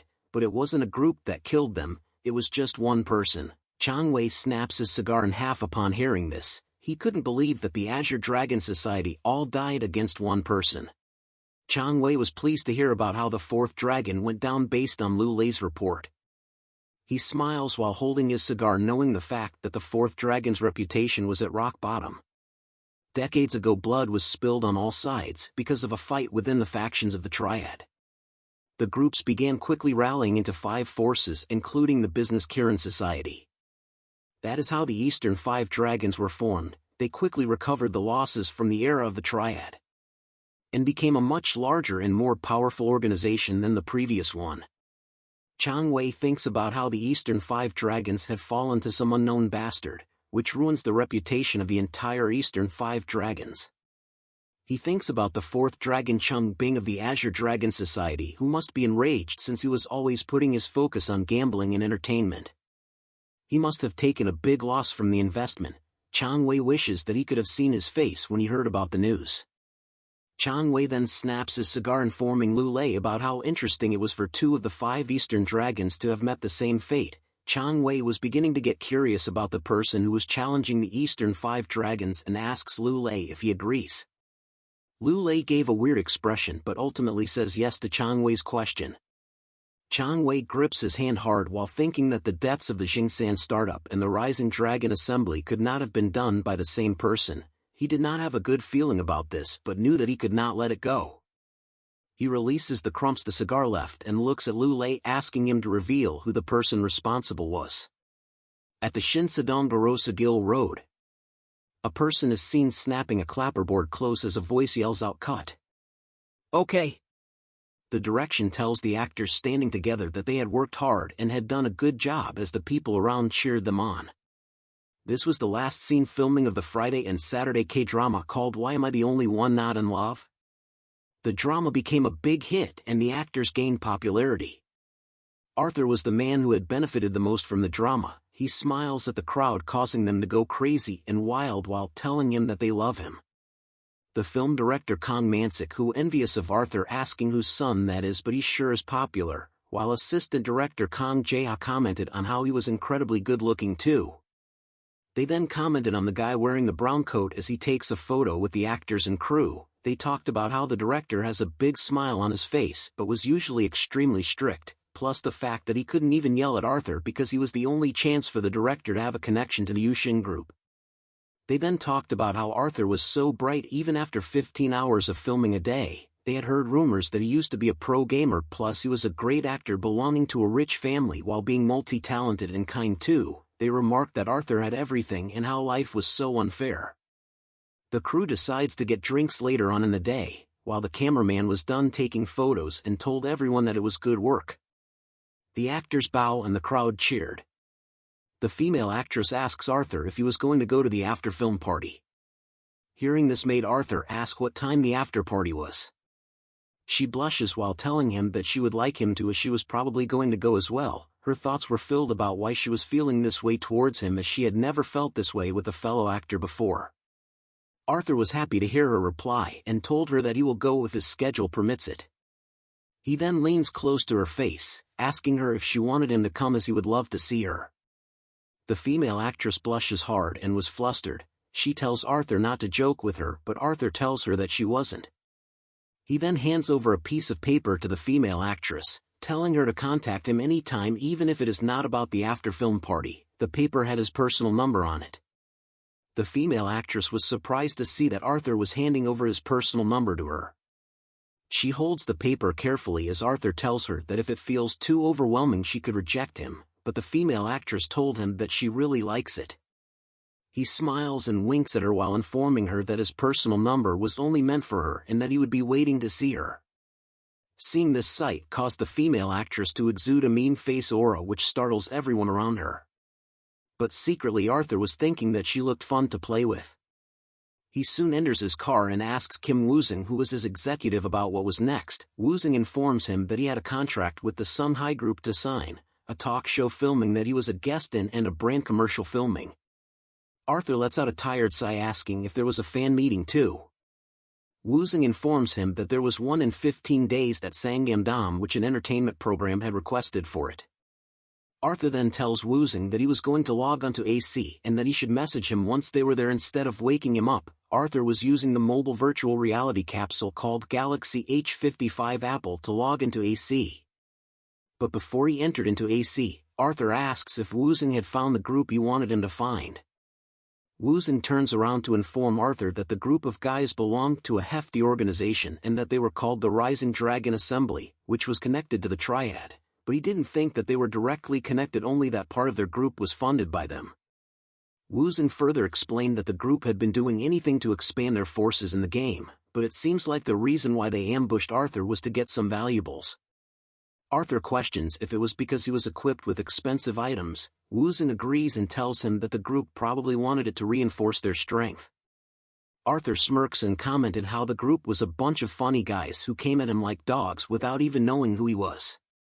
Arthur taps on the chair repeatedly, as Woozin warns him that the group was pretty annoying and based on their past behavior, they might come for Arthur once again. Arthur takes note of it. He then thinks about a gang that was related to the Triad, and that it was likely that the Yushin group's influence won't work on them, since they were an overseas organization and he had no clue what kind of people were in it. But Arthur was happy to know about those facts as he finds it interesting and was the reason why he couldn't quit the game. He places the equipment on his head and tells Woozin to make it the Force. Back into the world of AC. Damien was waving towards a stream saying, "Hi guys, it's Damien, this is my first time streaming." He tells his audience that today they were going to go to the Karakoram Swamps, a place which was a great hunting spot for those who weren't at level 50 yet, and that they should go together. Bundle then asks Damien about what the hell he was doing. Damien then explains to Bundle that the purple screen in front of them was filled with people who were watching them from all over the world. Bundle was surprised to hear that it was from Damien's world that he lived in. Damien started to move towards the swamps while thinking about the contract condition on the way. He recalls his meeting with the agent back in the car, who explained to him that since Damien had signed an exclusive contract, it was recommended that he streams 40 hours a week while uploading 3 videos a week. Damien was worried that it sounded like he had to work really hard, but the agent assures him that they will provide the best treatment and support as his value was definitely very high.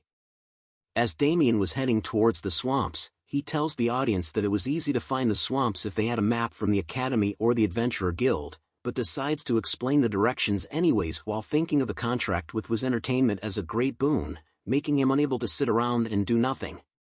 Damien then explains in detail about how they could go around the Great Guys Mountain Range and to go down the opposite side, that they can find a very creepy swamp area in the northwest region. He then remembers that going into the Great Guys Mountain Range was an act akin to suicide. The Great Guys Mountain Range, it's called the continent's roof because it's in the middle of the Arcia continent. It was hard to traverse because of the terrain and weather. The deeper you go in, the worse the terrain and the monsters become. Even before Damien's regression, the Great Guys Mountain Range was one of the most dangerous places in the Arcia continent. Even an ancient dragon's nest was found there. Bundle was becoming scared and asked Damien where they were going. Damien comforts him and tells him not to worry as they won't be going anywhere scary. Damien lands on a tree branch. Notifications pop up informing Damien that a piece of new location information has been created, that his current location was the Karakoram Swamp and that his world map information has been updated. Damien was glad to have finally arrived at the swamps quickly as he had taken a shortcut. He informs the audience watching his stream that most people here would get confused about how they should walk around, but once that problem was solved, this place would be the perfect hunting spot. Bundle yells at Damien wondering if he was going to drown as the water he was stepping on looks super deep. But Damien tells everyone that it was okay as it was just an illusion. The lake they were on has a different index of refraction than other lakes. If they had the route down, then going around this swamp was a piece of cake. As Damien and Bundle ventured deeper into the swamp, Damien couldn't help but think that there were still very few people who came here, as it was hard to get to the swamps even if they knew about the shortcut. Add on to the fact that there weren't any popular farming items, and most of the monsters were pretty difficult. Just as he was thinking of the monsters in the swamp, a fierce growl catches their attention. A monster had appeared behind him, but Damien manages to kick it away while warning the viewer that monsters like these could pop out of nowhere like this, so they needed to be careful. The monster that had tried to attack them was a swamp alligator, an alligator that resides in the Karakoram Swamp. It possesses triple the amount of jaw muscles and teeth. Its jaw strength is strong enough to drag most beasts, has a protective coloring unlike normal alligators, can swim underwater without creating a single ripple on the surface. Its species was a beast and type normal with a level of 40. Its unique traits would be to have the ability to completely blend in with its surrounding environment when underwater. The swamp alligator continues to attack Damien and leaps toward him. Damien then summons an item in his hand. He rushes towards it with a smile on his face, calling the alligator a primitive bastard. Damien was able to pierce the skull of the alligator, causing blood to spill out. He then grabs a toxic potion, aiming it directly at the alligator's eye. A green explosion is set off, causing the alligator to be sent flying into the air. Damien chases after the alligator with his skills, which Doctor and Bloody Impulse activated. The alligator is seen flailing its arms around in a panic. Damien swung his knife towards it, telling the alligator that it was going to die since it couldn't adapt and get better. Bundle was holding onto his dear life as Damien went in for the kill. Notifications appear informing Damien that he had defeated the swamp alligator and gained EXP, as seen from the decapitated head of the alligator and X marks on its eyes. Damien then lifts his head up and turns to point at the disappearing corpse of the swamp alligator, informing his audience that was how they hunt them and that it was easy. But Bundle thought otherwise, as he thought of Damien as a liar, because killing a swamp alligator was not easy at all. Damien then smiles and adjusts his helmet, telling them that the time for warm-ups was over. He rushes forward with a mad look in his eyes, telling his audience that they were gonna do this for real now. A man is seen typing on a keyboard with cigarettes all over his desk, complaining that it was so damn tiring. It was Jamie, the programmer, who continued to complain about the fact that he did not even have a single day of vacation and that he was going to rot to death at this rate. He has various monitors open in front of him, but curses at the fact that there was nothing to watch and that even if he wanted to take a break, there was nothing fun for him to do. An online chat group pops up informing Jamie about some bad news, that a client wants the logic changed a bit, and there was an online meeting at 11 a.m., plus a briefing that he needed to do based on the pilot project he was doing. Jamie grew more frustrated upon seeing these messages, thinking that he was going to lose his mind while wondering how long he has to live like this. A stream notification appears stating that Jinsung123 Nim has started streaming. Jamie stares at the notification, thinking that he didn't subscribe to such a user, but notices he was streaming on the platform's main banner. He thinks about if it was a new streamer. He clicks on his mouse, thinking about why the streaming company would recommend someone he didn't know and that he had to turn off these alarms. But a scary zombie figure pops up and screams in his face. Jamie's was pushed off his chair at the surprise of the zombie. His soul was seen leaving his body afterward. After collecting himself, Jamie returned back to the screen to see what it was. He thinks about whether there was a stream with that kind of stuff and saw that he had 23,435 viewers. Jamie knew that he couldn't have known about a streamer who had that many viewers. He soon wondered who the streamer was. A hand appears from behind the zombie, telling the viewers that this was all they needed to do and that it was not difficult at all. Damien had appeared after slaying the zombie and asking the audience if they got it with a smile on his smile, but all Jamie could think of was a bore. His stream chat started to pop up, telling Damien that it was impossible for them and that what he did was crazy. Others wondered what the hell this is, while another complimented that his physicals were great even though they had never seen him before. Damien was surprised to see the chat's reactions, wondering why he had so many viewers and if someone had doxed him or something. He continues to stream and welcomes everyone. He informs them that he was a bit taken aback to have so many viewers on his first stream ever and that he was currently in the Karakoram swamp, and that there are small islands here. But before he could finish his sentence, Bundle warns him about the zombies coming to them from the back. The zombies reached out to Damien to attack while he thanks the viewers for their 6-month subscription. He once again takes out his sushi knife and easily cuts the zombies into halves with a single swing while looking like a crazy person. The chat goes wild at what they just witnessed. Notifications appear informing Damien that he had defeated the swamp zombie and gained EXP. He starts to think about how from level 30 onwards, the monsters would quickly get stronger, and considering the potion and equipment prices, it was not worth it. That's why it's hard to fight elite or named monsters with just items. But Damien could make up for that with his physicals. A GGG sound was heard loudly and caught both Damien and Bundle's attention. A horde of monsters consisting of zombies and skeletons appears behind the both of them.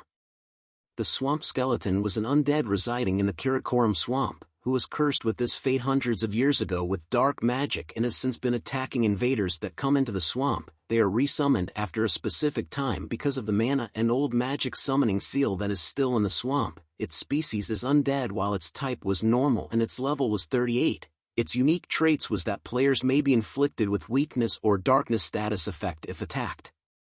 The swamp zombie was a zombie that appeared in the Karakoram swamp, a case in which humans that drown in the swamp turn into monsters because of deep resentment. They have lost their rationale because of the inability to move on to the afterlife. They tend to hunt the living. Its species is undead and its type is normal while its level is 36. Its unique traits is that it may inflict players with the overdose or bleeding status effect if attacked. A skeleton rushes towards Damien and Bundle, allowing Damien to tell his audience that he was going to start with them first. He tells them to dodge low and then hit its head right away. The zombies were alarmed to see the skeleton head drop beside them. Damien informs his audience that the undead don't get inflicted with status abnormalities other than burn. Damien then realizes that his sixth sense skill had improved quite a bit, as he could now easily see his opponent's weak spots. He thinks of the skill as being quite useful. He prepares his sushi knife before telling the audience that unless they were going to use divine spells, it is much better to just attack it physically, as he rams the knife into the skull of a zombie with ease. The zombie began to feel frightened upon seeing one of their own dead. Damien then ends his explanation on how to kill a swamp zombie. He then tells the audience that it was time for a mad movie to celebrate the subscriptions, and to like and subscribe as his eyes were filled with crazy. After a while, multiple notifications pop up informing Damien that he had gained EXP and reached level 40 while drinking a healing potion. Damien then throws the potion back into the swamp, telling the audience that's basically it for everything, about 200 to 300 per turn, as the corpses of the zombies and skeletons were scattered around the swamp. He then points to an area filled with a purple deadly aura, informing the audience that if they went back to that location, the monsters will be regenerated and that they just needed to hunt them again. There were other small islands, but alligators were present there, making it better for them to avoid those places. A zombie's hand soon pops up from the swamp waters. Zombies and skeletons were soon appearing one after the other. The chat was surprised by Damien's precision with time calculation, while another commented that it sounded like they needed quite a lot of attacks at their disposal in order to deal with all the regenerating monsters. Damien smiles while looking at his stream, noting that the reactions were pretty good, as he knew that most streamers were getting popular nowadays for figuring out monster patterns or for exploring new areas and item creations. He soon dashes forward with great speed, cutting down the zombies and skeletons into pieces while thinking if he keeps explaining about hunting spots and giving tips, he was bound to get more viewers, as he stood still after slicing the heads off the monsters. Jamie was shocked to see what Damien had just done. The viewers commented that it would be a loss to not subscribe and that Damien's control was insane. While wondering what time he will stream tomorrow, another viewer subscribes for 1 month. Damien was happy to see that more viewers were subscribing to him for 3 to 8 months. He returns his knife to his inventory, thinking that the swamp was a good place to show off his hunting performance, while Bundle calls out to him wondering if he was done with his work yet.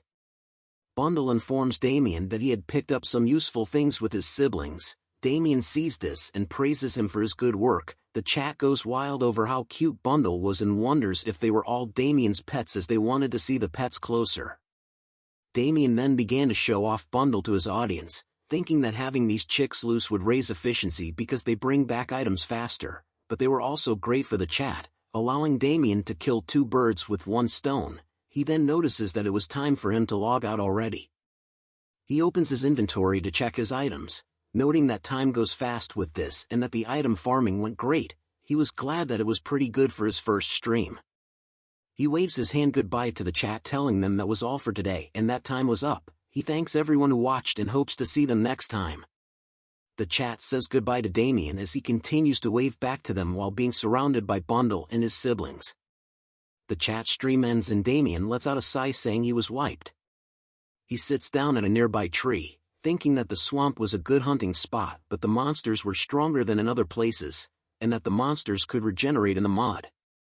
He then recalls the unique traits of the zombies and skeletons, noting that their default attacks could cause status abnormalities, meaning that he had to be more careful when using Bloody Impulse next time.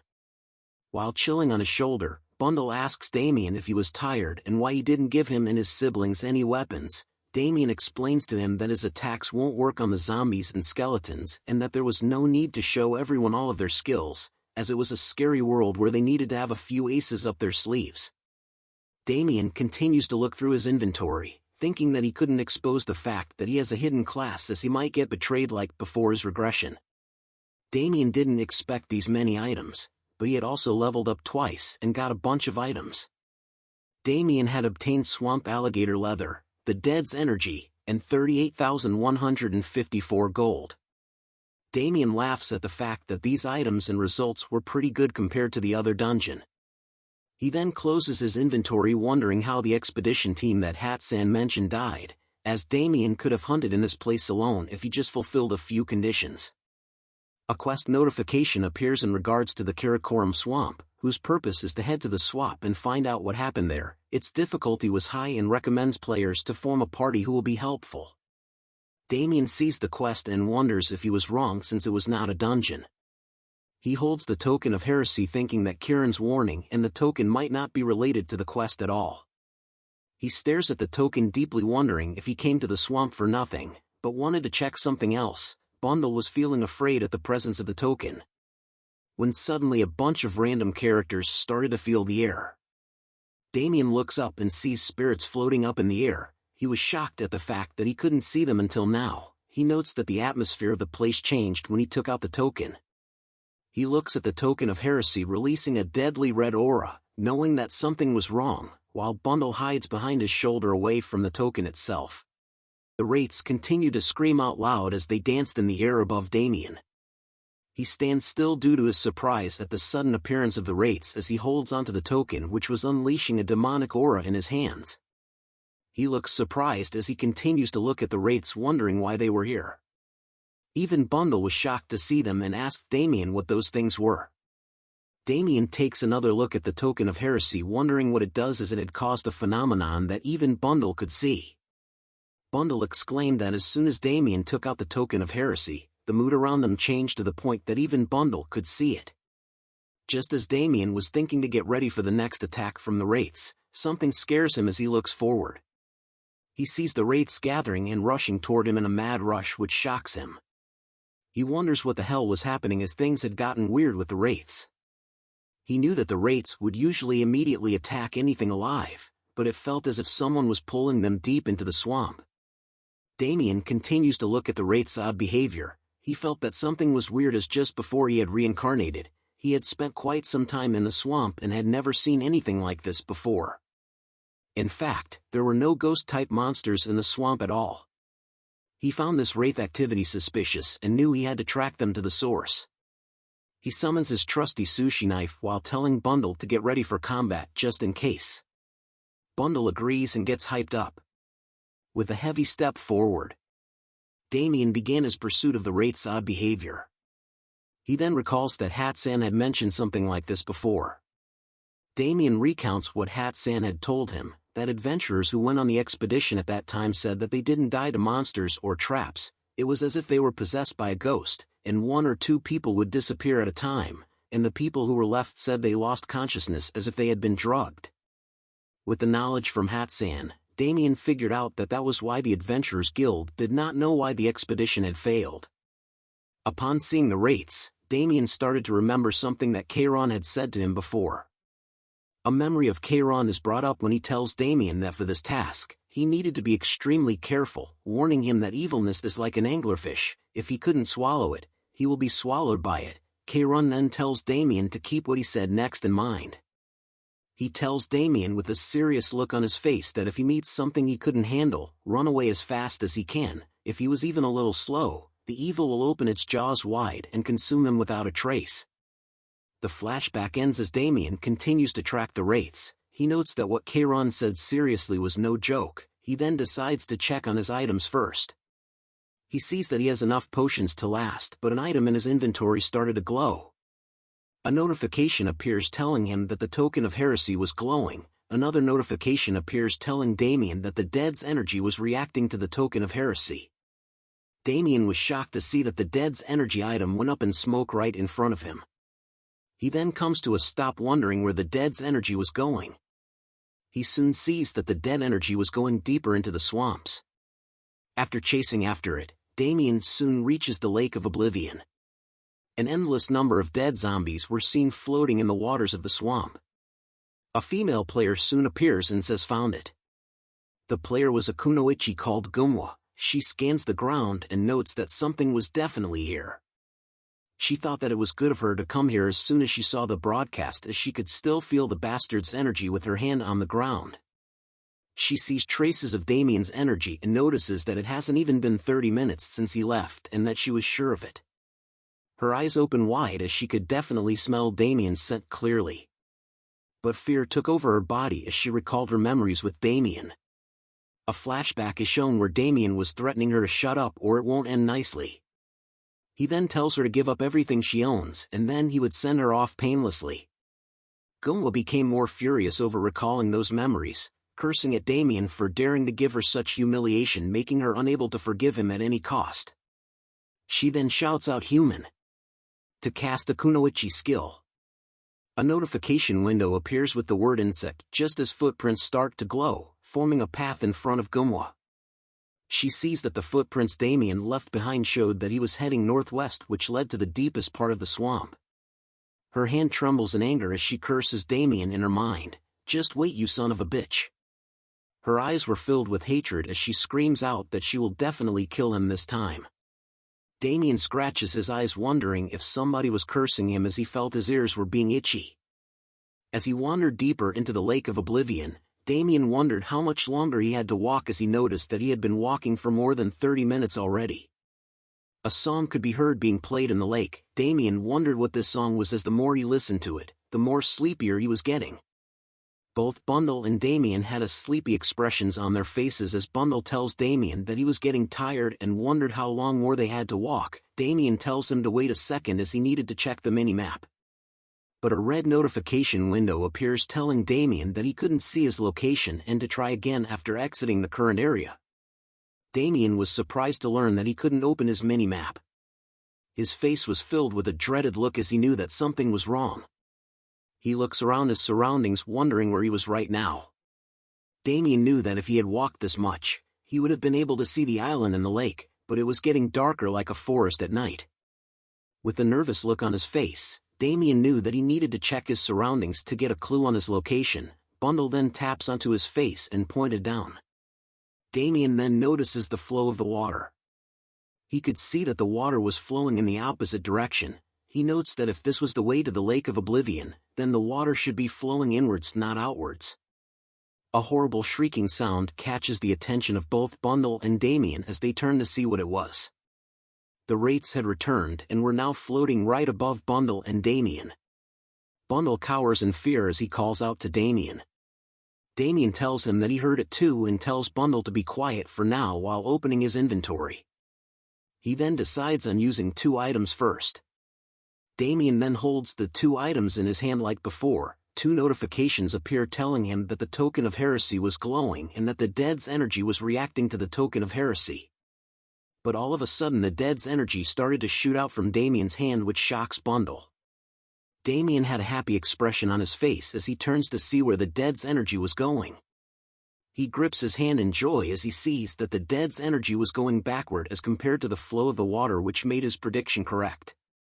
Damien had finally realized that he wasn't going to the Lake of Oblivion but was instead heading toward the Forest of Death. He grins widely with joy over the fact that it had been a while since he had seen this kind of skill. Damien noted that they were using some fun methods. He then tells Bundle to close his ears. Just as Bundle was asking Damien why he should be closing his ears, Damien plucks a few bits of his feathers while telling him that if he doesn't block his ears, he would soon fall asleep and fall off his shoulder. As Damien blocks his ears with the feathers of Bundle's, he realizes that based on the song earlier, he notes that there wasn't enough mana for it to be barrier or hallucination magic, which meant that it must have been mental magic. Damien immediately turns around while preparing to run. He knew that mental magic was the only way to bypass his 6th sense and afflict confusion on him, which meant that the longer he hesitates here, the more dangerous it will be, so he needed to turn back immediately. As he tries to run back, the wraiths shriek and rush toward him. Damien was pissed off and told them to F off while using 2 skills at once called Flame Banquet and Decay Elixir. He manages to light the wraiths up like it was the 4th of July. The sound of the explosions sounded great to Damien as notifications pop up informing him that he had learned information about a new location and that his current location was the Lake of Oblivion. Another notification appears telling him that the world map information has been updated just as Damien manages to see something in the distance. He begins to walk slowly towards the object and removes the plugs he had placed in his ears. Damien thought about how the sounds and rates were slowly disappearing but wondered who the bastards were that played these tricks. A voice calls out to Damien telling him it was you. Hearing the voice shocks Damien and Bundle. Voldemort from Harry Potter appeared in the air in front of Damien, telling him about a disgusting energy that made sense once he saw Damien.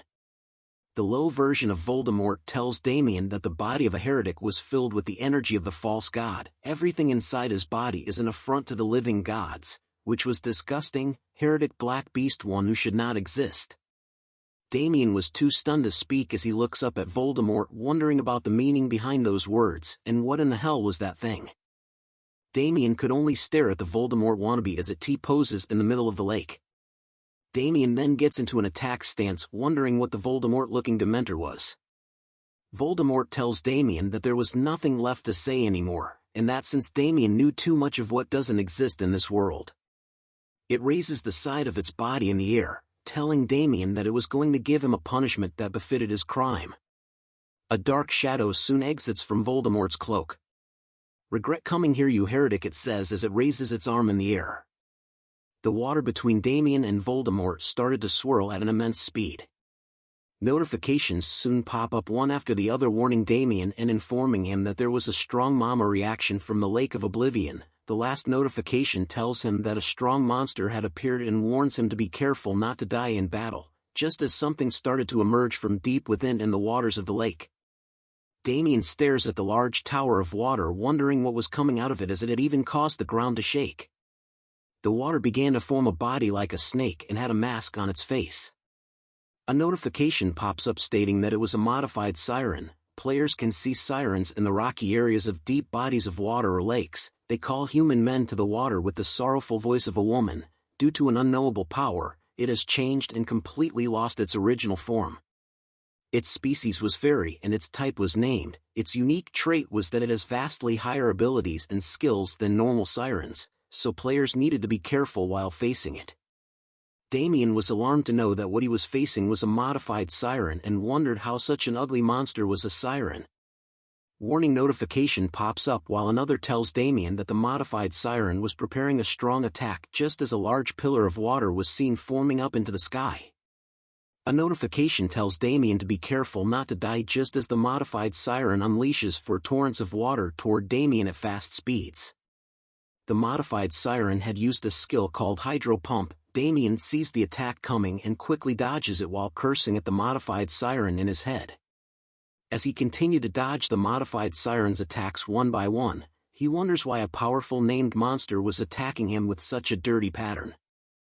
Voldemort wiggles its finger as it watches Damien dodge the modified siren's attack, telling him that although it was incomplete, this was evidence of its faith and the fruit of its research. It soon reveals its other arm, telling Damien that getting rid of someone like him was nothing. Damien turns to see that Voldemort had revealed his other arm, causing him to wonder what it was going to do next. He recalls briefly that Voldemort had not attacked him since earlier, and had instead stayed in the same place and just moved his body in two arms. Not to mention when it moves its finger bones, the color of the mana in the air slightly changes. Every time the modified siren's movements also change. Based on what he saw, Damien concluded that the modified siren was not an independent entity but was instead being manipulated by using a type of spell or sorcery. Damien wonders if that was what it meant by being incomplete. He looks back at the modified siren thinking that even by knowing that information, it didn't mean that he could face a monster whose level could not be measured. However, its mana was getting stronger, which meant that Damien needed to do something. Damien decides to stop dodging and stood still, looking at the modified siren being manipulated, meaning that his only hope was to sever that. He bends over to activate his skills: Bloody Impulse, Decay Elixir, Dark Green Blessing, Flame Banquet. The modified siren unleashes another attack of the Hydro Pump toward Damien, which gave him an opportunity as he dodges the attack. 35 degrees. 22 degrees, 47 degrees, 81 degrees. As Damien continued to dodge its attacks, he could finally see the angle of the unsophisticated water cannon now. He smiles at the thrill of this fight, as the thrill of not knowing when he was going to die was the reason he couldn't stop playing. He then takes a heavy step onto the ground, lunging himself forward with great speed, telling the modified siren gotcha. Damien had managed to leap onto the modified siren's body and into the air, catching it off guard by surprise. He then uses his skill Flame Banquet while combining it with 22 decay elixirs in his hand. He throws it directly in the modified siren's face, which causes a large explosion in its face. The modified siren's mask broke into multiple pieces due to Damien's attack. Notifications pop up informing Damien that the modified siren's defenses have been corroded and have a status effect due to it being in a state of burning. Damien bounces on the pieces of the broken mask with ease while being glad that his attack had worked on it. Another notification window informs him that the modified siren's stamina had been falling drastically. Damien now knew that he has to attack the main body, but something catches him off guard as well as Bundle. He sees that the modified siren's face was recovering almost immediately, meaning that Damien had to use another method. He instantly shouts out Bundle's name, which he immediately understood, causing him to jump off Damien's shoulder. While Bundle was in the air, he grabbed the attention of the modified siren and Voldemort. Damien thought that it was nice that the aggro was working now. Voldemort attempted to tell Damien that it was useless, but Bundle's chirping noise grabs its attention. As Bundle was still high up in the air, he points down to a massive number of his siblings that were near the lake. Damien could be seen on the shore of the lake surrounded by Bundle's siblings. He tells Voldemort to see if it was really useless once he had gotten hit, as he assures it that this attack was going to hurt a lot. He raises both of his arms in the air and started to cast Flame Banquet 125 times. A bunch of Bundle's siblings could be seen holding onto a blow dart while their bodies were covered in flames. They all chirped together at once and unleashed a wave of blow darts toward the modified siren. Their attacks land onto the modified siren with ease as pieces of its body and mask started to disappear. Bundle dodges their attacks while shouting at them to keep shooting.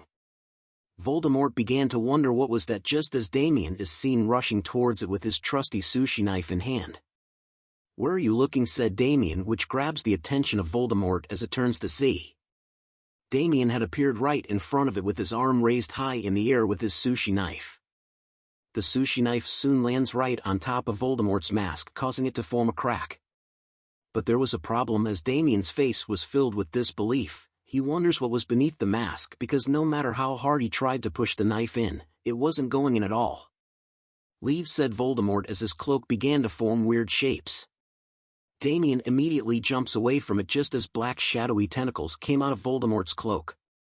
He slices at the tentacles that were trying to attack him, as he didn't expect to see those things here.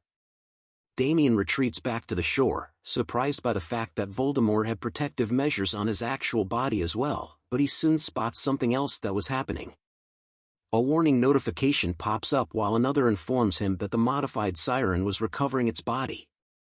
Pieces of its mask and body soon recovered, as another notification appears telling Damien to get rid of the modified siren before it completely recovers its body. Damien could only stare at it while it recovers and thought that it was way stronger than he had expected. Looking at the flames being gone from his hand, Damien knew that he had used up all of his flame lizard bracelets, thinking that he was going to finish everything in one go, but without the flame lizard bracelet now Damien wondered how he was going to physically damage the modified siren. Voldemort soon reaches out towards Damien with its creepy claw hands, asking him if this was his last struggle. Voldemort and its pet modified siren were soon fully recovered as they stand face to face with Damien and Bundle's siblings. A blue aura began to spread all around as Damien stares at the modified siren, knowing that it was almost completely recovered and that based on the quantity of mana, it was enough to cover the entire lake. The modified siren soon opens its mouth, but instead of water coming out, it started to speak out loud, saying "ah." Seeing this reaction made Damien realize something. He quickly turns away from the modified siren with his hands covering his ears. He shouts at Bundle's sibling to quickly cover their ears. The siren's scream continues to pierce the skies as Damien and Bundle tried their best to protect their ears from it. Notification alerts appears saying the modified siren is performing the song of the deceased, while another states that Damien movement and attack speed are slowed due to the effects of the song of the deceased. Damien continues to tremble due to the song as he covers his ears. He could feel that this was a similar debuff like the one he had felt in the Forest of Death. Another notification appears telling him that his mana was decreasing rapidly due to the song of the deceased. Bundle was looking drunk. He tells Damien that he was getting sleepy, but Damien could do nothing to help as he had realized it too late. The number of Bundle and his siblings fainting was more than he thought. Damien soon felt that he was becoming sleepy as well, causing him to think that he was too slow in covering his ears. He summons his trusty sushi knife, pointing it at his own leg. He knew that if he fell asleep here, he would die in reality too. He thrusts the sushi knife deep into his own life, knowing that no matter what he could not collapse here. The masked figure saw what Damien did to himself and said it was foolish of him, thinking that doing something like that will help you escape it. The masked figure continued to taunt Damien just as the siren began to moan louder. The loud shrieking noise catches Damien's attention as he turns to see what it was. He was wondering what kind of siren it was, but it was because it could drag the evil spirits from the swamp towards it. The masked figure continued to talk on. It explains that traditionally spirits are energies with the highest purity. If you forego your physical body, repent with your soul and worship the Messiah who will come again, even if it's a mere soul, you will receive salvation. On the day the world will end, we will defeat the false god, and the Messiah will open a new world and era. Damien could only think about how the evil spirits are going to the siren because it was using them as fuel. Although the song of the deceased is temporarily stopped, it keeps recovering, so how could Damien inflict physical damage on it? A smile crosses his face as he realizes that he could do that thing. The masked figure tells Damien to give up and accept his fate, even if he was a heretic. If Damien repents and offers his soul to the Messiah, Damien cuts its speech short by calling it bullshit. The masked figure was confused by what he said,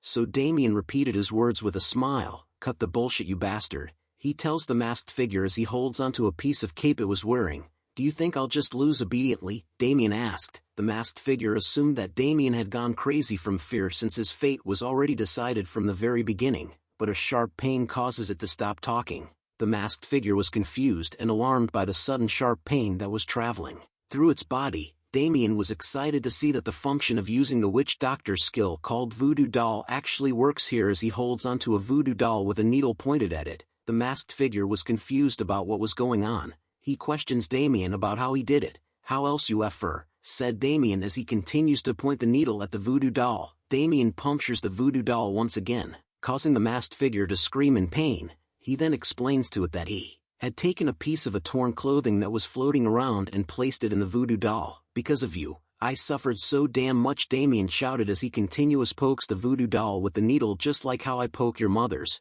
Blood began to flow from underneath the masked figure's mask. Damien was surprised to see it bleeding now. Damien grew cocky as he walked towards the masked figure, telling it that he didn't know what it was made of, but he was sure that this wasn't such simple sorcery. And then he tells it to not die so easily. The masked figure calls Damien a bastard as it tries to reach out to him, but Damien immediately twists the arm of the voodoo doll. How dare you, he tells the masked figure. The masked figure's arm was then twisted, causing it to yell out in pain. Damien laughs at it, asking it if it was deaf, as he had told it that this wasn't simple sorcery. Knowing that the masked figure wouldn't be able to manipulate the siren for a bit, Damien calls out to Bundle and his siblings to wake them up. He informs them to take out their blowpipes as the flame banquet skill was still in effect. He points a finger forward with his eyes glowing like a maniac. He orders Bundle and his siblings to shoot so as to show them how strong he is. Bundle and his siblings agreed to the command and repeatedly fired blow darts to the masked figure and the siren together.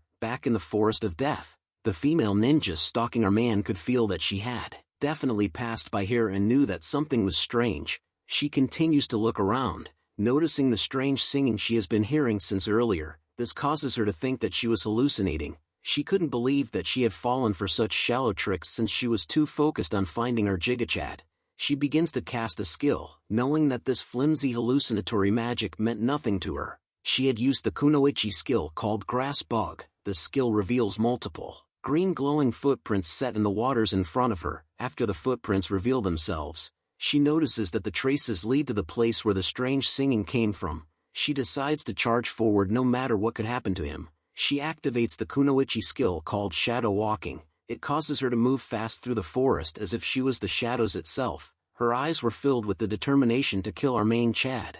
She soon arrives to the scene where Bundle and his siblings were spending in endless waves of blow darts towards the siren. She immediately leaps into the air as she had found her target. Damien felt something and turned around to see what it was. He sees her marvelous figure reflected in his eyes, but his brain tells him that it was danger. Damien leaps out of the way from her attack as it startles Bundle and his siblings, causing them to run everywhere. He then prepares his trusty sushi knife, wondering who this was and where she came from. But upon seeing her up close, he realized that he had seen her from somewhere else. A question soon arose in his mind: why was she here? But the female ninja doesn't stop her attacks as she continues to rush towards our man. Damien could only feel frustrated as he needed to finish things now, but she just had to interfere at such an important moment. She attacks with a mad flurry of strikes, but Damien manages to block and deflect each one with ease. He soon pushes her away from himself. "Are you crazy?" he shouts as he tried to kick her hard. The female ninja flew back a few inches and was surprised that Damien had blocked her attacks. He then questions the female ninja about the reason why she was appearing suddenly at this important moment,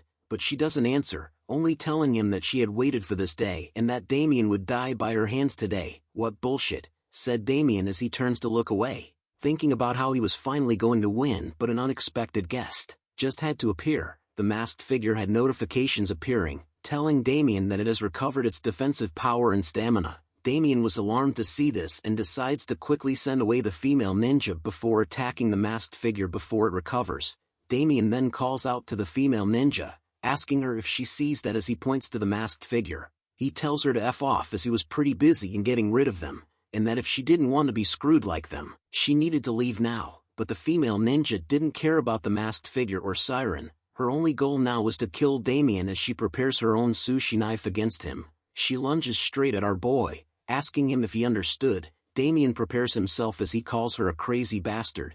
She then activates a skill called the Tiger's Molar, which turns her into a human Beyblade. Damien's anger rose as he prepares a punch. "The nerve of an insignificant person to go here," he says. "How annoying," he yells out as he punches the bitch away from him. As she flew back again, Damien turned around, pissed that he had already wasted his equipment. Seeing the siren moving again, he saw that the masked figure had escaped from the influence of the voodoo doll and had recovered the modified siren based on the notifications that appeared. How laughable. Is this the level of the heretics? The pain inflicted by a mortal man cannot bend my faith in the Messiah. The masked figure spoke. "I, Alistair, convict you heretic in the name of the Messiah. With your death I will let all the corrupt and false people in this land know the judgment and punishment of the Messiah. So be happy, heretic, your body and soul too, as they will be used without waste as evidence of faith in the Messiah." Damien could only wonder if it was insane, as he had never heard of the name Alistair in his past life. So it meant that he didn't have any information on him. He had also used up all his attacks, making his chances of winning less than 10%. But Damien knew that he couldn't back down, as he needed to get rid of the curse placed upon his body. Even if the odds are low, even if he couldn't escape, Damien needed to risk it all. "I need to solve my problems all by myself," Damien thought as he prepares for the upcoming battle. He decides to use it all here. The modified siren, the Alistair and Damien continue to have a stare-off contest. He thinks about how he could beat those guys up, but a moaning sound catches his attention from the side. The female ninja was still pissed off. She points a finger at Damien, swearing that she will kill him at all costs. "La Dita," Damien tells her as he continues to ignore her for the moment. He started to think about the upcoming battle instead. He knew that Alistair was going to act up again, and at this rate, the modified siren's pattern will activate again, so he started to prepare first. He calls out to the crazy ninja lady and tells her that this wasn't the time for her to try and kill him. She replies to our boy with a glare and pissed-off expression on her face. He points to the modified siren and Alistair while scratching his ear. He tells her that he was not joking and that it would be best for her to run away quickly. But she reminds him that she didn't care about what was going on. She asks Damien to stop stalling for time by acting pretentious and bullshitting. But a sudden notification disrupts their talk, telling them that the modified siren is performing the song of the deceased. A huge pillar of water started to rise into the sky as Alistair points his hands up. Red notifications appear stating that movement and attack speed are slowed due to the effects of the song of the deceased. The female ninja suddenly broke down and felt dizzy all around. She held a confused look on her face. She then stumbles backwards, wondering what this was. Damien appeared to be fine from the effects of the song. He taunts the female ninja that he had told her to run. Damien thought about how he covered his ears well so that the song wouldn't affect him. Damien took a readied stance, thinking about how he should calculate how much mana he has and to get all the buffs he could, and to use as many items as he could. Damien moves fast and spots a knife on the ground. Damien realizes that the female ninja had some stuff he could take. He threatens her with his trusty sushi knife and takes even more stuff from her. The female ninja could do nothing but watched as Damien took everything she had. Damien was whistling with joy as he holds onto a scroll like the ones from Naruto. He thought about how she had a lot of useful things, including the time bomb, which was quite an expensive item. Even more was that it was in its roll form. Damien had struck it rich. It's time for Damien to get serious since he had completed his preparations. All he needed to do was to finish things as planned. Alistair questioned Damien about whether he had finally given up since he hid his weapon away, which pleases Alistair as he tells Damien to do as he pleased. The modified siren had appeared right above Damien and Bundle's sibling, who could be seen hugging the tree in fear. Poor little guy, but Damien remained unfazed by it. He continues to walk towards Alistair and the modified siren, asking them if they wanted to know something fun. A grin crept onto his face as he tells them that he had been building mana inside his body since earlier, meaning that the mana hole inside of him is puffed up to the point where it's about to explode. Usually if someone gathers this much mana, it's normal for the person's mana hole to explode and for the person to die from their body exploding. With a smile like the Joker on his face, Damien asks them a question: what if the mana hole is much bigger than other people's? What would happen? Alistair remained confused and asks Damien about what he was saying just as a red aura started to creep up on him. With a sudden heavy step onto the ground that destroys it in an instant, Damien had cast the Witch Doctor skill. 99 times he casted the skill Bloody Impulse together. A red aura filled the skies as Damien leaps towards the modified siren and Alistair, as if he was a comet that was tearing through space. Take this bomb, Damien says to the modified siren as he activates the Witch Doctor skill Decay Elixir 47 times. He flings the Decay Elixir straight into the modified siren's face. It screams out in pain as a green explosion of smoke appears. Its mask is cracked, which Damien spots as he slowly falls down. He noted that it was nice as the preparations were enough. Play the Naruto theme song as our boy appears with 2 kunais attached with 200 time bombs between his fingers. He dances in the air with somersaults, landing multiple bomb attacks onto the modified siren with ease all over its body. The time bombs had done quite a lot of damage as it dropped the modified siren's health bar to 2. The female ninja was alarmed to see that Damien could use the time bomb when he wasn't a practitioner of ninjutsu. This was shocking to her, as you could only use it if you're well versed in ninjutsu. You bastard, said Alistair as he watches Damien flip in the air like Spider-Man. It's useless, he screams as he reaches out with his clawed hands. Alistair had begun to control the modified siren back as more evil spirits began to appear, but Damien turns around with a smile as he tells Alistair that he knew that this would happen. He finally lands back onto the ground, instantly dashing to the back of Alistair while summoning his weapon. Alistair turns around in a hurry, calling Damien a bastard, but Damien already had his knife out. He stabs Alistair repeatedly all over his body, yelling at him about how he thought Damien wouldn't be able to understand such a simple mechanism. But red notifications appear telling Damien that the durability of the sashimi knife was decreasing from 11% to 8% left. Soon enough the blade of the sashimi knife broke, which Damien was alarmed to see. A red notification appears saying that the sashimi knife had been destroyed, but our boy doesn't stop in his attacks as he holds onto the pointed part of the sashimi knife, his hand covered in blood as he grips onto it tightly. He finally stabs it right into the forehead of Alistair's mask, causing a huge crack to appear. But our boy still doesn't stop his attacks. He continues on to use a kunoichi skill twice called Kurenai, which summons more knives into his hands. Frustration grew on his face as he realized how much Alistair wouldn't die. He continues to whack at Alistair. Die, die, you bastard, Damien shouted as he unleashes his fury upon him. Alistair could only ponder about Damien's force as he recalled having gotten rid of the shells of emotions, but he was started to feel a slight sense of fear and pure malice. As Damien was ready to attack one again, he could feel that he was at his limit since the mana he had gathered so much of in his body was about to explode. Veins appeared on his body and face as he tries his best to continue the attacks, but Alistair looks at him and tells Damien to die just as some blue stuff starts to pop out from him. Damien was shocked to see these black and blue tentacles appearing in front of him. He knew that he couldn't dodge it at this distance, so the tentacles pierced through multiple areas throughout Damien's body, including his iconic boar helmet. Alistair grins inside his mask, saying that he had finally done it. But Damien was still very much alive as he holds onto the black tentacles. Alistair was alarmed to see that Damien was still alive even after being pierced by his black tentacles. Damien lets out a deep sigh as he continues to hold onto the black tentacle, with a smile on his face and his eye glowing. "Checkmate," Damien says. Blood splatters in the air as the female ninja was shocked to see what just happened. She continues to watch from the sidelines as Damien and Alistair continue to battle it out. She commented that this was not something you could consider as a human's fight. This was a bloody battle between beasts. Alistair's coughs as he continues to call Damien a bastard while using his tentacle skills. But Damien remained unfazed from the tentacle's attacks. His eyes glowed like a predator as he continues to charge in. He lands a heaving left hook punch like Mike Tyson directly into Aliastar's face. He asked him if he thought those attacks would work on him. Aliastar could only become a punching bag for our hero as he wonders how it was still possible for Damien to move even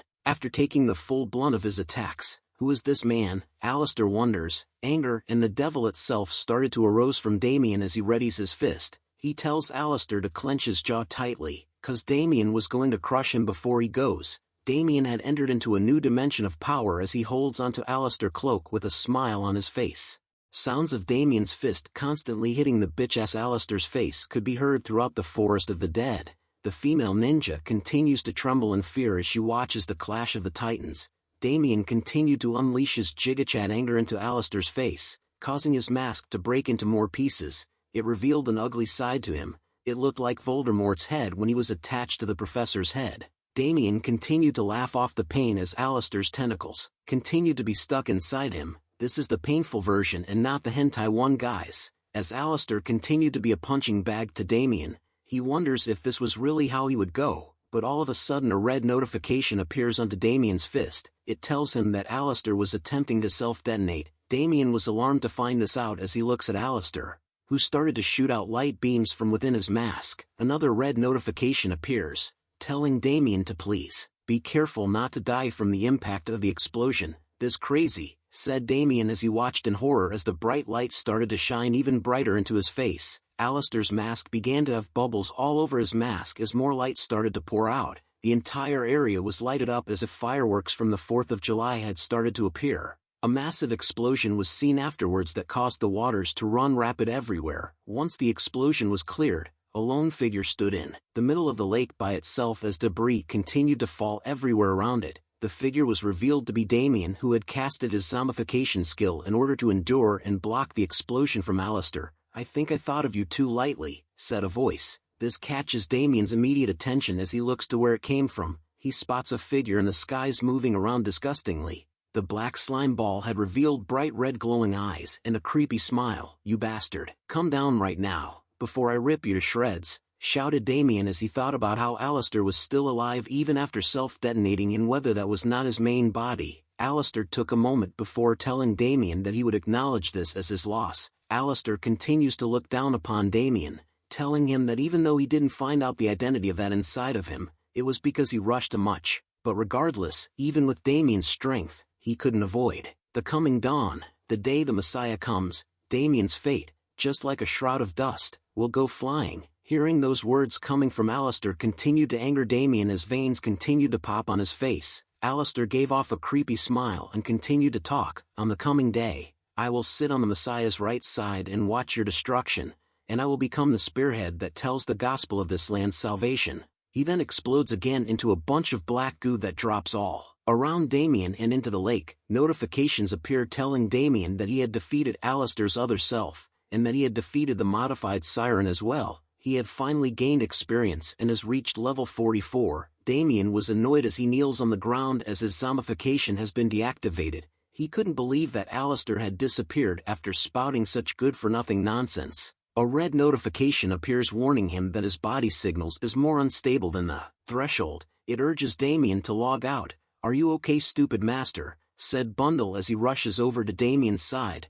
"Chirp chirp chirp," his siblings shouted with concern on their faces. More notifications appear, telling Damien that he had cleared the Karakoram Swamp quest. He has received the rewards from the Adventurer Guild's branch manager Hatsan. Another tells him that he has found a hint for Heresy's traces, while the last notification informs him to find his teacher Kairon to find out more. Damien shrugs his body due to the pain. He knows that now wasn't the time to be happy for completing a quest, as he had almost died, both in-game and in real life. He recalled the battle from before, stating that Alistair was the strongest opponent he had ever faced since regressing, and the one he fought wasn't even Alistair's main body. Damien continues to wonder about the identity of that bastard, but a sudden scream interrupts his thoughts as both Damien and Bundle turned around to see what it was. The female ninja was still sitting on the ground. She moved back slightly with her eyes closed as she trembles. "Don't come closer," she yelled out. Damien couldn't believe what was going on. He wonders what was wrong with her now. Bundle replies that he didn't know. The female ninja had finally stood up. She quickly ran away from Damien and Bundle, shouting out,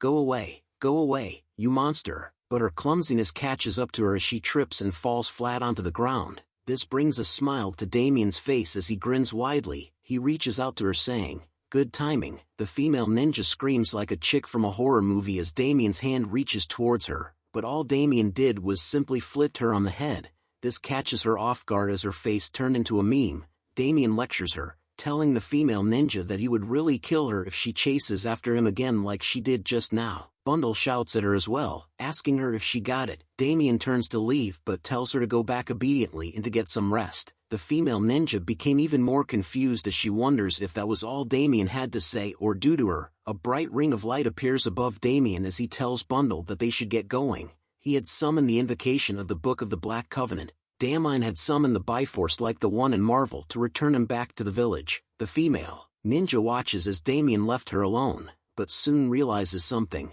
She yells out loud to Damien that he should have given her back her weapon. Back at the Golden Lark lodgings located in the Terra Kingdom, "You're here," said a voice. Damien appears at the doorway with a stunned expression on his face. He was surprised to see his master here, who was sitting down while radiating brightly. Damien asks him about why he had entered someone else's room without permission, but Kayron laughs it off, telling Damien that everything he had belongs to him as well. But Damien asks him why he was here. Kayron tells him that he came here because he had a reason to. Bundle appears beside Kayron annoyed. He tells him that he wanted food too and that if he eats all of it by himself, Bundle was going to cause trouble for the old man. Damien was relieved to see that Bundle and Kayron were getting along well. As Kayron finally gave Bundle some food, "Did you meet them?" asks Kayron. He points a finger towards the rune of domination that Damien was holding onto. A notification appears in front of his face as he holds out the rune of domination in his hand. He tells Kayron that he didn't just meet them, but that he had a close fight with them to the point that he almost died. Just what is Alistair's identity? Damien wondered. Kayron took a moment before telling the Damien about them. He explains to Damien that Alistair was part of a group that calls themselves the Crucifix's Dawn. Their goal is to descend the existence that they worship as the Messiah to this land. Messiah? Damien questioned before asking Kayron if they were some kind of cult. Kayron gave off a serious look on his face. He tells Damien that they were a very dangerous cult. They were religious fanatics who believe that this world, which is ruled by the 6 gods, including the goddess of light, Arya, is a fake world, and that the world of the Messiah they follow is this world's real state. AI has come alive, guys. Damien thought about how he sees Kayron as a religious fanatic too. He then questions Kayron about who is the Messiah that they believe in. Kayron replies with a question.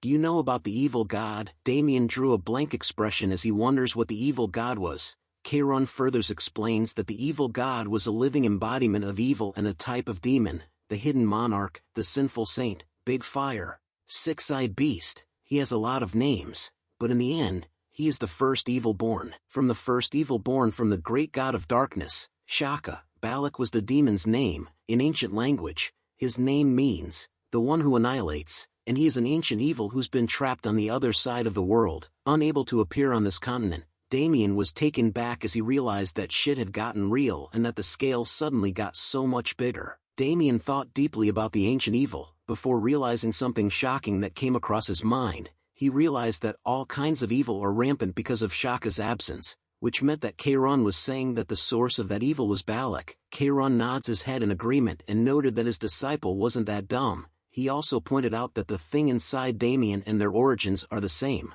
This was alarming to Damien, as he recalled the demon king Abraxas, but Kayron tells him not to be mistaken. He tells Damien that they simply worship the beginning evil that became rampant in Shaka's absence, and are mere robbers who only know a part of the truth of the end. They are Shaka's enemies. In other words, They are our enemies as well as our worst enemies' enemies. Damien was shocked to see that Shaka had so many enemies, as Kairon had only mentioned the goddess of light to be his enemy. "Are you complaining that we have more enemies?" asked Kairon. Damien immediately turns into an angel and tells him no, thinking that he was a crazy old man who was quick-witted. Kairon smiles and tells Damien not to worry. In the end, they rose using the twisted power of darkness, and are vermin who deny the gods and kill their creation. Their deterioration will become your bravery, and their subservience will one day become your strength, as long as Shaka's grace is with you. Kairon yelled out as he grabbed onto Damien's hand, causing dark purple aura to spread all around. Damien became mad and annoyed, wondering what was going on as the rune of domination started to change. Lightning started to spark everywhere as he yells at Kairon about what he was doing. Bundle immediately flies away from Damien. A glitched-out notification appears calling for warnings. Another states that an unfamiliar feel has seized Damien. Damien's veins started to pop and reveal themselves as whatever Kairon did had taken an effect on him. An error report is seen on the notification window as most of its contents are blurred out. Damien thought about how he couldn't understand the feeling that was going through his body. "Focus," Kairon shouted. "As I said, in the end, that is also the same darkness as theirs. You need to swallow it whole and take it as your nourishment." Damien's face was filled with pain as he tried his best to get a handle on the excruciating feeling that was coming all over him. He curses at Kairon, calling him a crazy FING old man. Another glitched notification appears, telling him that a fragment of darkness is permeating inside of him. Damien shouts in pain even more as the core inside him started to unleash black lightning everywhere. The glitched notification informs him to focus on absorbing the fragment of darkness. The veins inside of his body had turned into a golden river. The notification finally gets back to normal, telling Damien that he had cleared the quest token of heresy. As the insides of his body began to change rapidly, another notification pops up, telling him that he had gained experience and reached level 45. The painful experience had finally come to an end. Damien kneels onto the ground, breathing deeply as his body was sweaty all over. Another notification appears, telling him that the items that were disabled due to his low level have been unlocked. More notifications appeared, stating that the Oracle and Rune page has been activated. Damien was surprised to learn this as he looks at the windows. His hand started to glow bright green as another notification informs him that he has gained the Rune of Greed Extorting Hand. Damien stares at his hand, all confused, wondering what this was. Was it a pattern, or is this a charm? More notifications appear. Even I'm getting sick of notifications. It tells Damien that the Rune page was opening. A book appears in the air in front of him. He looks at it in disbelief as it shined brightly. His eyes opened wide as he looks at what it was. He wonders if this was the Sephiroth's tree, but upon looking at it closer, he realized that it seemed a bit different. Kairon wonders what the Sephiroth was but tells Damien that it was not that. He informs him that its name was the 7 Deadly Sins. They are Balak's subordinates and are the 7 evils of the beginning. Unlike Balak, who is trapped on the other side of the world, the 7 Deadly Sins undoubtedly exist in this world, planning certain things through their disciples, to bring him back from the other side. Damien wonders if Alistair was one of those disciples. Kairon agrees and tells him that Alistair was one of the Crucifix's Dawn's 7 disciples, who received power from the 7 Deadly Sins. Damien thought about the name 7 Deadly Sins as he recalls having heard of that somewhere before. He finally recalls where he had heard the name 7 Deadly Sins. It was from Abraxas, the Lord of Abyss. Demon King Abraxas also had apostles named the 7 Demon Dukes. Damien wondered if this was all a mere coincidence. Kairon tells him that from now on, Damien needed to defeat them one by one and absorb their powers. Damien figures that the Goddess of Light is hard enough by herself and wondered how long it will take for him to catch them all. Like in Pokemon, Kairon tells him that complaining was useless, because if he doesn't want to catch them, they will come looking for him themselves. Both Damien and Bundle were surprised and shocked to learn this. Kairon continues to explain that to them. This incident was nothing. If anything, they're simply aware of his existence now. He further adds on that Alistair wasn't even in his main body, and that all Damien did was bring them back up to the surface. Damien rubs his head in frustration over the new information he had been told. He yells out at Kairon, asking him what would happen if he completes it. Kairon tells him that he would earn power to match the lore of the other side. He lets out an evil smile and laughs, telling Damien that he would need to be careful not to be eaten alive by the thing that was inside of him. Darkness naturally consumes and is consumed to gain power. He then turns to leave, but laughs out loud once more before telling Damien that he was going to have a difficult journey from now. Damien agrees with him, as it was thanks to a certain someone that kept throwing him onto death's doorstep. Keiron hears those words and tells Damien, "Your tongue is like that of a snake's. Are you saying that my methods are wrong?" Feeling the anger and murderous aura from Keiron forced Damien to take a prepared stance. Damien lets out his own aura to let the old man know that he wouldn't just stand by and suffer this time. But Keiron was smiling as he realized that Damien had changed a lot from when they first met. Before leaving, he tosses something into Damien's direction and tells him to take it. Damien grabs it and asks what it was. Keiron explains to him that it was an item that detects evil energy. If there is impure energy around him, it will respond, so he would know if they were approaching in advance with that. Damien smiles happily as Keiron had finally given him something quite useful for once. Damien questions whether Keiron was really giving it to him, but Keiron disappears from the window instantly. Damien watches as he leaps away. He continues to watch him jump around the city, calling him a weirdo. Damien finally rests on his bed, glad that Keiron was taking care of him since he was his teacher. He then takes a closer look at the item. It was called Tessa Ring. It had the rank hero. It senses evil energy and glows red. Damien was alarmed to see how rare this item was. He thought that Keiron was just a broke old man and questioned where he got such a precious item. Bundle asks him if the item was that expensive. Damien tells him that if he sells this item, he would be able to buy a sedan. Bundle questions him about what a sedan was, but Damien tells him not to worry about it. He then thought about how he had unlocked something else as well. He calls out for the rune page that appears right above him. A window appears about the rune of greed extorting hand. It states that when struck, a fixed amount of HP or MP is extorted. The rune page revealed black pages that contained writings and drawings of a hand in white. Damien was alarmed to see that the skill had changed from blood absorption to mana absorption. He was even shocked to see how OP his was and that it was only the first property. "Isn't being OP good, stupid master?" Bundle asked, but Damien wore a disturbed expression on his face. He knew that it was a problem since it was too good.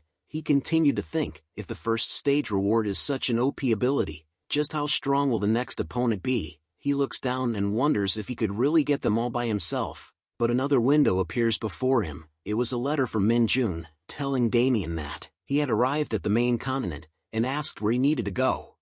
"What?" shouted Damien as he arrived inside the city walls. "Did you say Jushin?" he asked Minjun, as Damien himself couldn't believe it. Minjun tells him that it was what his system window said as he looks at it with a nervous expression on his face. He also told him that the people he was around were walking around while wearing some old-fashioned clothes. Minjun could also see Chinese characters and old-school tiled roof houses. He continues to compare his current location to what was almost like its half-historical and half-martial arts novel. Hearing Minjun describe his location brings a shock to Damien's face as he finally realizes where he was. He tells Minjun that he had hit the jackpot. Minjun continues to wander around his new area thinking about what Damien meant by that. Damien soon tells him that he was in the Eastern Continent and that Minjun was one of the first AC users to get there. Minjun was startled to hear that from Damien, as even his expression shocked the people near him. He finally realized for himself that he wasn't in the main continent but was instead at the Eastern Continent. Damien soon asked him about how he could have gotten there by himself. Minjun then tells him the story as he recalls the past. He tells Damien that he had met an old man who was picking clams at the dock and that he decided to help him. In return, the old man gave him a ride, and that was the end of the story. After hearing the story, Damien immediately tells Minjun to start streaming, as this was basically a sign from the gods telling him to be a streamer. Minjun was hesitant but soon agrees with Damien's idea. Damien also told Minjun that if he was curious about anything he should feel free to ask him, as Damien was willing to set up his stream for him. Minjun was glad to hear that and decides to leave the streaming to Damien, but he soon scratches his head over the idea that he was the first AC user to reach the Eastern Continent, which is weird to him. But what weirder was the fact that Damien knew about the Eastern Continent. Damien could be seen laughing out loud. He couldn't believe that Minjun was actually the first person to reach the Eastern Continent, the nation where the sun rises from the east. Jushin. It was supposed to be a new continent discovered after a year. Damien soon recalls an image of an old man with lighting all around him. He noted that this man was Master Rising Thunder Sky, who was from Jushin too, and uses the Martial Supreme Rising Thunder Sky technique. Damien, who was an average hand-to-hand fighting class before regressing, was taught an outstanding internal energy arts and martial arts of incredible power by this NPC. His current knowledge of the Eastern Continent was also due to the old man. Thanks to the old man, Damien was able to defeat the original continent's rookies and received the title, but as Damien continued to stroll through the city, he thought about how it was all in the past and so was the glory that came along with it, but as he opened his status window, his face was filled with annoyance as he was now somebody who had to use these shitty witch doctor skills. He quoted a phrase, "Those who will succeed will do so regardless of what they do." Bundle appears with an angry look on his face. He scolds Damien for saying those words as it meant that he was insulting Bundle right now. Even Damien was caught off guard by the sudden appearance of Bundle. Bundle begins to attack Damien, telling him that he had heard everything he said. The two continued to mess around with each other, catching the attention of anyone who was near them. The scene changes to the Terra Kingdom Branch Adventurers Guild. I forgot this lady's name, so we will call him Mommy Maid. Mommy Maid looks up with a smile, saying that the pride of the Terra branch is here. She had heard that Damien was injured but looked fine now. Damien was confused by her presence and questioned her about where Hatsan was. She tells him that Hatsan had went on a work trip and that she was acting as his proxy while he was gone. Damien couldn't believe it but still asked for work as he needed to make money. Mommy Maid was surprised to learn that Damien had already used all his money as his recent pay should have been pretty good. Damien knew that, but upon seeing his inventory his face showed a defeated look. A status window appears showing the current state of his equipment. His trusty sashimi knife had been destroyed alongside his flame lizard bracelet. The Ninjawala's leather pants only had 11% durability left and his golden rabbit sandals only had 5% durability left. Damien actually wanted to rest, but he didn't have a choice since all of his gear got wrecked during his previous fight. He soon thinks about Kieran's words about how even he couldn't know when the 7 deadly sins bastards will attack again, which was why Damien needed to recover his gear as soon as possible. He also thought about how he had the contract payment was entertainment gave him, but he didn't want to touch that if possible. He needed to use it for his father's hospital fees and for his mom and sister Jean-Hoon living expenses. Damien was feeling more tired as he knew that he couldn't make the same mistakes as before. Mommy Maid continues to stare at Damien with curious eyes. She soon tells him that since it was a request from none other than their ace, she has to do what she says, while giving a seductive bombastic side-eye. Seeing that side-eye sent shivers down Damien's spine as he thought about how this person was really a bit scary. She soon hands him a piece of paper and tells him to read it. After reading the paper, Damien was shocked to see what it was. Mommy Maid licks her lips, telling him that it wasn't an easy job, but if it's her darling Damien, she was sure it would be possible. The scene changes to the Veritas Highlands where snow and ice covered the land. A portal is seen with various users surrounding it. Damien was busy dealing with the freezing cold weather. His body shivers intensely as he couldn't believe that Mommy Maid gave him a place like this one, which reminded him of the past. Bundle was curious and asked if he had been here before. Damien tells him no, but that there was a similar place in the world he lived in. It was during his National Army service. Back in Korea, an announcement is made, calling out for those who have volunteered for the defense of Aldean Fortress to please gather at the central square. A knight clad in heavy armor announces again, stating that in 30 minutes, Commander Michael will instruct them. The knight continues to repeat the same announcements as more and more users started to move towards the portal. Damien watches the crowd from the back and wonders if it was starting. He soon recalls the Aldean Fortress. It was a place where monsters appear almost every day, not to mention that geographically speaking, it was not a nice place. The rate at which people run away and die is high, so most ranked mercenaries are opposed to going. Mommy Maid informs Damien that from the kingdom's perspective, it's also a place that must be defended to prevent monsters from crossing over the border. Damien replied that it sounds difficult just from hearing about and wonders whether the pay is good. Cha-ching. She reveals to him that the basic pay is 200,000 gold, and depending on his achievements he could get a bonus. Among the currently registered quests, this has the highest pay but warns him that the quest won't be easy. Damien himself heads over to the central square, talking about how there was nothing easy in this world, but regardless, he just needs to face whatever comes his way. "Ah, you!" shouted a voice as a gloved finger is seen pointing towards Damien. The sudden shout causes Damien and Bundle to turn around and see who it was. It was the female party leader who Damien had stripped her clothes off. She calls him out to him and calls him a pervert from back then.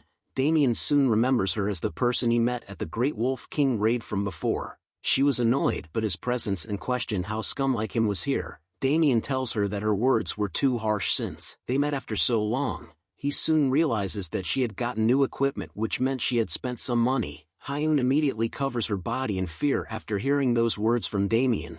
She tells herself to not be scared as she couldn't be afraid of a pervert like him. She recalls her past experience where an instructor told her that she didn't have enough training, and that a blacksmith said it was difficult to repair her equipment, and finally if she wanted to recover her gear, she needed to have money. Hyun started to shake with anger as she recalled the shame she experienced because of the bastard Damien. She finally takes out her sword, telling him to prepare as today was the day he was going to die. "You'll regret it," said Damien with a mean face. Bundle too had a mean face going on, but Hyun couldn't believe what he said. Damien started to get serious as the look in his eyes changed. He repeats to her that if she doesn't put her sword down, she'll regret it. But his words had no impact on her as she rushes forward to attack. She unleashes her skill called Chevalier Attack Composite, which pierces Damien's head, but she could sense that he had dodged it with ease. She quickly turns around and tells him that she wouldn't let him go, but a voice tells her that she had lost her mind. With a swift motion, a leg is seen letting out a kick that sends her flying back hard.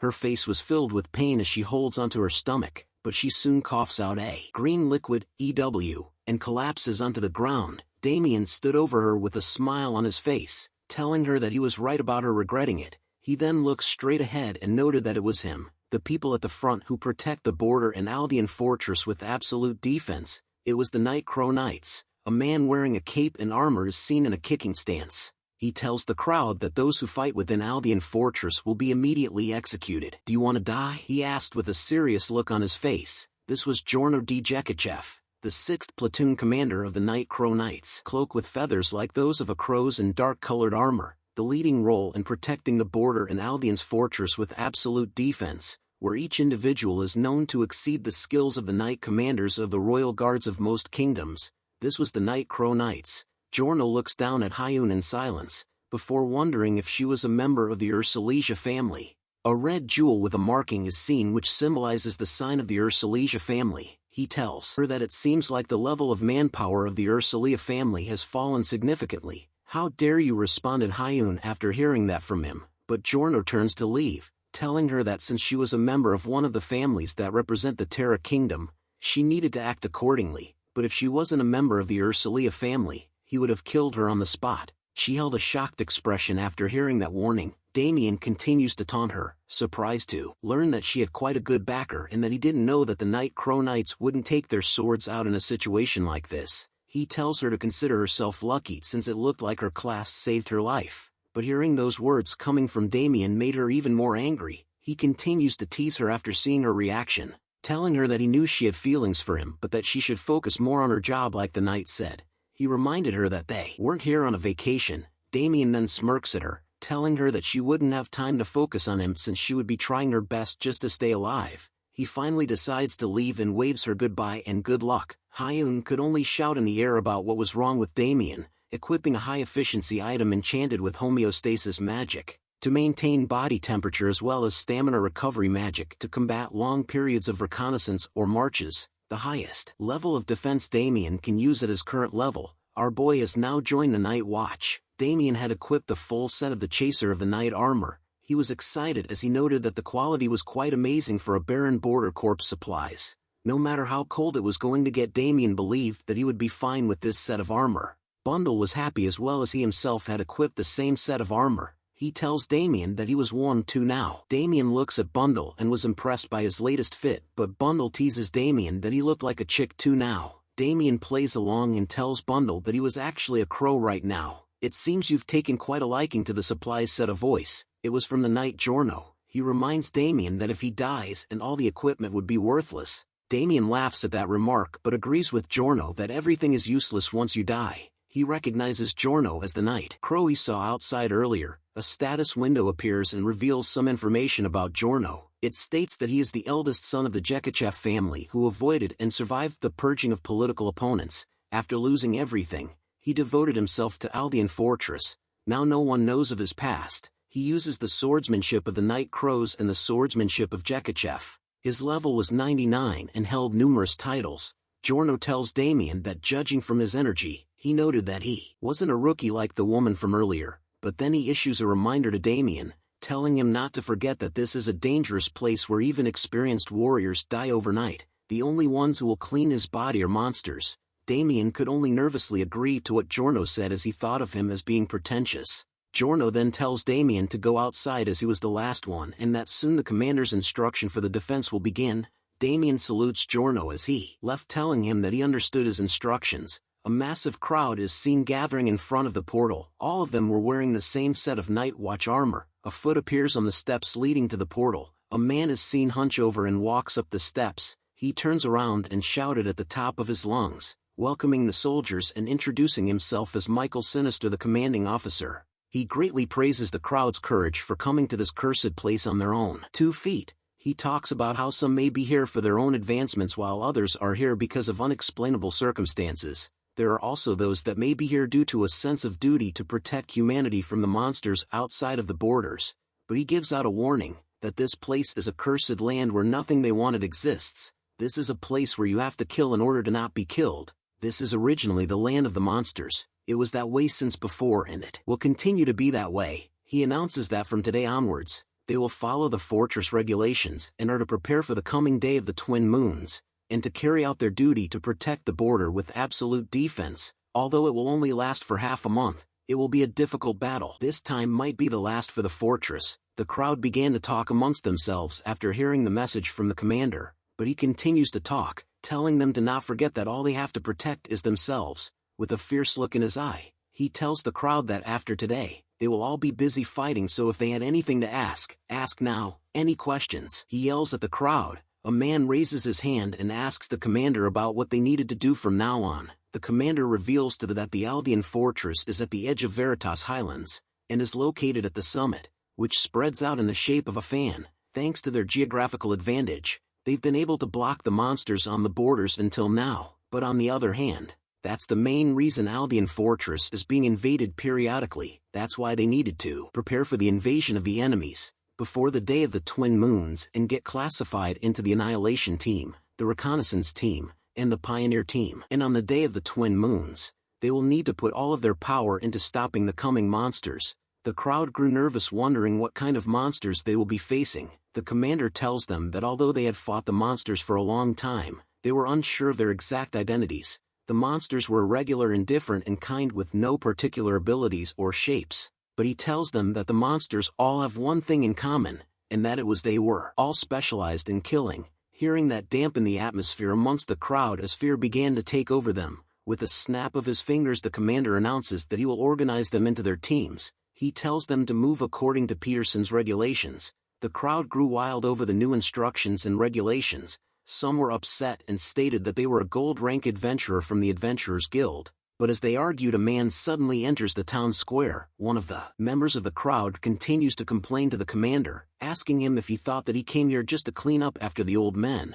But the other members soon grew silent as the large shadow appeared behind them. The man who was complaining scolded the commander, telling him that he was just tools for users to level up and that without the users, they wouldn't have anyone else that needed them. The huge shadow soon casts over him, causing him to turn around nervously to see what it was. The large figure tells the man to keep talking. With his fist raised into the air, he slams it into the user, turning him into nothing but blood. A window appears stating that the user called on the West had died and logged out. Due to the use of inappropriate language, his account has been suspended.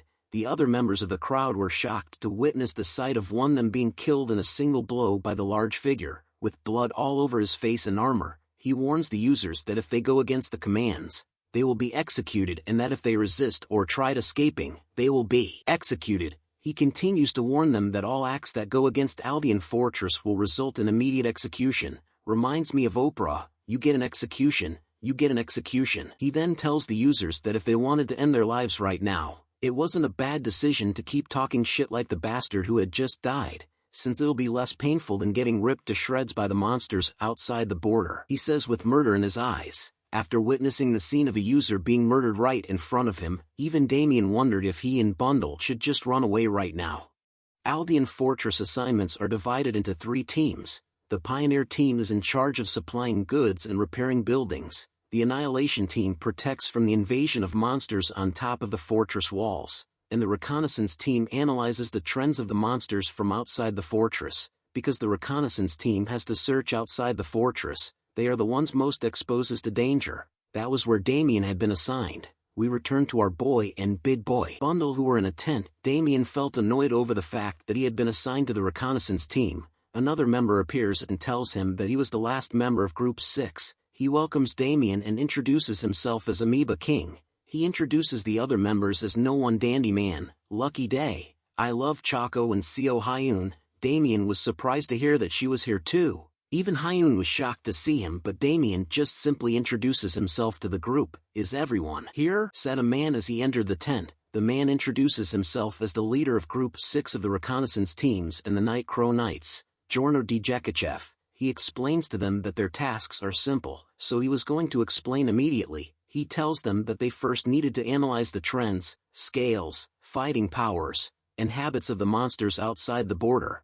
Second was that they will move while following the search path to check whether the place's equipment got damaged. And if the camp's conditions are favorable, soon enough a notification appears with the quest night at Veritas Highlands. Its detail was to follow the reconnaissance tam and search outside Aldean Fortress. It gave out a warning that if you fall out of line or cause discord, you may die at the hands of the Night Crow Knights. Damien looks at the quest window and thought about how it was simpler than he thought. He noted that there were a lot of modified monsters here, but if he just carefully hunt and wait until the day of the twin moons, he could level up a lot and earn lots of money. Jorno announces to them that they will carry out their tasks as of this moment at the 3 bunkers that are built in the search paths area in groups of 2. He shouts at them that they would be leaving in 5 minutes and to get their gear. The scene changes to a small wooden hideout in the snowy mountain. This was the second western bunker, which was where Damien's team is located. Damien lets out a deep sigh, complaining that he was so tired, and not only were they in the same group, they were even in the same team. Hyun hears him and shouts at Damien, saying that it was her line and questioned him about whether he knew what she had to go through because of him. Damien gave her a clueless, idiotic face and wonders like what. Hearing that reply made her even more annoyed, but he soon asks her about whether he should be the one complaining about what he had gone through. It seems to Damien that she wanted to talk about when they were catching the Great Wolf King, but it was actually her who started blackmailing and ganging up on him. Hyun tried to explain that it was misleading from their point of view, but Damien didn't care about that. He explains to her that if she came at him first then she would have won, but he continues to tease her by saying that she was the one who almost died but lived thanks to her family name. And after taking out her weapon out in Aldean Fortress Square, Hyun had enough and yells at Damien if he was done with the insults, but his focus was drawn to something that was flying towards them. Damien recognizes it was a ghoul, a flying-type monster, but he noted that it shouldn't be here in this area. Seeing the monster made Damien excited as he pulls out his dagger while telling Hyun not to move a bit. As the ghoul came closer, Damien got himself into a readied stance. But before he could do something, someone else slams a purple lightning attack onto the ghoul before it reached Damien and Hyun.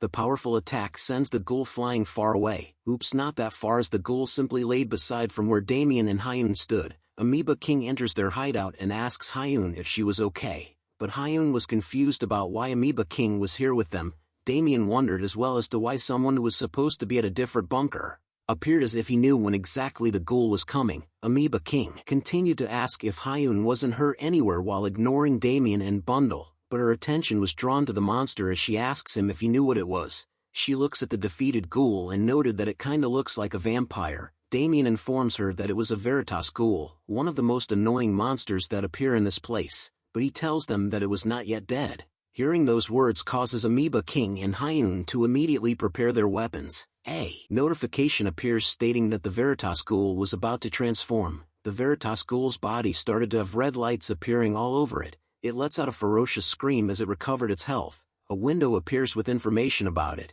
It states that its species was a demon and that it was level 65. Its unique trait was that the moment this monster tries to transform, its level rapidly increases. So be wary. Hyun couldn't believe that Damien was right as she pulled out her rapier, but Damien tells her to move aside as there was no point in pissing it off by attacking it with a half-baked attack again.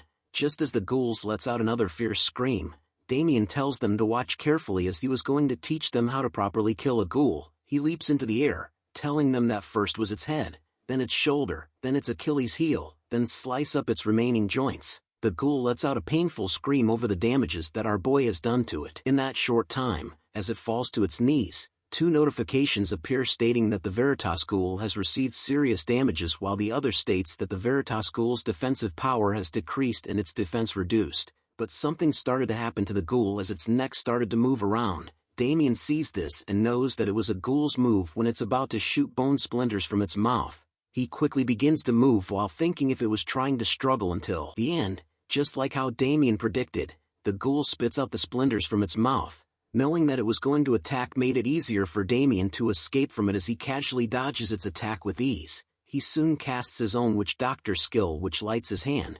He looks at it and shouts out checkmate with an insane speed that was caused with 99 times of bloody impulse. Damien landed a blow onto its head with so much power that it causes the head to explode into a bloody mess. One Punch Man style. The ghoul laid on the ground with its headless body. Two notifications appear telling Damien that he had killed the Veritas ghoul and had gained experience. Once the battle had ended, Damien lets out a deep sigh. As he stood over the ghoul's body, he asks them if they had just saw what he did. He reminds them that if they were trying to kill a ghoul, then they should go for its head first. Amoeba King couldn't believe what he was seeing. He questions Damien on how he did it, but Damien simply placed a dagger against his throat, telling Amoeba King that he wanted to keep things short. Damien then questions him about how he knew when the ghoul would appear. Hyun couldn't stand this sudden action from Damien and scolded him for treating someone like this when they fought alongside with him. Amoeba King tells Damien to calm down as he just saw a herd of ghouls coming from afar, and that he saw one of them turning this way. Damien pulls his dagger away from his throat and questions him about the herd of ghouls.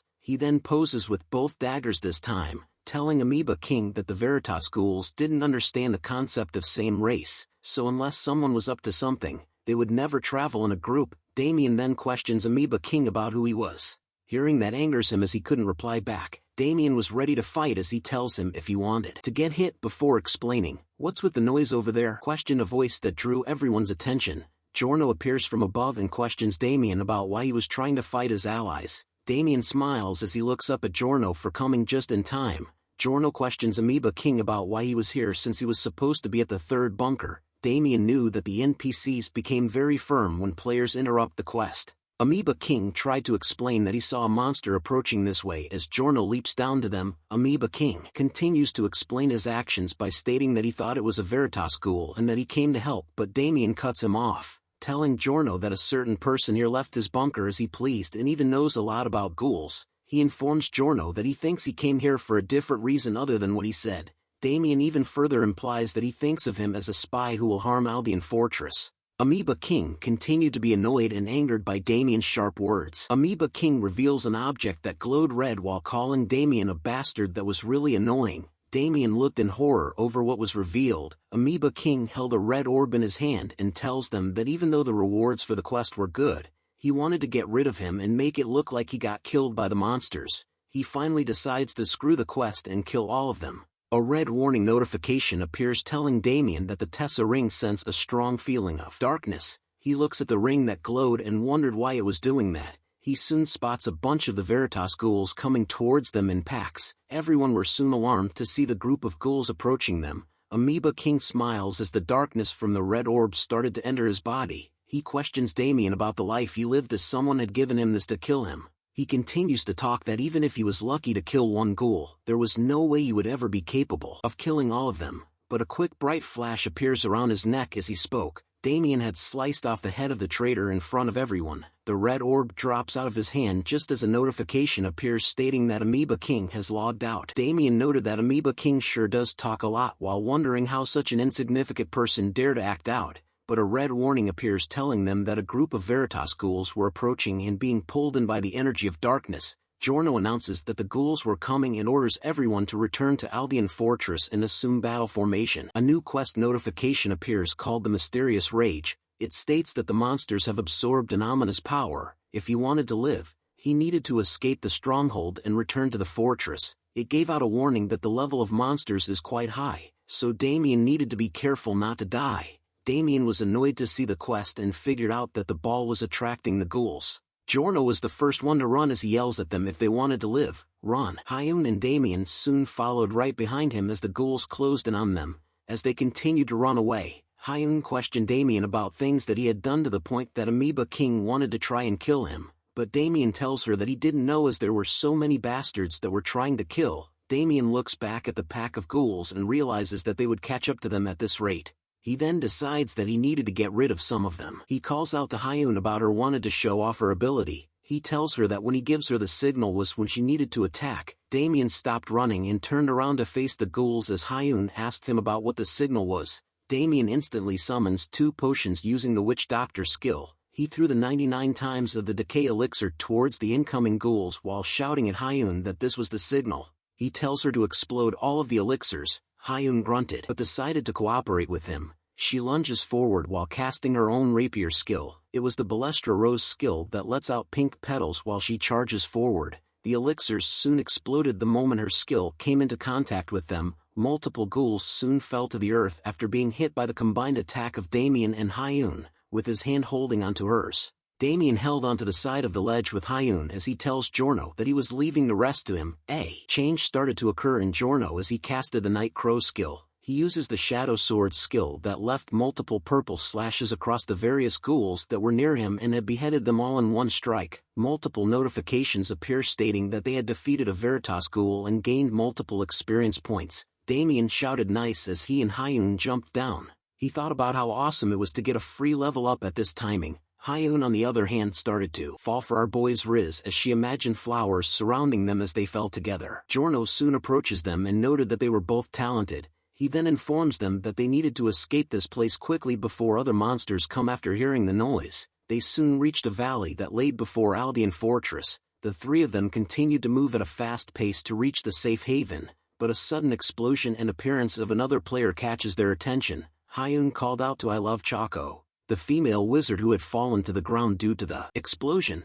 Another player appears while telling them that they had taken their sweet time. He held onto another player's body while stating that he thought he was going to fall asleep from waiting so long. Damien drew his dagger and asked him if he was the one who was trying to kill him. The mysterious player threw the body to the side, telling Damien that because of him, they had lost favor with the higher-ups and that the Jingsan startup was in danger of disappearing altogether. So don't you think I should get my revenge? Said the player as he snaps his fingers together with a smile on his face. Multiple players started to appear above Damien's group while holding the same red orb. They gathered in huge numbers and laughed as they watched Damien. Hyun noticed and wondered if they were holding the same orb that Amoeba King was holding earlier. A red warning appears warning that the Tessa ring senses a strong feeling of darkness. Damien's ring had begun to glow once again. This made him question whether the mysterious player was trying to summon more monsters with those balls again. But a creepy sound resonated throughout the valley. A dreadful aura could be seen approaching them along with a huge shadow that was casted onto the ground.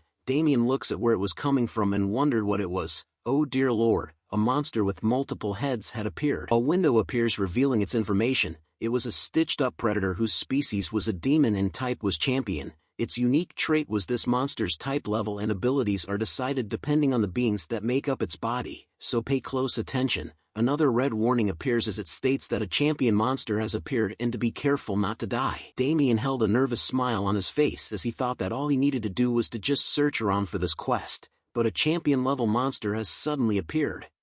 The scene changes back to Aldean Fortress as a voice wonders why Giorno's reconnaissance group 6 hasn't returned yet. It was revealed to be Michael, the commanding officer. Thor appears by his side and informs him that based on the words of the other reconnaissance groups, the monsters did not show any special traits and that it was true that Giorno's Group 6 had not returned yet. Michael grew concerned over that news as he noted that it was strange for Giorno out of everyone to not return. As he continues to look at the map on the table, he soon asks Thor about how the preparations for the defense of the Day of the Twin Moons was going. Thor informs him that they were about 85% complete and that if they were to fight right now there wouldn't be a big issue. Michael then asks him if there was a possibility of the Day of the Twin Moons being moved forward.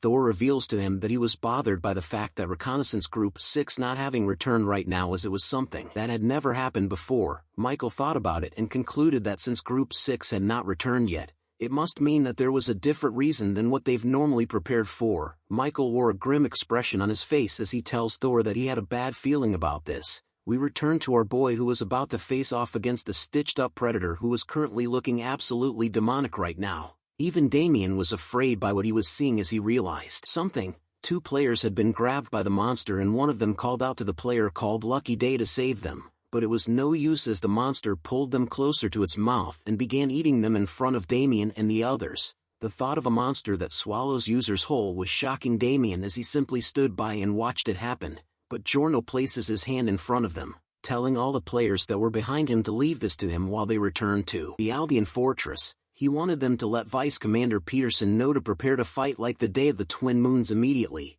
But Damien knew in his mind that even Captain Giorno wouldn't be able to face those kinds of monsters alone. To top it off, the enemies that surrounded them were flanking them, which made escaping difficult. Damien then informs Giorno that even if they were to leave everything to him, he wasn't sure that everyone will be able to return back safely. He then suggested to Giorno that they should all try to fight them together, but the man who summoned the ugly monster stood in their way, as well as the monster appeared right behind him. He questions them about whether they still haven't grasped the situation yet and wonders if they still think that they were in a situation where they could run away. He introduces the red orb in his hand as the destruction orb and that he had brought it here to catch Damien with. He raises the destruction orb into the air and asks Damien to see if he could beat the nasty monster behind him. "Are you an idiot?" said Damien to the man who held the orb, which stuns him for a moment. Damien tells him that although he didn't know where he got such a cheat key item from, but it was obvious to him that it was an experimental weapon used with his lifeline. He then questions the enemies that surrounded him on whether they even know who the guys who gave that to them were, such as their names, affiliations, or goals. Knowing this made Damien mock them, as they didn't even know why they gave them the item and yet they were running around all excited. He reminds them that the basis of magic is equivalent exchange and continues to question them if it makes sense for them to use such power with no risk. Hearing him repeatedly dissing them made the enemies that surrounded Damien pissed off. Seeing their reactions to his provocation made Damien smile, as it was all a part of his plan. He wanted them to lose their cool first so that way they would move more predictably. His plan worked, as even their leader started to get angry over Damien's insults as he spoke out that it doesn't matter. He tells Damien that no matter what kind of object the orb was or what risk there is to it, I-Ming-Chen can handle it. He warns Damien that he was going to take out his tongue first and cut it to pieces. Hearing that threat was nothing to Damien, as he showed no reaction to it, only thinking that the enemies were easy to mess with. The ugly monster soon started its attacks on Damien. It uses its unique stitched predator skill called Collapse to attack the players, but everyone manages to dodge away from its attack. The ugly monster then switches it up to use the skill called Thorn of Death. Damien was alarmed to see that there were tentacles coming up from the ground, but Giorno was prepared as he casted his own Night Crow skill that lighted up his sword, using the skill called the Sun, Moon, and Stars. He easily cuts the tentacles that appeared from the ground. Damien watches him and was impressed by Captain Giorno, as his nickname was the Monster Slaughterer. Seeing him able to handle the monster was perfect for Damien, as he decided to leave the monster to Giorno while he analyzes its attack pattern.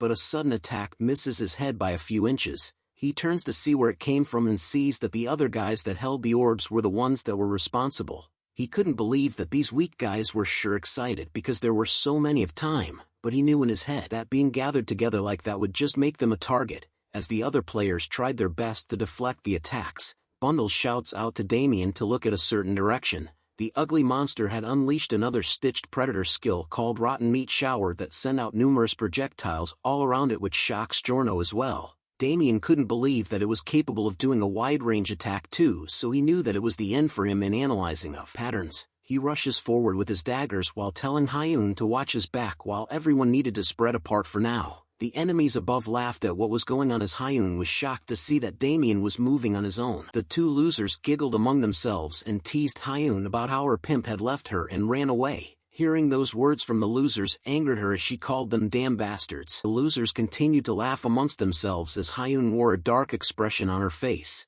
She then instantly leaps above the air from where they stood while being covered in her pink petals. One of the losers wore a mean-faced expression as he knows what's coming next. She scolds them by telling the losers that if they wanted to screw around with those mouths of theirs, she was going to help them with it. Using her skill called Chevalier, Hyun slices off the necks of one of the losers that had made fun of her. Her attack causes a huge pink explosion to occur. The other loser aimed his weapon at her in anger over his friend being killed, but Hyun uses another one of her skill called Balestra Rose to cut off his head as well in a single swing of her rapier. She then turns back to look at Damien and wondered if he actually had a plan in mind. She tells him that she would kill him if he fails as she watches him from above the cliffs. Damien could see that Hyun was able to succeed in disrupting those bastards on the cliff, as they were nothing when you fight them one-on-one. Soon enough, everyone on Damien's team soon stared at a notification window that appeared in front of them. Seeing that the other players have recovered somewhat and that the stitched predators patterns weren't increasing anymore, Damien decides that this was the moment that they should go for the win. He had summoned a different weapon this time. It was the Kurenai dagger that was rank rare. Damien then began to speak out loud to his teammates, asking them if they could hear him and if any one of them had caught a champion monster before. Seeing that no one responded to his question, Damien noted that he was the only one with experience in handling a champion mob raid and then proceeds to inform them that he was the one to take the lead. Damien then informs them that this was the moment he started the battle against Mingchen. Damien started the battle off by casting his witch doctor skill. He easily slices the back and a few pieces off the ugly monster by casting Bloody Impulse 99 times. Hyun and Giorno were both impressed by Damien's feat, as Giorno commented that they had no choice but to trust Damien. He then went straight to Mingchen and gave him a massive kick towards his stomach. He then quickly turns around once more. Seeing the ugly monster up close, Damien knew that the more they attack it, the more it changes crudely, and noted that the monster was not normal. He could also see that the orbs the Jingsan startup bastards are holding show that only one group would do something like this. The mastermind behind this must be the Crucifix's Dawn. Damien then advises all his teammates to keep attacking the champion monster, adding on that the more the champion monster uses its abilities, the harder it gets for the Jingsan bastards to control it, so they have to make it keep focusing on them. He then orders Hyun to help Captain Giorno and keep attacking. Damien knew that what was important right now was for him to return to his teammates and then find the mastermind afterwards. Captain Giorno went to work as he started by cutting at the champion's monster legs. Hyun supported him by leaping into the air to cast her own abilities. Damien then orders Bundle to shoot the monster as well. Bundle hears the command and waves a red flag. A bunch of his siblings appear and took cover behind the pieces of the champion monster that had been cut off. They soon chirped and fired from their blow darts. The champion monster began to lose control and started to attack the very same people who had summoned it. A player from the Jingsan side had been taken and eaten by the champion monster as a notification appeared to inform their leader that they had logged out. Mingchen slowly recovered from Damien's kick as the champion monster continued to eat his people. He looks in horror and anger as he tried to make sense of what was going on right now. He could see that Damien was attacking the champion monster. Damien wore a smile on his face as he continued his attacks.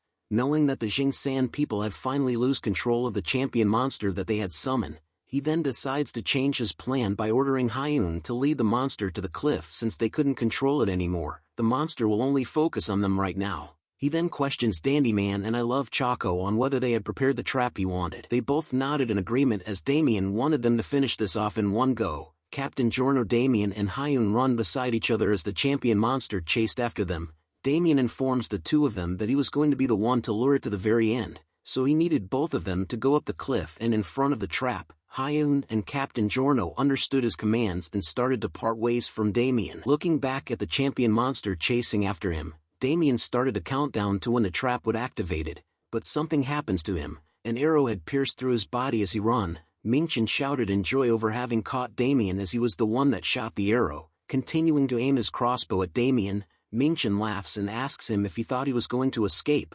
Damien had fallen to the ground due to the surprise attack which caused the champion monster to catch up to him. Both Captain Giorno and Hyun turned around and called out to Damien with concern over what had just happened.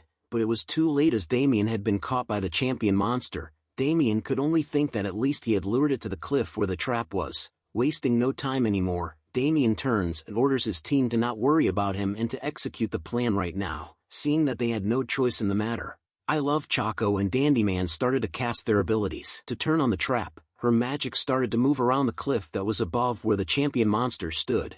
The assassin member then casted his own skill called the Stalker, unleashes multiple waves of attacks onto the cliff that she had wrapped her magic around. The cliff then broke into multiple pieces that formed sharp rocks. The rocks soon fell over to where Damien and the champion monster stood. The group then went over to where Damien was to see if he had made it out. Captain Giorno was the first one to head back. He informs the group that they couldn't wait for Damien as more monsters will come soon, so they needed to return using another route. The group agrees with his decision and started to make their way back, but Hyun took a moment to look back once again, seeing the ruins of the cliff all around. She knew that Damien was definitely still alive. A shadow soon emerges from the debris of the trap that Damien had planned. Mingchen managed to survive, but was furious over why his teammates weren't responding to him. But another dark shadow soon stood in front of him. He recognizes who it was and wonders why he wouldn't die as he started to use the destruction orb once again.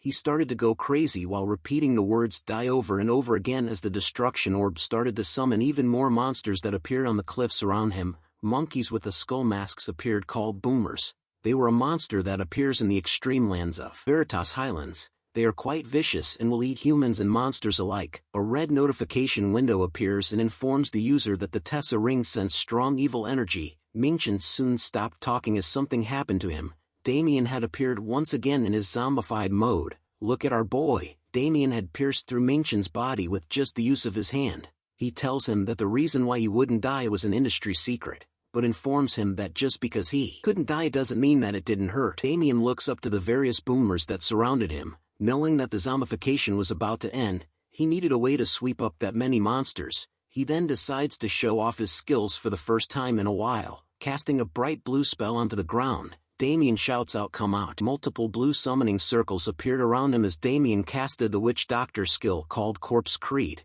Something started to come out from those very same summoning circles. Damien's eyes were lighted up as he questions whether Mingchen was the only one that could call monsters. It turns out that Damien manages. Damien's newly summoned creatures, which were the gargoyles he had killed before, started to descend upon the boomers like vultures hunting its prey from the sky. The gargoyles were the first to draw blood as they bit hard into the boomers, but they weren't going down without a fight as one of the boomers leaped up into the air to counterattack, with a massive landing and powerful blow into the ground. The boomer's attack was able to send shockwaves through the air to push the gargoyles away from its pack. The battle between the beast continued on and on. Damien, on the other hand, was simply standing on top of a dead boomer's corpse, thinking about how from the start he never once thought of losing, as he watched the beasts battle against one another fiercely, which he expected of the high-ranked predators of the highlands. One of the boomers appears in the air right above Damien, which he sees as he looks up at it, but the boomer was stopped in the air by two gargoyles who appeared at just the right time. Damien smiles as he sees this and noted that the boomer's attack motion was too wide, which gave them a lot of gaps. He then summons a ton of his decay elixirs and threw them towards the boomer who tried to attack him. "Wipe them all out," shouted Damien as he smiled. Green explosions started to appear all across the skies due to Damien's witch doctor skill called Decay Elixir, but a different fierce roaring sound catches his attention as Damien turns to what caused the noise. Damien sees it as the leader of the boomers, but he didn't expect that it would have already come down from the cliff. Seeing the incoming boss made Damien immediately draw his knife as he intended to end their fight in one blow as he casted his witch doctor skill as well. Using Bloody Impulse, Damien stabs the leader of the boomers with his knife straight into its skull in one swing, but the knife decided to be weak and broke apart as Damien tried to pull it off its skull. Looking at the broken knife made him wonder if he had overdone himself, but it didn't matter to him as the attack worked and ended the leader's life easily. Notifications appear to inform Damien that he had defeated the named boomer and had gained EXP. Another notification appears to inform him that he had also obtained the obliterator's skull as a skull mask appears above his hand. Looking at the green aura that was exuding from his hand causes another notification to appear to tell Damien that the effect of the Rune of Greed Extorting Hand has been activated. He smiles upon seeing this effect and wonders if he should go recharge on blood and mana now. Our boy is now a vampire. Placing his hand on the dead leader boomer's body activates a notification to tell him that he was absorbing the HP and MP of the named boomer. As he drains the health and mana of the dead body, Damien looks up to see who was still alive. Seeing the Albion fortress ahead made Damien think that those who were alive were gathered there, so he needed to quickly chase after them. The scene changes to Giorno saluting and reporting to the High Commander that he had returned to Albion Fortress. Michael, the High Commander, commented that Giorno seems to have been looking for him upon his arrival, which made him question what he wanted. Giorno was ashamed by his conduct but still wanted something from the High Commander. Michael then questions him if he wanted their forces. This was exactly what he wanted as he reveals to Michael that there was an emergency that is equivalent to the Day of the Twin Moons. Hearing this from him made Michael realize that they were right to be worried from before. He immediately sends out commands for the fortress to be on the highest level of alert effective immediately and for everyone to assume protective formation for a great monster. Thor along with his own team started to form up and walk together to their formation positions. Giorno heads out as well, and soon enough, the members of the fortress soon stood side by side on top of the fortress walls to be prepared for what was coming to them. "Whoa, so cool," commented another player who opens his stream to inform the audience watching that the defense of Albion Fortress, the event that they had been waiting for, has finally started. The viewers started to go crazy over the numerous members that were participating in the defense event as an endless wave of players could be seen forming up in their defensive positions. Thor continues to give out commands to everyone, ordering them to go to their positions and to prepare to go into combat as the monsters will soon invade them. The mage I Love Choco tilted her hat down and noted that it was a shame as Damien should have been here to see this sight along with them. Hyun was still suffering from our boy's attack as her face blushes while telling the mage that Damien had probably logged out and is watching through the stream. One of the watchmen soon spotted something in the far distance and alerted everyone that the monsters were approaching them. An endless horde of different monsters were soon spotted from a close distance to Aldean Fortress. Some members of the fortress were terrified to witness this sight while the others simply wore a smile on their faces as though they wanted to fight the monsters for fun. But a familiar fierce roar is soon heard throughout the skies as its loudness was enough to cause the ground and monsters to shiver in fear over it. The leader of the boomers soon appeared on the cliff above the horde of monsters with its sickening aura spreading all around it. A mage from the fortress immediately casts the Night Crow skill called Scan, which gave out a green light. The mage reported to the others that the monster army at the front line was around 798 meters away and that they were slowly closing into the fortress. The war hears this and informs them that the special strike force of the Night Crow Knights should descend first. When the monsters are within 500 meters, they are to break through the battle line. Members of the fortress began to position near the walls as Thor tells them to prepare for the descent, looking like Game of Thrones. "Wait!" shouted the mage who had scanned the area. He informs them that there was something approaching the fortress at speed. It was closing in on them from 650 meters to 580 meters within seconds. Giorno was surprised to hear this and wondered if the mage was sensing it wrongly, as he knew for a fact that there wasn't a monster in the highlands that could move that quick. But somebody disrupts him as he shouted, "Look over there!" Giorno turns to see what it was and spotted a monster leaping in the air. He recognizes the monster based on its jumping ability as the leader boomer. He then steps forward in front of the others and unsheathes his sword, which had a purple glow to it, telling them that he was going to take care of that bastard personally. But it turns out that our boy Damien was riding on the back of the leader boomer while being naked for some reason, but Giorno couldn't see him as he continued to cast his Night Crow skill while leaping off the fortress wall. His eyes were filled with murderous intent as he uses the skill called New Moon. With a single swing of his blade, Giorno manages to slice the leader boomer into half and landed right in front of the fortress. Damien was able to jump out of the attack's way as the leader boomer split in half. "How can you just attack without a care?" asked Damien towards Giorno, who was surprised to see what state Damien was in. Damien was now a naked boy. A sweat drips down his face as he apologizes to Damien for attacking him. The rest of the members in the fortress were alarmed to see Damien as well, while Hyun was smiling from ear to ear. Giorno then welcomes back Damien to the group as he stood there magnificently without any clothes on. Facing their backs together, Damien immediately drew his daggers out even though he was naked. "Should I go again?" asked Damien as the monster army slowly surrounded him and Giorno from all sides. Giorno held a smile on his face as he tells Damien that that was what he was hoping for, as he and Damien were getting ready for the battle of their lives. Just as Giorno and our naked boy continued to be surrounded by endless waves of monsters, Damien remembered that before he starts slaughtering he needed to stream it. He smiles over the fact that a lot of people will watch the stream because it was the fortress battle. Thor continues to shout out orders to the members in the fortress, telling them that when the monsters enter the range, the special strike force of the Night Crows will descend together. The Night Crows followed the command that Thor gave out and leaped from the fortress together. The audience that were watching through Damien's stream were happy to see this side of the defense event. The Night Crow Knights soon landed near Damien and Giorno as the audience continued to go wild over this. Damien was excited as he was able to stream something that the streamers in the fortress couldn't see up close. One of the monsters runs forward in front of the others, which Damien and Giorno both noticed as their backs were against one another. Damien was surprised to see the monster and noted that it wouldn't even give him the time to greet the viewers. He apologizes to the audience watching him and tells them that he would greet them later on. Giorno immediately calls out to Damien and Karen, the Night Crow Knight who was beside him. Both of them exchange glances at one another as they knew what they needed to do now. "I'm going," shouted Damien as he led the charge first against the monsters. Damien pulls out his blow dart to cast his Witch Doctor skill, which throws Bundle off his shoulder. Karen on the other hand casts his Night Crow skill, which appeared in the form of lightning that was unleashed in both his eyes and hands. Their combination attack of shooting of poison darts and Karen's Thunder Tempest causes a mixture of purple and yellow explosion to hit the monster.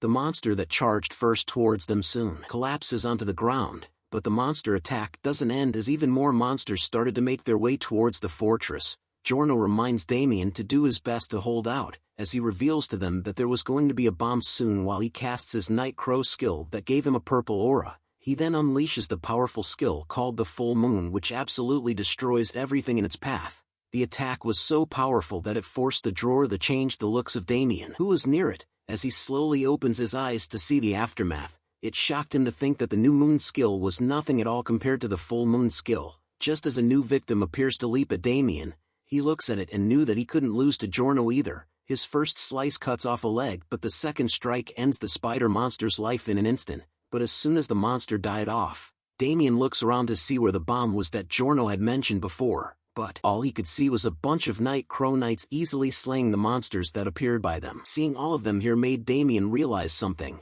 As the Night Crows continued to battle it out against the monster army, Damien muttered the word wait, which Bundle hears and tells him that waiting is the greatest enemy. Bundle then warns him to look forward as even more of the monsters leap towards him. Damien was still easily able to cut down the monsters while thinking about how they were going to order a large-scale bomb. Specifically the commanding officer, at a place where 11 of the top-quality human resources known as the Night Crows were, which all didn't make sense to Damien as his audience couldn't believe his moves as he cut down the monsters. Damien then turns back to wonder if it was true that if the High Commander believes that the Night Crow Knights would be able to survive the bomb. He then shakes his head as he didn't need to know more details about the situation. Instead of trying to understand something annoying, Damien's eyes was more focused on the fight against the monsters. Soon enough, Giorno issues out a command to everyone for them to retreat to the trench in front of the fortress immediately. All the other Night Crow Knights heard his command and quickly went to follow it. Damien heard the command and stood still while thinking if the bombing was about to begin. A red barrier started to spread around the fortress as Damien knew that there was no point in escaping for him as he wasn't a Night Crow, which would make him die on the spot. He continues to wonder about what he could do as the barrier started to flash. A voice shouted out loud that the bomb was starting as numerous magic circles appear onto the red barrier at once. Damien decided then and there that he needed to raise his mana and endure it like a boss. A massive explosion occurs which sends tremors and shockwaves in all directions, destroying everything that stood in its way. As the fog cleared away, Damien is seen in a crater with notifications popping up to inform him that he had gained experience points and finally reached level 60. Damien continued to pant heavily even after surviving the explosion. His face was filled with pain as he knew that he had almost died to the explosion. He then continues to look around wondering if anyone else was still alive. The fog clears up even more to reveal that the Night Crows had hidden themselves in the trench that Giorno had mentioned. He looks around his troops and asks them if everyone was alive. His group replied back to him that there was no one missing among the 11 of them and that everything was okay. Seeing that his troops were okay, Giorno turns around to check on the status of the monsters. Much to his horror, it turns out that there were monsters that were able to survive the explosion like cockroaches. With his arm trembling as he grabbed onto his sword, Giorno curses out loud that it turns out that not all of the monsters had died, but a foot appears near the trench and tells him to rest some more. Giorno looks to the person and was surprised to see him here. The High Commander and Thor had finally arrived onto the battlefield. Michael questions Giorno on whether he had saved them for this moment. More Night Crow Knights and players had gathered and formed up onto the battlefield where Giorno was. He was no longer alone anymore as everyone rejoiced together. This was the moment that Michael calls out to the countless forces that will protect Aldean Fortress. He orders everyone to advance at the top of his lungs. "Advance!" shouted Michael as the players and Night Crows rushed forward to meet the monsters head-on. "I'll kill you all, you monster bastards!" shouted the leading man as he led the charge in front of everyone. Stream highlights from when Damien showcased the defense mission was sent on all screens, from the time that the explosions were about to be set off, to the moment that Damien had decided to take on the full blast of the explosion like a man, were all highlights of the Aldean Fortress siege. As the explosion took over and destroyed everything in its path, the stream was destroyed as well as numerous users started to complain about the livestream being cut off all of a sudden. The scene then changes to someone else who was viewing the livestream from his phone. He wonders how Damien would have survived in that moment. He talked about how if he was a viewer then he wouldn't have believed it, if this video didn't exist on his monitor. The man was further surprised that Damien was able to upload this kind of video. With that speed, gaining tens of millions of views is nothing. He chuckled to himself and thought about how he had never seen a streamer with this kind of influence before, making him wonder how far Damien can climb. The scene then changes back into the world of AC, where a player is seen kneeling before Arthur while shouting "damn it." He held a painful expression on his face as he asks Arthur about how it was possible for him to kill all of his guild members alone. But Arthur simply smiled and laughed as he held onto a spellbook that was flipping through its pages on his hand. The player couldn't believe that he had defeated everyone from the Rising Dragon Assembly to the Azure Dragons, which wouldn't be possible without hacks. He slowly stands up and tells Arthur that the Azure Dragons that he belonged to will never surrender to a hacker like him. The man beside Arthur couldn't believe what the player said about Arthur and wanted to kill him, but Arthur tells him no. He will be the one to finish this, as his staff started to glow a red light which alerts the player as he took a defensive stance. As he raised the staff into the air, red lightning started to appear all around Arthur. The red lightning soon shocks the player, who could do nothing against it at all.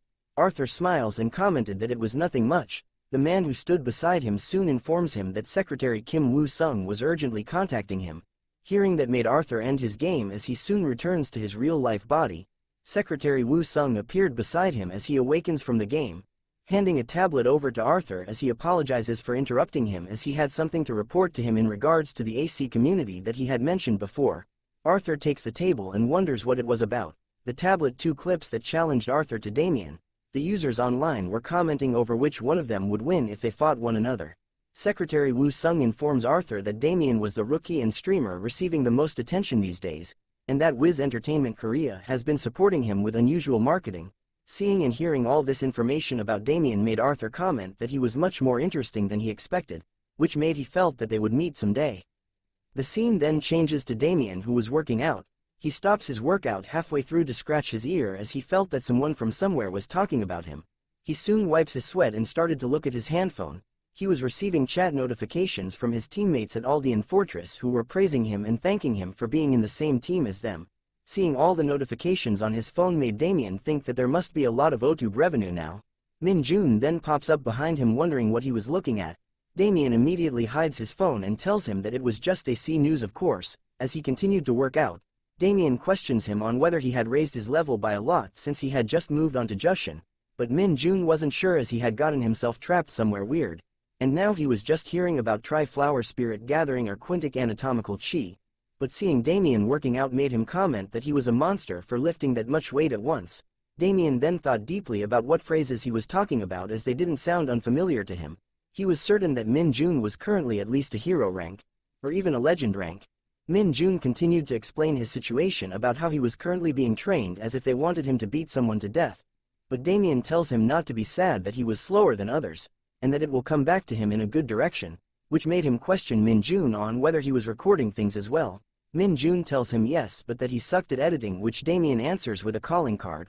He tells him to take the card and contact them by giving Damien's name so that they would edit the recordings for him. Min Jun then thanks him for the card, which Damien simply wanted food sometime in exchange for. Hearing that Damien simply wanted food annoyed Min Jun, as he knew that Damien ate like an elephant, but Damien reminded Min Jun that he ate the same as him. Just as the two bros were discussing, a wild booty appears. Damien immediately took notice of that booty as he turned to see it. He continued to stare at the female gym member with a dazed look on his face. The female member could sense our boy's Riz level stare as she started to sweat profusely, which Damien started to notice. The female gym member then turns her head to see who it was that was staring at her, but upon seeing her face, Damien pointed a finger at her as he recognizes who she was. The sudden reaction from Damien was strong enough to stun the girl, which made her fall onto the treadmill face first. As she held her head in pain, Damien commented that it was her, as his AC avatar was shown in the background. Her face was soon filled with a familiar look as she recognizes who Damien is. Damien had figured out that she was the female ninja that was harassing him inside AC, and the very same player whom he had stolen all his equipment from. She finally stood up to question Damien if he was the asshole that she saw in AC and wondered what he was doing here. She accuses Damien of finding out what gym she went to and following her all the way here, which she then labeled him as a stalker. Being labeled as a stalker irritated Damien. He then reminds her that he understood that she was a narcissist, but there was no way he was interested enough in her to actually chase her around in reality. He informs her that he had come here to exercise and that he was with someone he knew over here too. Min Jun laughs awkwardly and agrees with what Damien said. He then tells her that if she has an issue with something that happened in AC, then they should resolve it in AC so that they wouldn't waste time in reality. The female ninja agrees with what Damien said as she turns back to the treadmill to get her phone, telling him that what happens in the game stays in the game, but Damien still wondered if she had any other business with him. She then handed her phone over to Damien with the contact info page opened. Her face started to blush as she tells Damien to hand over his phone number so that they could meet in AC. But our boy was stunned by this sudden request as his face was filled with confusion. The scene then changes to show that Damien was wandering along the streets after leaving the gym and female ninja behind. but his face was shown with an annoyed expression as he commented out loud that he was seeing all kinds of things today. A flashback is seen from when the female ninja was shouting at Damien to stop and that she had followed him to the supermarket, chasing him all day long as he was purposely ignoring her. She even screamed out loud that he would pay for this as Damien thought about how she was threatening him to just give her his number. As he opened the door to his building, Damien couldn't help but wonder that the female ninja was weird. He walks inside the building and noted that he didn't want the people he fights with on AC to get involved with him in real life, but another lady appears in front of him as he reached his floor. Looking closely to the lady that came out made Damien realize something. It was Hyun, whom he had teamed up with at Aldean Fortress. She looks up and recognizes Damien as well. Seeing her made him question her about how she looked so much like her game character. Damien also wondered if this neighborhood was the hangout spot of AC users. Hyun was startled by the sudden interaction but wondered why Damien was here. Her mind immediately went to stalking, which shocks her enough that she drops the things that she was carrying. As the plastic bottle rolled out from her bag on the floor, Damien questions why everyone thinks that he had so much time to stalk someone. He helps her to pick up the plastic bottle, using it to point to a door, and informed her that this was his house. Hyun couldn't believe that he was right next door, which made her flustered as Damien helped pick her stuff up. He also couldn't have known that she was his neighbor as well, but as he packed her stuff, he tells her to not come up with some weird conclusions.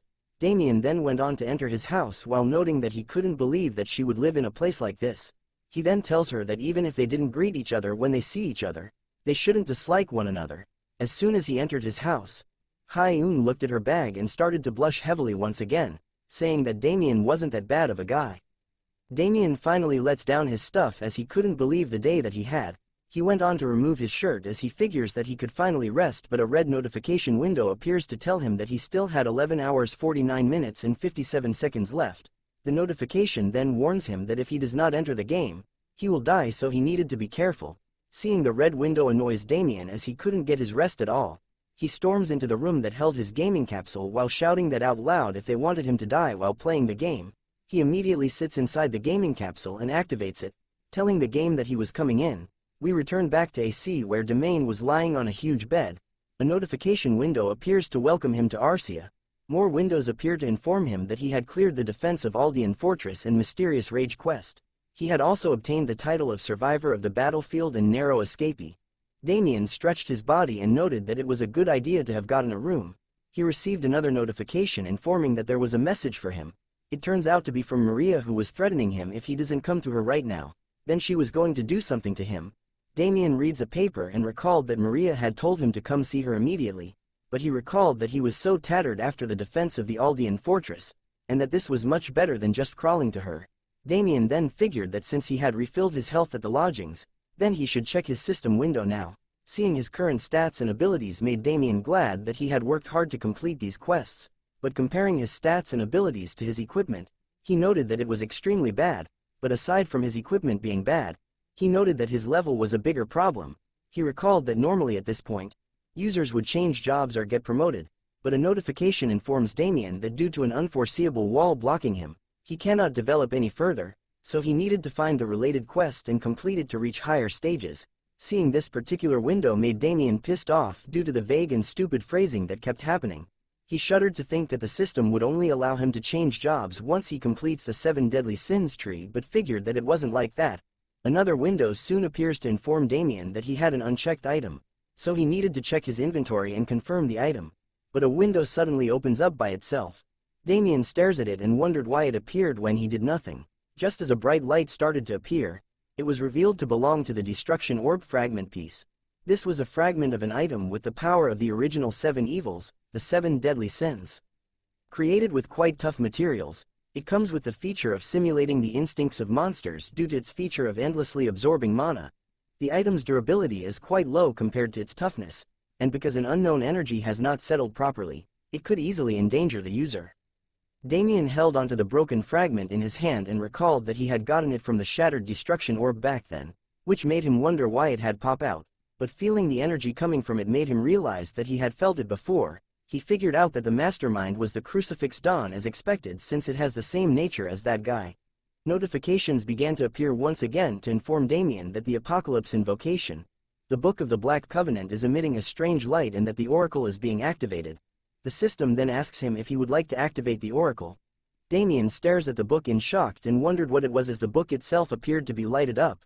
Even Bundle was alarmed by what was going on as he questions Damien about why it was coming out. Damien remains stunned as he tells Bundle that he himself didn't know either. Damien thought about how seeing that they were both having the same reaction at the same time, it must be that there was a reason. He then decides to check what it was first as he stretched his hand towards the book. The book then began to emit a strong powerful light that causes Damien to flinch in pain for a bit as he held onto it. Damien soon vanished as the book closed itself and dropped onto his bed. Bundle was alarmed and wondered where Damien went. The scene then changes to show that Damien had been teleported to a different place as he fell from the light in the sky that was the same as the book. Damien kneeled onto the ground with a painful expression while exclaiming that he thought that he was going to die from motion sickness. He then looks around and wondered where he was, but something about this place was familiar to him at the same time. More notification appeared to inform Damien that the oracle had been activated and that he had been warped, but his current location remained hidden, while another notification tells him that he couldn't go back until he completes the oracle. Seeing the word oracle made Damien question what it was. He slowly began to stand up, but could only hear chirping noises that made him think of Bundle. But as he ventured deeper into the jungle, he realized that it was different from the sound Bundle makes. But just in case, Damien was going to be prepared to find it. He peeks out from the bushes to see that there was a campfire as he thought about how the sounds from earlier sounded like human voices. But Shaka appears right in front of Damien, shouting out "friend" at him. The sudden appearance of Shaka shocked Damien as he fell backwards. Shaka looks at Damien and questions him on why he haven't come all this time. But Damien was still alarmed to see Shaka in front of him, as Shaka was the god of the apocalypse. Shaka then grabs onto the back of Damien and tells him that he thought that he was going to die from boredom. Seeing Shaka here made Damien realize that this was probably Shaka's space too, which made him come to a sudden realization. He recalled the past memory of when Kiran had whacked him with the stick to send him to Shaka, which annoyed Damien as he questions why that old man had to knock him unconscious. Thanks for watching the latest part from the voice of Manhwa. Subscribe for more content and don't forget to comment below what you want to see in the future. Like and share for more.